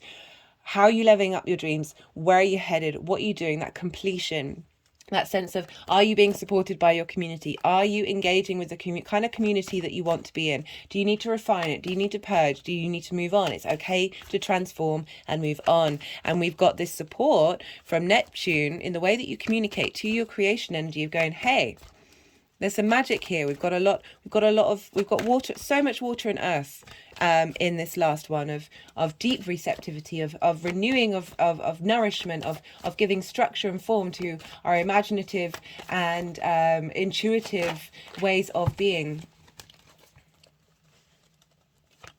So that's the final aspect. And then there's the general card. How many cards have we got? We have 4. So interesting, both you and Aquarius, the cards have been like, well, we're a bit resistant. Maybe it's because I haven't talked about Saturn very much, and Saturn's sad, so it's not in a Saturn-based sign anymore, and it's, just kidding, Saturn. I'm sure you're fine. I love you. Truly, madly, deeply. Thank you for everything that you do. Oh my God, I'm ridiculous. Welcome to my crazy mind. I talk to the planets. I talk to everything, to be honest. Let's be real. And then I don't, because I'm overwhelmed, and I feel like I'm leaving things out, and they feel I don't love them when I do love everything. Right. Sorry, Capricorn, the cards haven't come out so that you've got some more time. You've got some more time with my mind. Yeah, so there's a lot going on in earth and water, but as an earth sign, so as I said, earth and water support each other. You're both ruled by gravity, so there's a slowness, there's a steadiness, there's a depth to you. There is a longevity rather than fire and air can get burnt out quite quickly, can get although it does make me think, like, we've had the same air forever. That blows my mind. Like, the same air particles. Maybe we should all go open a window. But there's a lightness to fire and air. There's an ease for being direct. But I do very much appreciate the strength that your energy has, Capricorn. Yes, you've got Saturn. Saturn's just left your signs. So there is a sense of levity here. So we've got 5 cards. So Goodness me.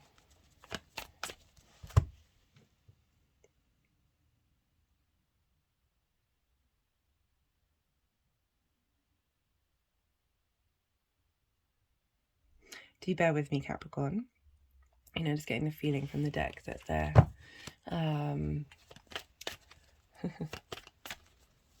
sometimes I think they're playing with me. It's a bit late in the evening, and there's a part of me that's like, oh, energies, don't you know that I'd quite like to not go on forever and ever and ever and ever and ever. That it would be nice to sort of start to wind down soon, because I'm very conscious of the fact that I want to put videos out. We've got so many planets changing signs, and I want to do videos for all of them, because I do love this. Don't get me wrong, I'm not complaining, but sometimes it's just like, come on, cards, come on, come out. But then it kind of highlights the fact that these cards aren't coming out for no reason. It does sort of validate the fact that you know, they're not just yeah, I question everything. I'm the biggest believer, but the biggest cynic at the same time.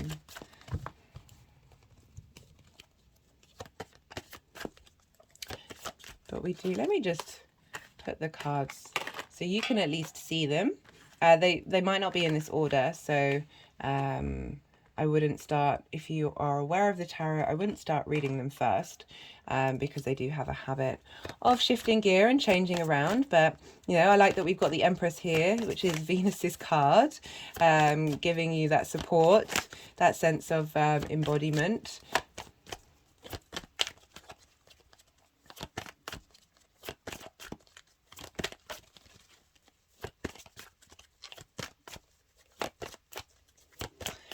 What else can I say?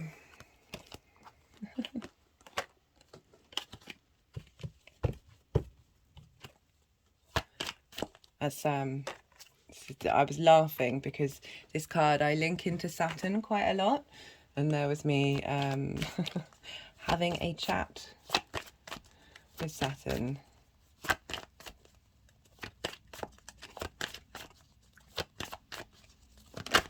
There we go. Finally, guys. God, I'm so rude to them sometimes.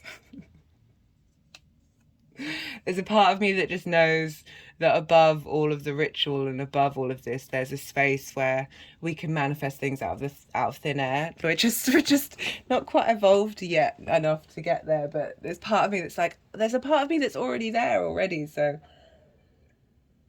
well, there we go. So, right, we've got 7 cards.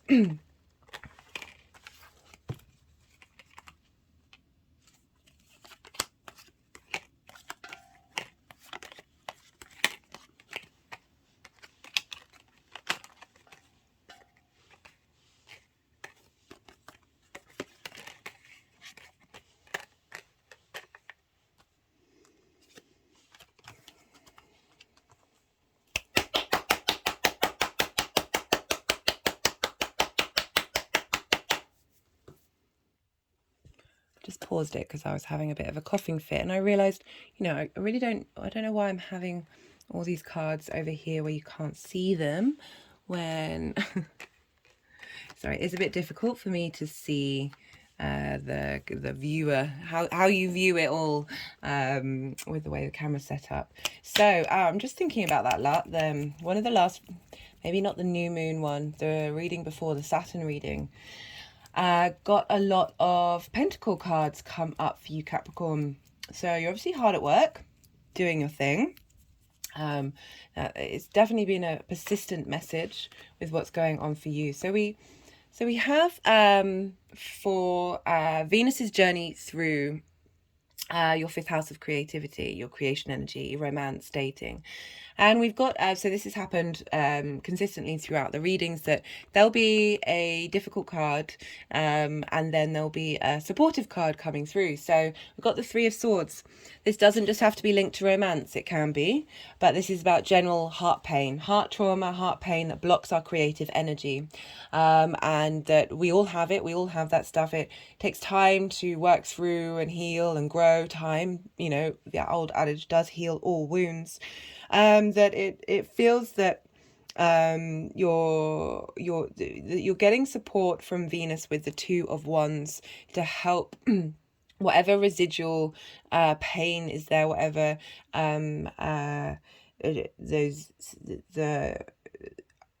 whatever trauma is still in your heart, even if you're not necessarily consciously aware of it. Some of the messages that have been coming through quite loudly is this is a clearing of psychic bonds, psychic spells. I mean, I'm always so uneasy using those words, or curses and stuff like that. It doesn't sit right. It doesn't sit with me, but I do know that energy is out there. I just don't want to spend energy. It just blah blah blah. Right, there's the possibility of a lot of things that we're unaware of. I talk about this without using those words, of our own individual trauma, our parental trauma, our lineage trauma, our ancestral trauma, our collective trauma, our past lives trauma, the galactic trauma, all of this stuff. This is why the human being, from my point of view, is phenomenal, is within us, in this physical body, in this physical space. And that not all of us are called to do this, but we all have that energy, that capacity to transmit and transmute, in order to help the universe as a whole evolve. But getting back to you, Capricorn, I'm just sort of highlighting that even if you think you're not this, there's going to be stuff. There's always going to be stuff. It's just about how you deal with it. We got the Two of Wands, particularly because we're dealing with the fifth house of dating, relationships, romance, but as well your creation energy, which when our hearts are in pain, our creation energy gets knocked off whack. We got the Two of Wands. There's a slowness to the Two of Wands. It's not go, go, go, go, go. But we're dealing with Venus in a night yin-based sign here. This is a huge card for manifestation, but not right now. This is about things being cultivated, getting the lay of the land, understanding truly to the many, many layered depth of knowing who you are, what your creation is, energy is possible, and the capacity you have. This figure has the world in their hands.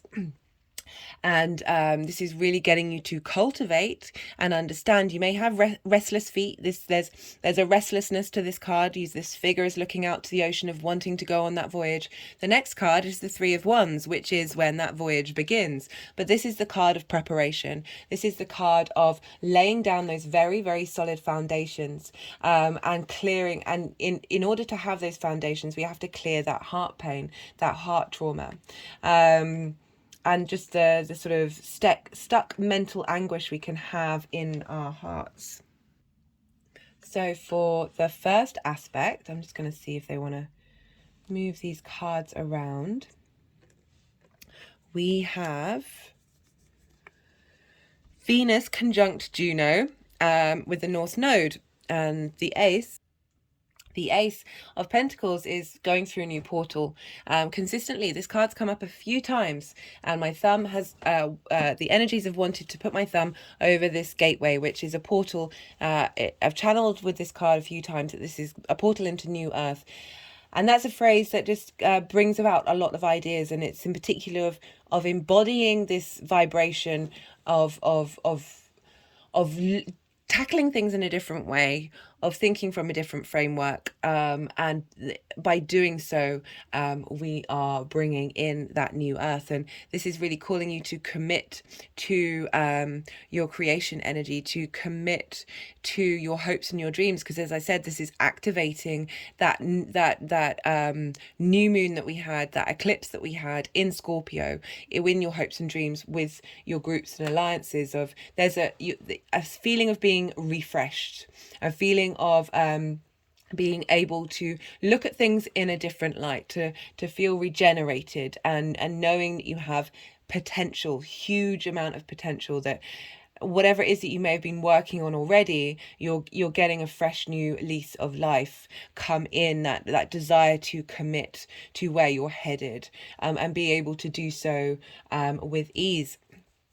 So the next, again, that's the Aries new moon. So putting intentions around that space could be a really good thing to do around that new moon. But that energy is kind of coming in anyway for you. So, you know, sometimes I don't want to, you know, say, oh, you should set these intentions. Yes, it's very helpful. The more that we put our minds to things, it just adds to the weight of the energy that's already there. But at the same time, some things are just going to happen. There's a strange thing out there called fate, which one day I will talk about in more detail. I'm very wary. I don't think any of us have any answers. Anyway, I keep digressing with you, Capricorn. I apologize. The 24th of March.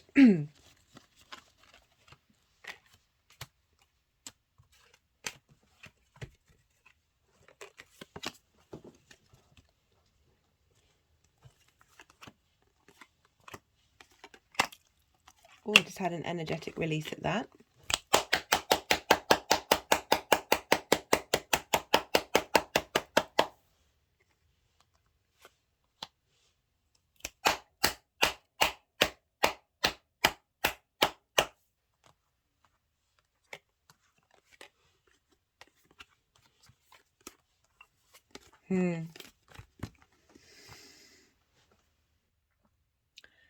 It's, regardless of where these cards are going, I'm definitely getting a very clear message coming through of renewal and change and support. You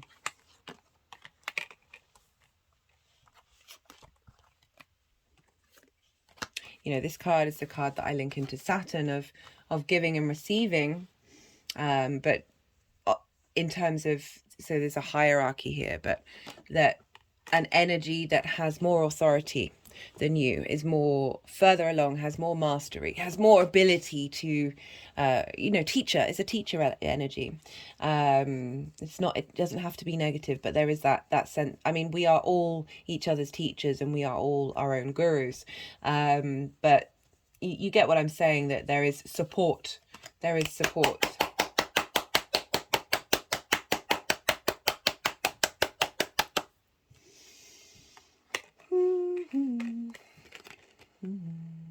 Okay, let's try and stop stinging. I've been humming quite a lot today.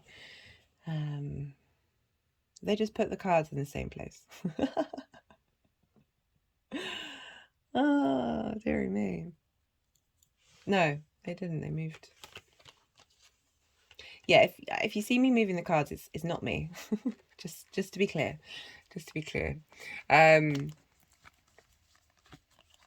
So we have for the 24th of March, we have the moon conjunct Venus at 9 degrees. And the moon is exalted in Venus, as I've said. So we've got, so the Chariot card is a very speedy card, but this is about balance. This is about integration. This is about being able to face the world, no matter what's being thrown at you, and not being shaken off your perch. You notice the figure doesn't have any reins. It's not having to control the situation. It's able to move through it with a state of harmony, a state of balance. Also have the stars on the canopy and astrological symbols. Yeah. Or alchemical symbols on the clothing, as well as the moons, that like being aware of the information that nature can provide.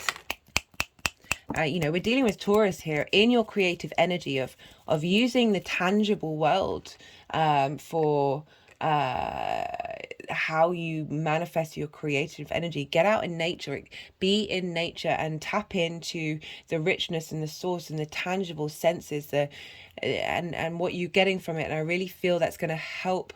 I mean, this energy is coming through already. It's a major arcana. We can't really avoid the major arcana.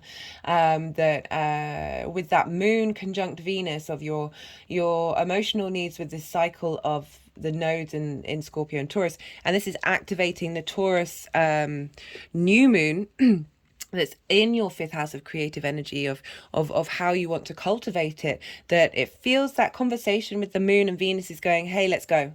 Hey, let's go. We've got, I understand your emotional needs. I understand where you're getting your pleasure from, your desire to connect, to bring, be inspired, is coming together to help give you movement, and help propel things forward. So for when, Uranus and Venus conjunct on the 30th of March, we've got the Page of Pentacles. So this is when Mars in Cancer, in your one-to-one relationships, is trining Saturn in your third house of communication, house of the goddess, and local community. But more importantly, the Venus-Uranus conjunction at 16 degrees is activating that Taurus full moon eclipse that happened on the 8th of November. So, as I said, something may have come to conclusion at that time, or has done since. Eclipse energy can be like within 6 months. There's a long period, even longer. I feel like it's the whole eclipse cycle, which we won't have finished yet. That either a culmination of the creative work that you've been doing happened around that time, and this is now activating it with Uranus.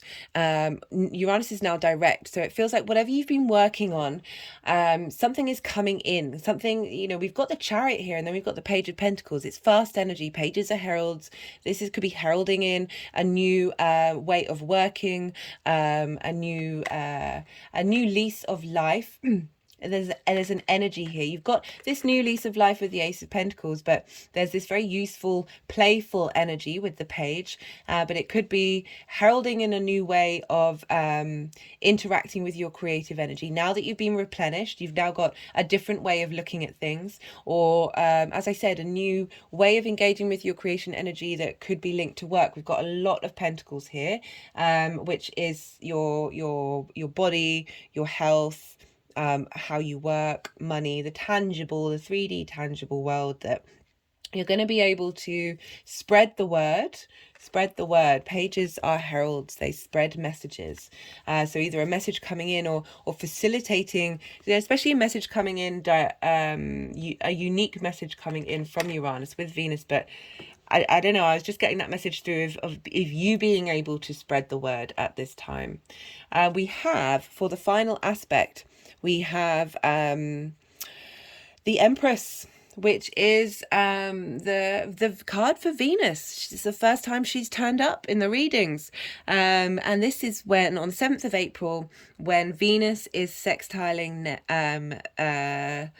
Neptune. I keep calling it Uranus. And this is activating that Scorpio full moon eclipse at 25 degrees. And that was a culmination of your hopes and dreams and the kind of groups you want to be in. And this is activating that sense of a sense of abundance coming in with that full moon. I'm not getting that completion, that leveling up of really being enjoy your hopes and dreams coming to fruition. The Empress is all about embodying the pleasure of existing in this 3D world. She's the Queen of Queens. She's got things under control. She knows what she's doing in all the elements. It's all combined. It's all in harmony.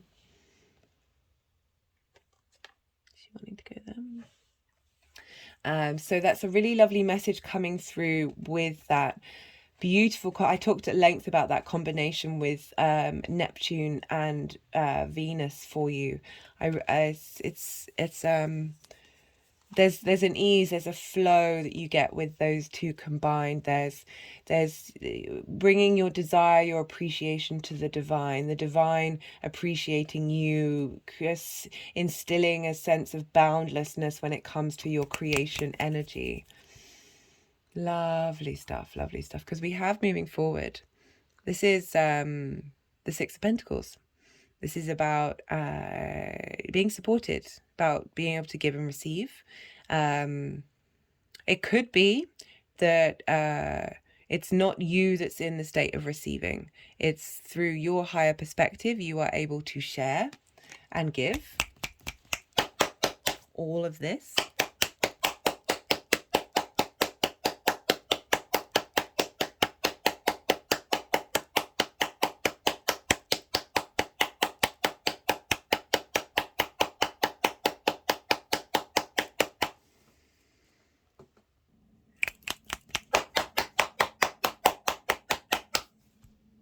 Cool.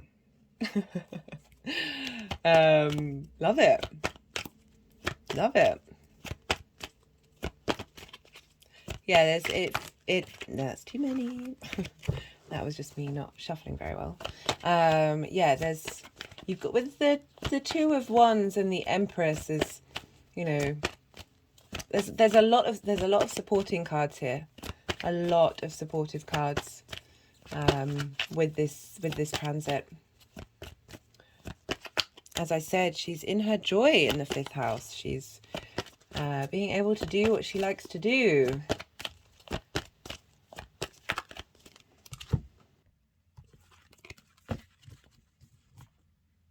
This deck's being really playful today. Very playful.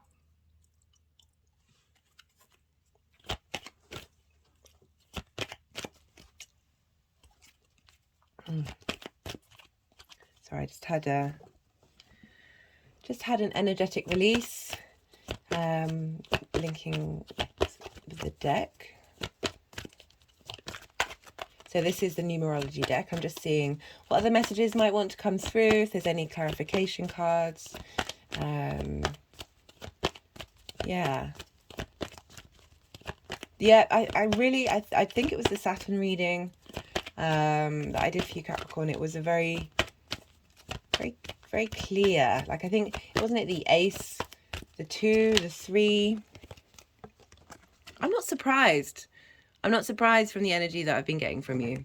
Yeah, you're putting in the hard work, and now you've got Saturn sextiling your ascendant.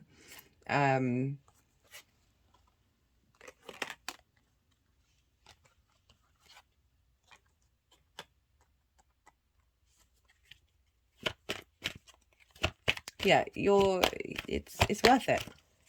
I've had an energetic release. I've been bringing up a lot in the last couple of videos about hard work is fun. It's very satisfying. Even in my old profession, where I would work non-stop, and I consequently burnt myself out, but I'm not prioritizing that part of it. But there was a real sense of satisfaction with getting the job done, and trying to be the best that you possibly could be to help the people around you and yourself. Well, that bit I kind of missed out, but I've worked on that. Certainly something we all might need to work on. But yeah, just that putting in effort is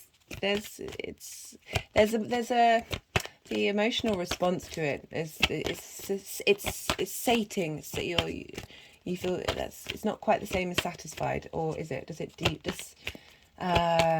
when you are sated, does satisfaction come from that word? I wish my brain was a walking thesaurus and a walking dictionary at all times. God, oh God, I keep starting. I'm gonna stop shuffling that one. I keep deviating. I was just about to launch out on how I'm very certain one day that, and not through, I keep talking about all the things that I want to talk about with Pluto moving into Aquarius. Maybe it's because it's Capricorn, and like Pluto's like it's like there's days away from moving, and it's like, speak what's happening next, because when planets are at the very last degrees, you get a sense of where they're headed. The amalgamation of what they've done in Capricorn moving forward into Pluto. Aquarius. Just had an energetic release. Code, puzzles, synchronicities, coincidences. Interesting. Let's see what they want to do with that. Okay, they're putting the Chariot card there. Like, You may not be clear about where you're headed and what you're doing, or you might feel a bit stuck at the moment, and the speed at which things are changing, the momentum, we've got energy flow. Okay, it's wanting the momentum at which things are changing. I like how you got flow and energy as well as the speed of the chariot. Just getting this blah, blah, blah, blah, lots of energy coming at me from many different directions. Like I'm just sort of feeling the speed of it. That it's going to make sense even if it doesn't make sense. Whatever this other message coming through is about, that we're dealing with, there's still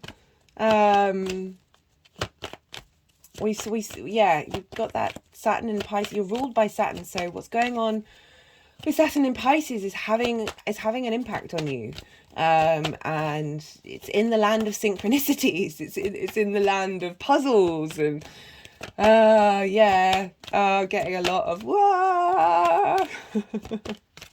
I just want to get a bit more clarification for you to come out.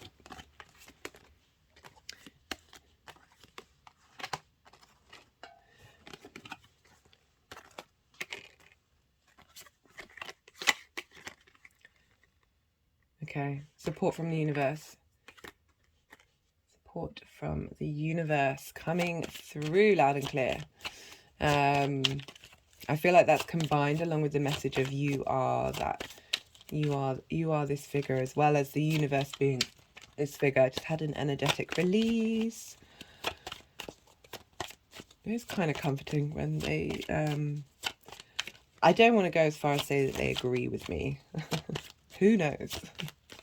But certainly have a response to what's coming through in the channeling. Right, so I'm now pulling a card from the Oracle of the Rising Sun. Right. Organization, Mercury and Capricorn. Right, you're putting in the effort. You're doing the things. Get yourself prepared. Prepare whatever next stage it is that you're heading on. Prepare. Saturn is in your third house of the stuff you do on a day-to-day basis. Communication, write lists, do the things. Do what Saturn is calling you to do. The more you do it, the more you do it. So I'm invoking Saturn. Honestly, the more that you do it, the more Saturn's like, cool, I'm glad you're listening to me.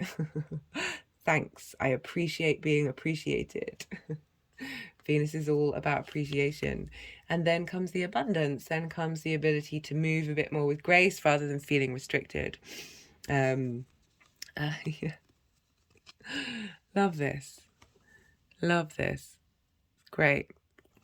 Yeah, definitely the first time that Venus has come up. The Empress has come up. So I'm really happy for you, Capricorn.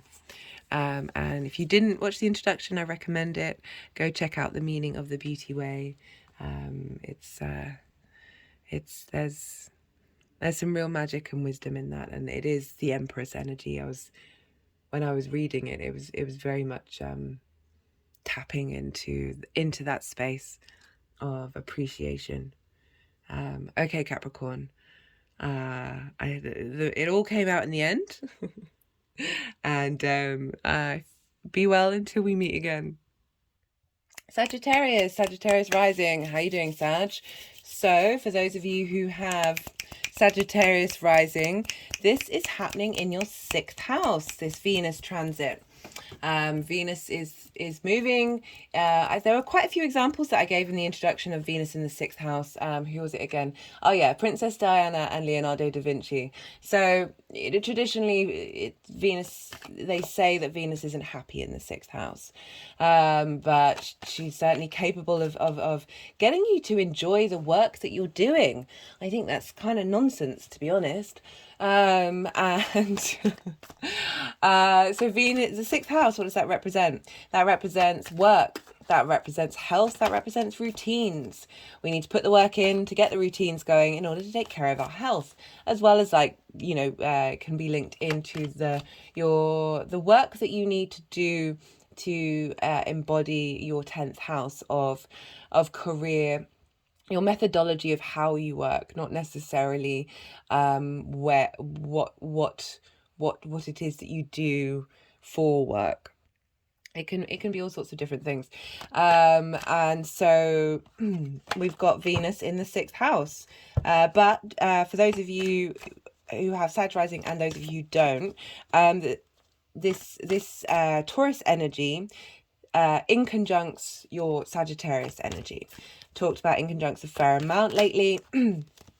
But it's traditionally, they don't have things in common. So they're different elements, different modalities. Sagittarius is a day sign and Taurus is a night sign. So imagine having a conversation with somebody who is just, I was about to say from a different world, but from there's a curiosity there of something that you aren't familiar with, but there's also that kind of, there can be that awkwardness and that slight uncomfortableness of getting to know somebody who isn't, you can't reach for the easy things to talk about. So like two fire elements talking to each other, they're going to have a lot in common. Two fixed signs are going to have things in common. This is very generalized because I'm a big fan of incorporating every aspect of our chart, regardless of whether they have traditional ways of talking to one another. But with an inconjunct, hopping on one leg, patting your head, moving your hand around in a circle, difficult to do. But once you do it, once you're able, like we struggle with multitasking, we struggle with doing lots of things at once. And when you're communicating with something that you don't have commonalities, it just takes a bit more work. But once you've nailed it, feels good to be able to, and interesting, like there's respect there with the inconjunct of, I talk about like if you see someone who's got a skill or a talent or a part of their personality that you don't feel you embody, even though we have all these things within us, that there's an admiration there. But it's important not to be, comparison is the thief of joy, and you need to appreciate rather than compare. And then you can kind of get on the same table, because remember, it'll go the other way. So that Taurus energy is in conjunct with your Sagittarius. So it's kind of like, oh, well, I kind of appreciate you, but I find this difficult. And sometimes we don't want to try difficult things, but it's totally worth it. Once we get that cracked, once we get those energies talking to one another, we're swimming, we're winning. So this is in conjunct this Taurus energy. So we're dealing with fixed earth and a night sign, and you are fire, mutable, and a day sign. So having Venus move through here, she's helping facilitate that integration. She's wanting to bring about harmony. She's the diplomat. When she's in Libra, there's this wanting to have appreciation. So all that appreciation that Venus is moving through your 6th house of the work that you do, of perhaps your co-workers as well. Maybe they're more easy to interact with, or they're really appreciating the work that you're doing, or you're able to kind of appreciate the work you need to put in to establish that routine, to be able to look after your health, look after that physical body, find things that you like that are motivating you to want to look after yourself. Venus moving through is very facilitating, very supportive, getting you to be a bit more stable with that mutable rising sign, getting you to sort of enjoy the fact that there's merit in doing things over and over and over again, rather than that ability to adapt. That mutable rising signs, there's a restlessness with this fixed Taurian energy, because we've got Venus moving through there. She's really going, hey, hey, we can just chill for a bit. That's cool. But maybe we can chill doing some meditation, or maybe we can chill being out in nature, or whatever it is that area of your life that Taurus energy is really calling to you at this time, you're going to be able to integrate that a lot better.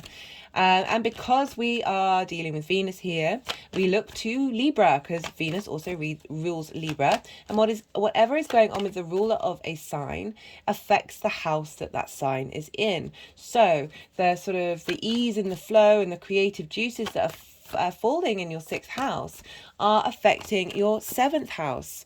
And your 7th house is your 11th house. So the 11th house is your hopes, your dreams, your friendship groups, your alliances, the people you want to connect with on a vibrational level. And you've got Libra here. So the work that you put down, the routines that you establish are going to help you get on board with your long-term goals and wishes, as well as sort of the more we sort of regulate that area of our life, that difficult area of our life of the 6th house, the more, I was just about to say, the more that we bring in groups and alliances that are in alignment with that. This is the card of collaboration as well as mastery. So we've got Venus's journey through that 6 is going to help boost your 11th house, and the 11th house, so Libra and Sagittarius, they sextile one another because they're fire and air, and they complement each other because they've got things in common. So there's a bit more inspiration flows a bit more. There's a sense of ease with the sextile, and so at this, that the work that's happening with that 6th house is helping you understand who you are, your 1st house, how you embody your sun or your moon in your actions and your deeds, and how you can get that in line with your hopes and your wishes, and how you put in the work with your health and your routines. So even though if it might feel a bit uncomfortable, because at the same time Taurus is in conjunct Libra, so you're dealing with 2 inconjuncts and a sextile. So you've got the inconjunct from Taurus to Libra, the inconjunct from Taurus to Sagittarius.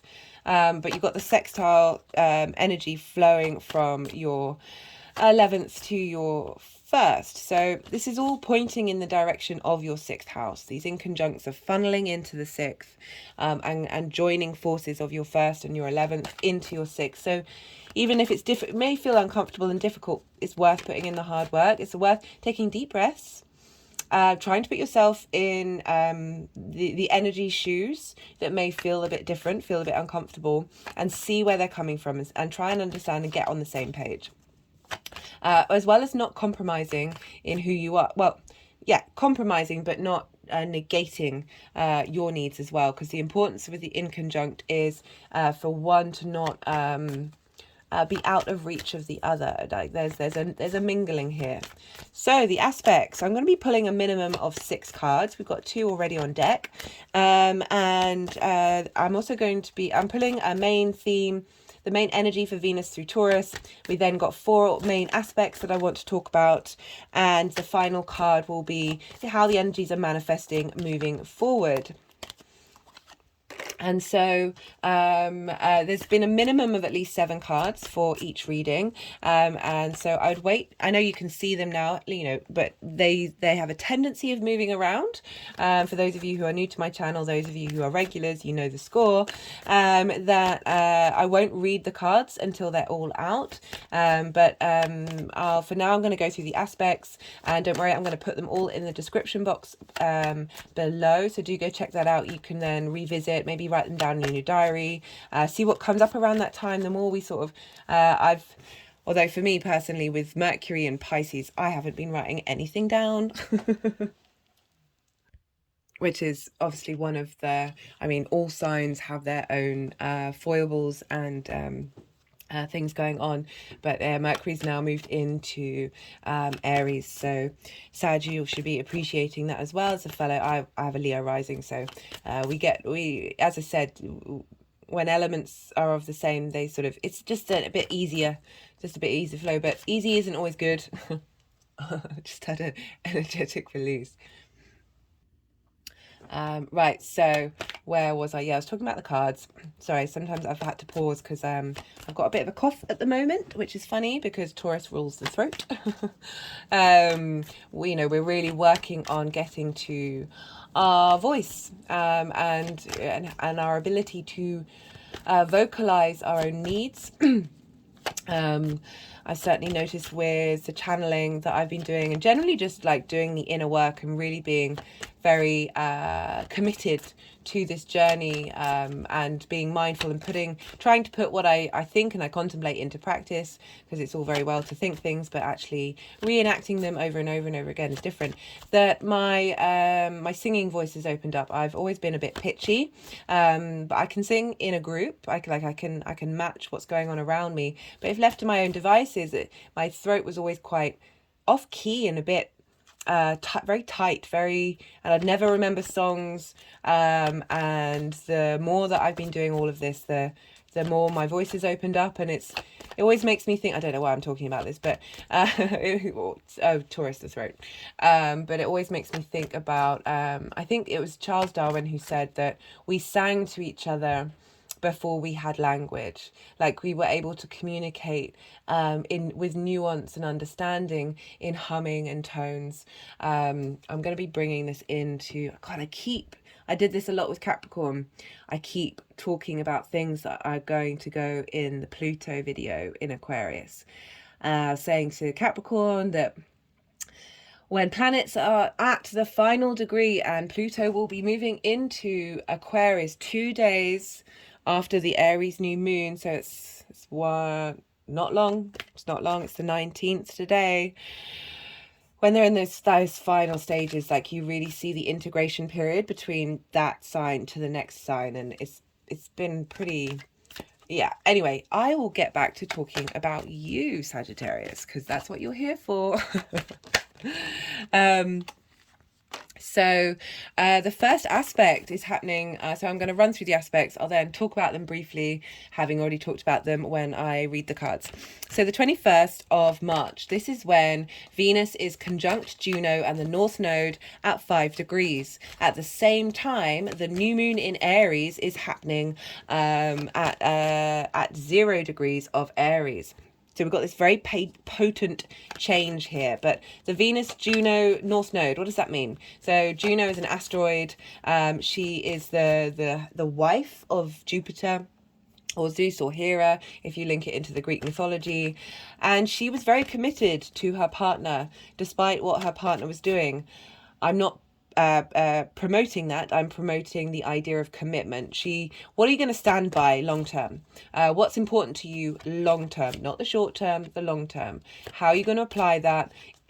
Conjunct the North Node as well, very powerful commitment energy of where you're headed, and Venus going, okay, how do I get in touch with being appreciated? How do I get in touch with what I want, what my desires are, what my passions are? What moves me, what brings beauty to my soul, and how do I and finding the things that do all of that and committing to them moving forward. As I said, this is a time of finding the joy in your work, finding the joy in your health, in your routines, and being able to solidify what comes up during this transit for the long term. And this is because this is activating the Scorpio new moon, which was a solar eclipse that happened at 2 degrees. So the conjunction on the 21st is at 5 degrees. The solar eclipse was at 2 degrees on the 25th of October 2022.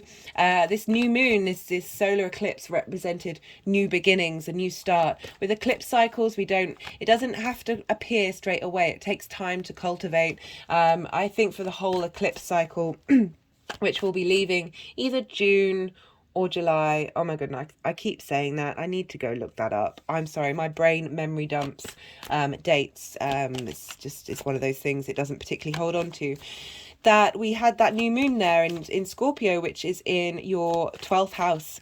And this is your hidden house. This is the house of mysteries. This is the house of self-undoing. And this is because it's linked into the hidden concepts of who we are. It can be a part of you that's very intimate to you that you don't share with other people. It may be a part of you that you can't integrate with the rest of who you are. It feels isolated, it feels separated, it feels there's a sense of potential loss and grief with the 12th house. There's also a huge potential for magic. It's the hidden house, it's the occult, it's the things that can't be seen. Magic is just science we haven't figured out yet. And so with the South Node moving through there through this time, and with that new moon of setting new intentions of how you interact with self, how you interact with those hidden parts of you. Integration is the game. The more work that we do on the 12th, the more we're able to be fully embodied selves of who we are. And this conjunction of committing to your work and your health, and your responsibility, yourself, your routines, is activating the opposition of that new moon in Scorpio, of having been incorporating, having been crystallizing the things that were hidden, purifying them, bringing them out to the open, that you're really highlighting that the work that you've done and where you're moving forward, and with that integration of really being able to find some joy in that change, in that shift. There's a lot of joy coming through with Venus in Taurus, of really getting in touch with what makes you feel good. So we have the next aspect is on the 24th of March, and this is when Venus will be conjunct, well, the moon will be conjunct Venus, because the moon moves faster than Venus.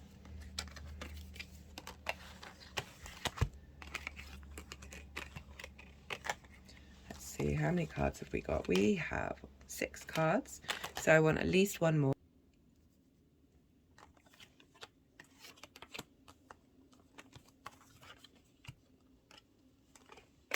Actually, I'm just gonna do this, because they're gonna want to play around. Oh, just having a big energetic release at that. They're now going over. If you didn't watch the introduction, I really recommend it. This card came up for the sort of that and the beauty way of the overall message of Venus moving through Taurus. I am ready to heal. I am worthy of the miracles meant for me. Really highlighting that we find it easier to ask others, wanting to support others, rather than realizing that you have your own needs and they are just as valid to be met at this time. And you are allowed to focus on yourself and your needs and your desires. Very much this energy with Taurus here, and Venus being there. So where was I? So the 24th of March, the moon will be conjunct Venus at 9 degrees. The moon is exalted in Venus, in Taurus. This means that so our moon is very much connected to how we nourish ourselves, how we nourish others, our emotional needs, our unmet needs, our instinctive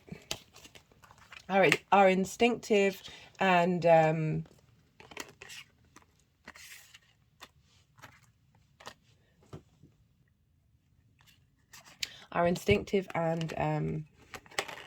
emotional trigger responses, that the moon is nourished and cared for. She's supported in finding pleasure rather than dealing with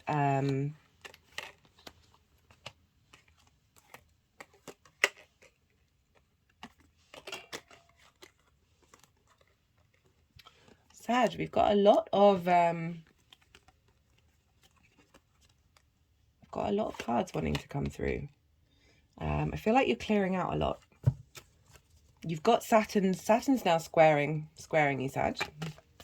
I say that as someone who's had Saturn squaring my Saturn, conjuncting my moon, opposing my Mars, my Mercury for the last 2 years.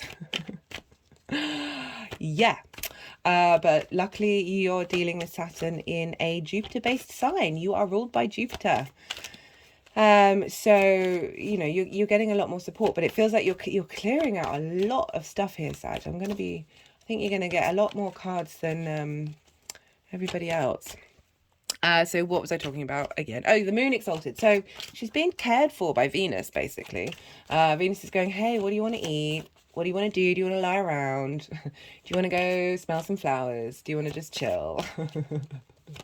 How can she's showing appreciation to the moon, and the moon is showing appreciation right back, and I really enjoy that combination. So at the same time, this is activating, I said, that North Node, new moon in Taurus at 10 degrees. So they're 1 degree away from each other. It's very much bringing things into being. So you had that Taurus new moon on the 10th of in April 2022, getting you to start new beginnings around work, start new beginnings around how you take care of your health, what kind of routines you bring in. And so this is, as I said, with eclipse seasons, I feel like we never really see it come to, sometimes we do, sometimes it can be very immediate. I've seen people, but it all depends on your chart, and it depends what kind of perfection you're in. So there's lots of variables. So I try not to be particularly specific, because it can manifest immediately. It can be a big sudden change, a new way of thinking, a new way of doing, or it can take time. But we're having that, that newness, that fresh start being activated by the moon and Venus talking to each other a degree away from that eclipse. And so really getting you to be able to emotionally connect to that you've been, the moon's been around the block for a while since that eclipse. So your emotional needs have changed, your ability to deal and respond with things have changed. You are in a different space to where you were before. So you're able to look at whatever intentions were going on, whatever manifestations were coming about with a new set of eyes. And Venus is helping bring some creative way of tapping into your emotional needs, giving support, and really prioritizing that shift and that leveling up. On the 30th of March, we have Uranus conjunct Venus, and this is at 16 degrees of Taurus. At the same time, Mars is in Cancer, finally moved out of Gemini, out of your 7th house. I'd be interested to hear what your Mars and Gemini experience has been like, but it's now moved into your 8th house of shared resources, and will be trining Saturn, that's in your 4th house of home. Yeah, I'm not surprised the star cards come up. I'm not surprised at all. Is this done? Are we done? Are we done? We're done. Okay. But firstly, I'm going to finish running through, because I get a bit distracted when I'm moving the cards around. So we've got Uranus conjunct Venus. I talked a lot about that, but as I said, so Saturn is in your 4th house, squaring your Sagittarius energy. But now we've got this trine to Mars of everything that you've learnt with Mars going through your 7th house of your intimate relationships, of how you want to share resources and how you want to embody it. And Mars is talking to Saturn saying, this is what we want, long-term legacy as your foundations in your home. Great support. At the same time, this is, it's not sextile by degree, because they're at the very beginnings of the water signs. And with sextiles, you kind of need a tighter orb than other aspects. But it's a subtle energetic body of these two water signs, Pisces and Cancer, either side of that Taurus energy, feeding into that Taurus energy, where Venus is talking to Uranus, going, hey, we want to support and facilitate you in being able to achieve your stability of health, taking care of yourself, enjoying the work that you do, wanting to put routines together.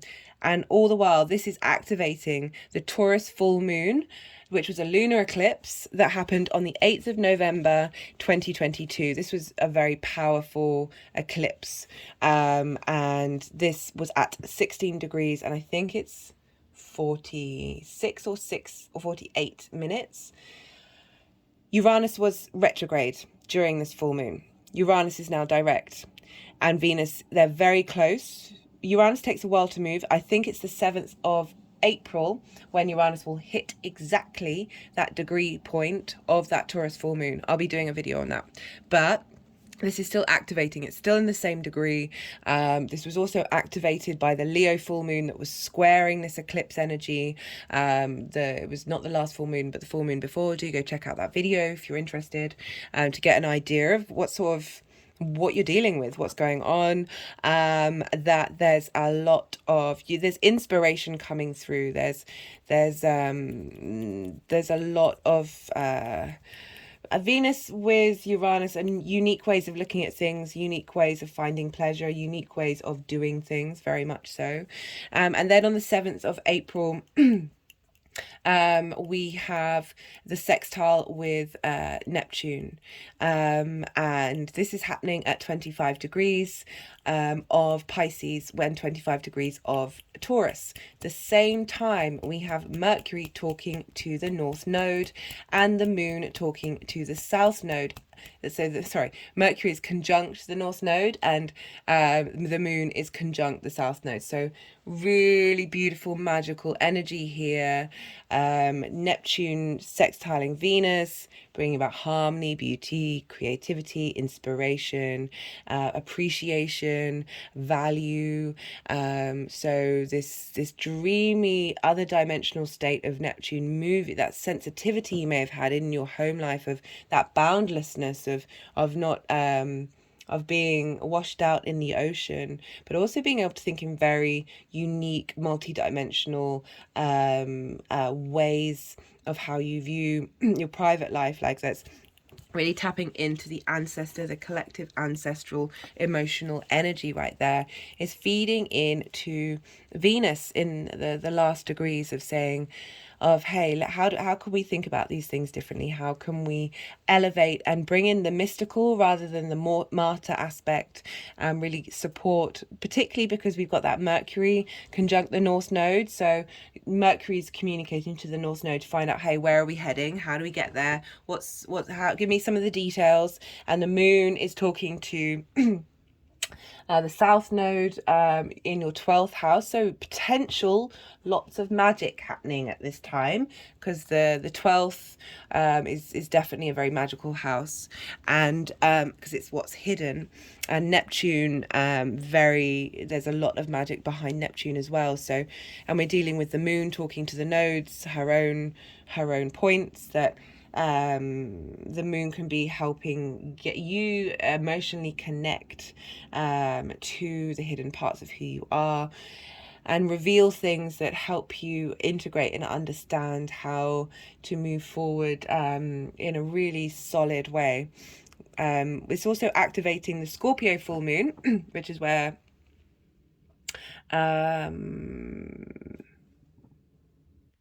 which was at 25 degrees on the 16th of May 2022, and that full moon, that lunar eclipse, was squaring Saturn. So this whole Venus transit is bringing in together all of this nodal cycle that we've been on for a while.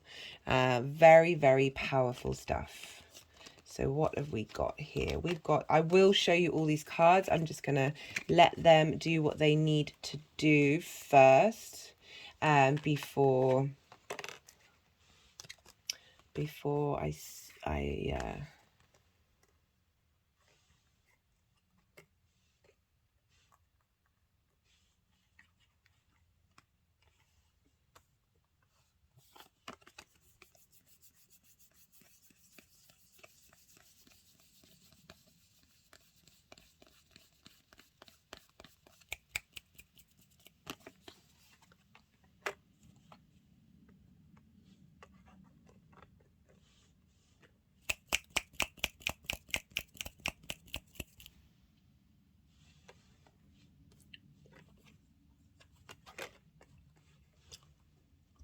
had an energetic release.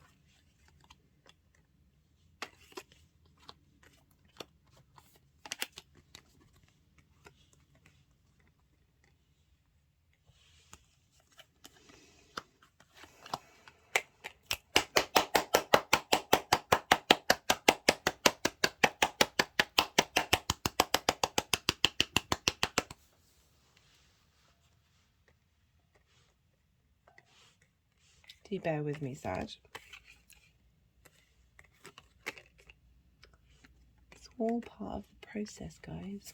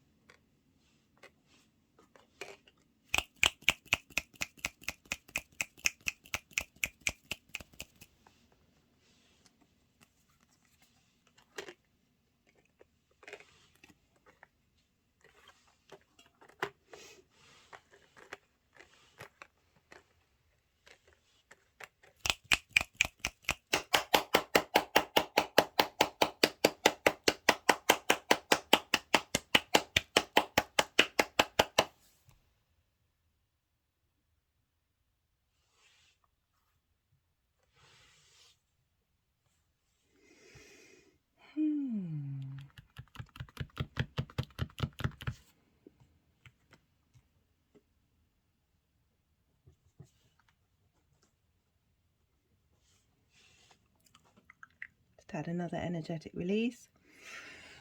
Oh, maybe at some point they'll let me get round to reading these cards for you guys. Oh, they didn't just move it back to the same space. That's hilarious.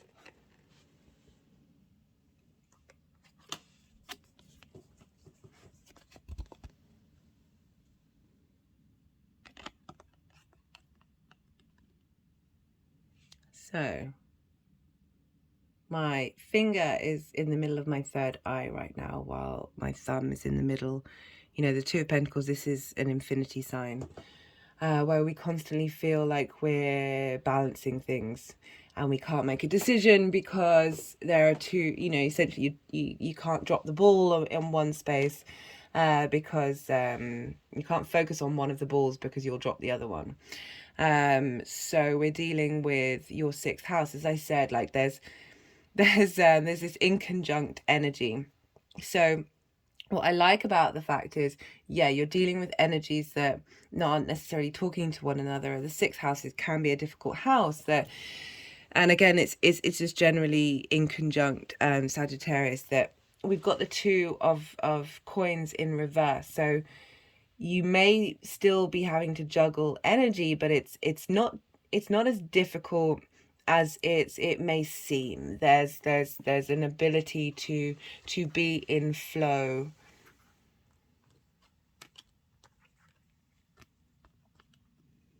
I feel like the High Priestess is sort of asking you to work with your intuition during this time. A little clue of how to maybe meditate, maybe be still, as I said, get in nature, and see what comes up. Hug a tree and see what comes up, so you know which direction you need to go in. So for the conjunction with Juno and the North Node on the 21st of March, like we've got, so there's some heavy cards here. We've got the Five of Cups, which deals with grief, and we've got the Ten of Swords, which feels like being betrayed. And we've got this card of mastery. This is working together with, I remember this came up when I was talking about the kind of people that you interact and you want to draw towards you, of committing to this space rather than this space. So we've also got with the sixth house, we're dealing with co-workers as well. So this could be that you haven't been around the right kind of people who are facilitating how you are in your work and how you behave, that there's a lot of energy that's been sucking sucking the energy, sucking you dry, basically, that is been wearing you down. Is look at all this black here, but there's black here, but there's support, there's structure. It's I guess that's kind of saying, you know, we're always going to have that chaos and that light, that day and that night, the life and death, and then the rebirth, which 3 is the magic number. Because I'm really getting a sense of renewal with that conjunction with Juno, and it's dealing with activating that new moon that happened in October in Scorpio, in the hidden part of your hidden house, of really being able to integrate, because this can be, as well as co-workers, this can be integrating the individual parts of who you are together, and being able to harness. So this is mastery. They've all got different skills, but they're able to work together to build something beautiful and long lasting. And I like how that's coming up in your 6th house, specifically linked into routines and health, not just work, but being able to sometimes we overwork and then we can't take care of our health, which is the energy I'm picking up with this, that we're moving through this space of being able to facilitate those different areas. They all have a point, they all have a purpose, moving away from that space of not being able to move, and feeling that space of lack that we have with the grief, and that's shifting. It's also the Aries new moon, which is happening in your 5th house of creation energy. So really being able to cultivate your own internal fire in order to support Venus's transit through Taurus.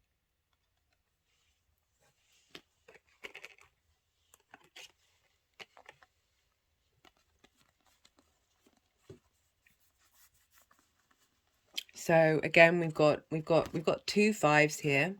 But I like that we've got a 6 on top.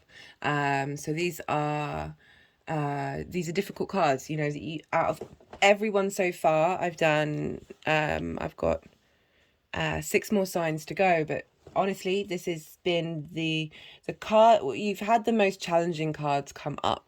I don't want to sugarcoat things for you, Sag. I'm here for you if you want to reach out and talk, for sure.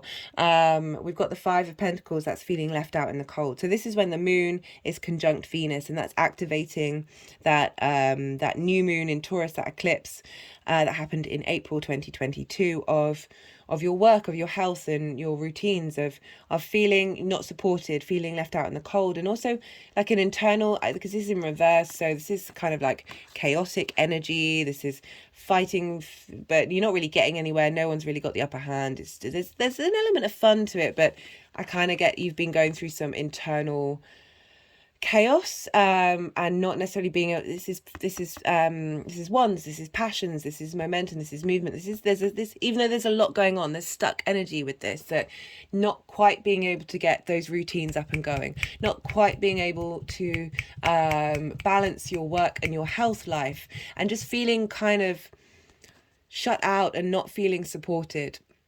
And I like that. So the moon is talking to Venus and saying, hey, we're moving into a new space now. Here is a regeneration of that mindset, because you've got the 6 of Cups, which is a very sweet card. It's about receiving a gift from the past, and it's usually it's come up a lot in it came up in the Aries new moon video. So we've just gone, now we're 3 days after that Aries new moon, that your emotional needs are now being met at this time, and you're then, because we're feeling more comfortable, more safe, more appreciated, that you're able to then look at this situation. You're not shaming any of it, you're not resenting any of it, you're just able to move through it. It's not necessarily fondly, I mean, although this is about sweet memories, but being able to appreciate the lessons that we can learn, and realize that everything does change. You know, the moon is a very changeable space, and that the cups are full, and there are these beautiful flowers in them. I can't remember what they are, but they're protective. My hand has just gone over my heart. That there is a sense of protection here. I've been getting that a lot lately. I mean, obviously we are all protected, but I really am getting this space that no matter what's going on, there are lots of forces there that are really trying to facilitate, and perhaps situations in your past have come up in order to keep you in a certain space, because oh no, I'm not going to go into that. I don't want to talk about that.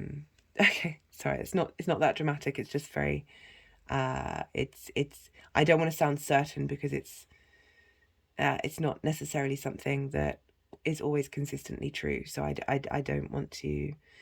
It's just, I know from my own experience that certain situations have happened that have felt bad, but the other pathway would have been worse. You may or may not resonate with that. I'm not saying that whatever has happened isn't bad, isn't painful, isn't difficult, isn't horrendous in every way. But yeah, I anyway. Oh, that needed to come out, supposedly. So we have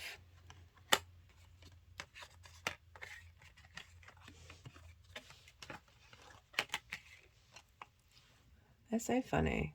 They really do make me laugh. They really do make me laugh. Like, hey, we're going to move them around, and then we're going to put them back exactly where they were before. Right. So we have...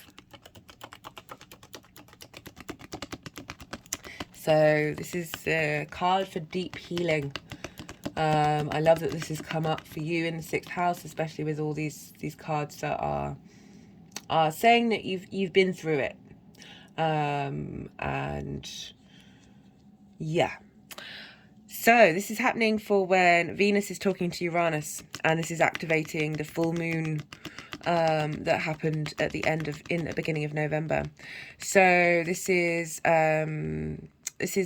the Aquarius card, and in modern astrology they have Uranus as the ruler. That's not how I practice, but I just for those of you who may practice, and it may really resonate with you, that there's so what I love about the star card is this: she's unclothed, she is as in her truest form as she possibly could be, and it's through deep transformational healing that is of getting to that place. And I love the combination of the nourishment of the water and the earth, and being very much present in the 3D world, as well as all of these beautiful stars, all of this galactic universal energy, and the ability to combine the two of them for big healing. I feel like something's really going to come through around this time, because of that eclipse that it's activating. It may not emerge straight away, but these energies are being cultivated. But it feels like there's a shift that's going on for you, Sagittarius, in this area of your life that has been difficult. So we have, for the final aspect, we have on the 7th of April, when Venus is sextiling Neptune. Love this card for that energy. Not surprised. Very intuitive, very magical, very receptive.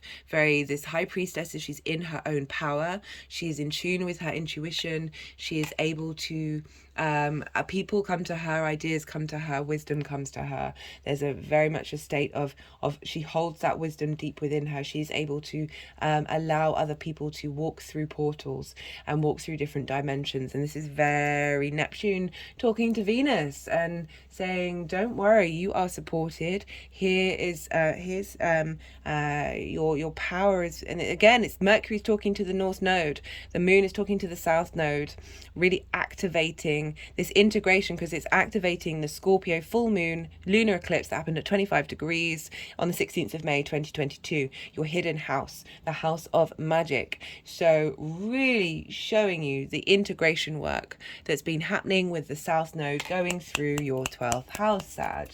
So we have, for the energies moving forward, we've got the King of Wands. Very much in command of who you are, command in your passion. I love how there's this there's this stability here with kings. Kings have got to that place because they well, in the tarot anyway, because they really embody the needs of the people that they rule, and they're wise and they understand things and they're good at what they do. And the wands are very much about passion, creativity, motivation, the desire to do things, the desire to, you know, Sagittarius, you can be on the move a bit. You are ruled by Jupiter, expansive, the need to travel, the need to be in momentum. And the King of Wands is kind of saying, now that you've cleared all this, you're now going to be able to have the strengths to be able to commit to those health routines, and you're going to be able to be creative about it. Oh, they're just bashing the deck over my heart chakra. Cool. Oh, they've just one of the cards dented.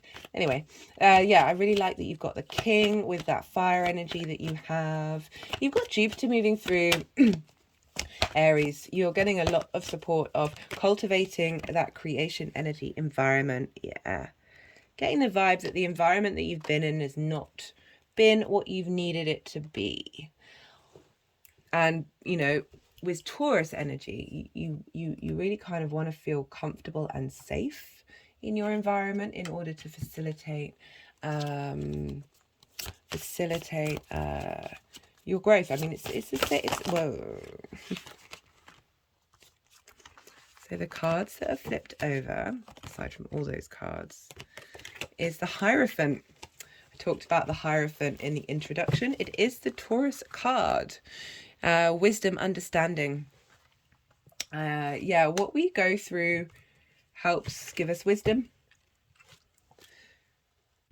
You know, it's I wish for a world where we didn't need to go through the school of hard knocks in order to evolve and bring wisdom towards us. But yeah, the Hierophant is very much sort of saying, look, don't worry, what you're learning, what you've learnt, you can transmute and change and use it to fuel you.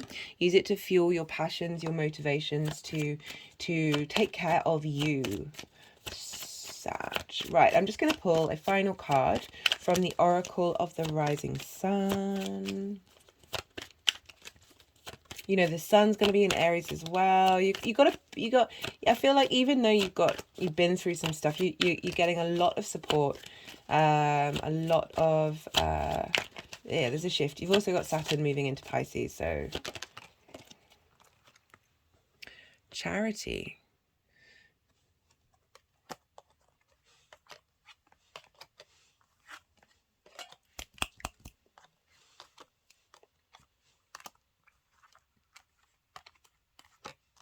Maybe you've been very charitable to the people. It's got the achievement and the birth card as well.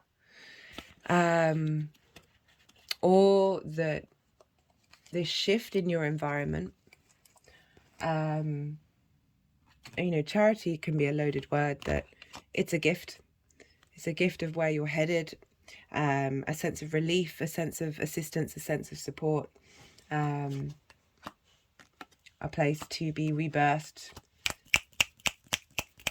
and to achieve the goals that you need to set out to achieve, or that you want to anyway, at the very most. Yeah, Sag, I'm going to leave it at that.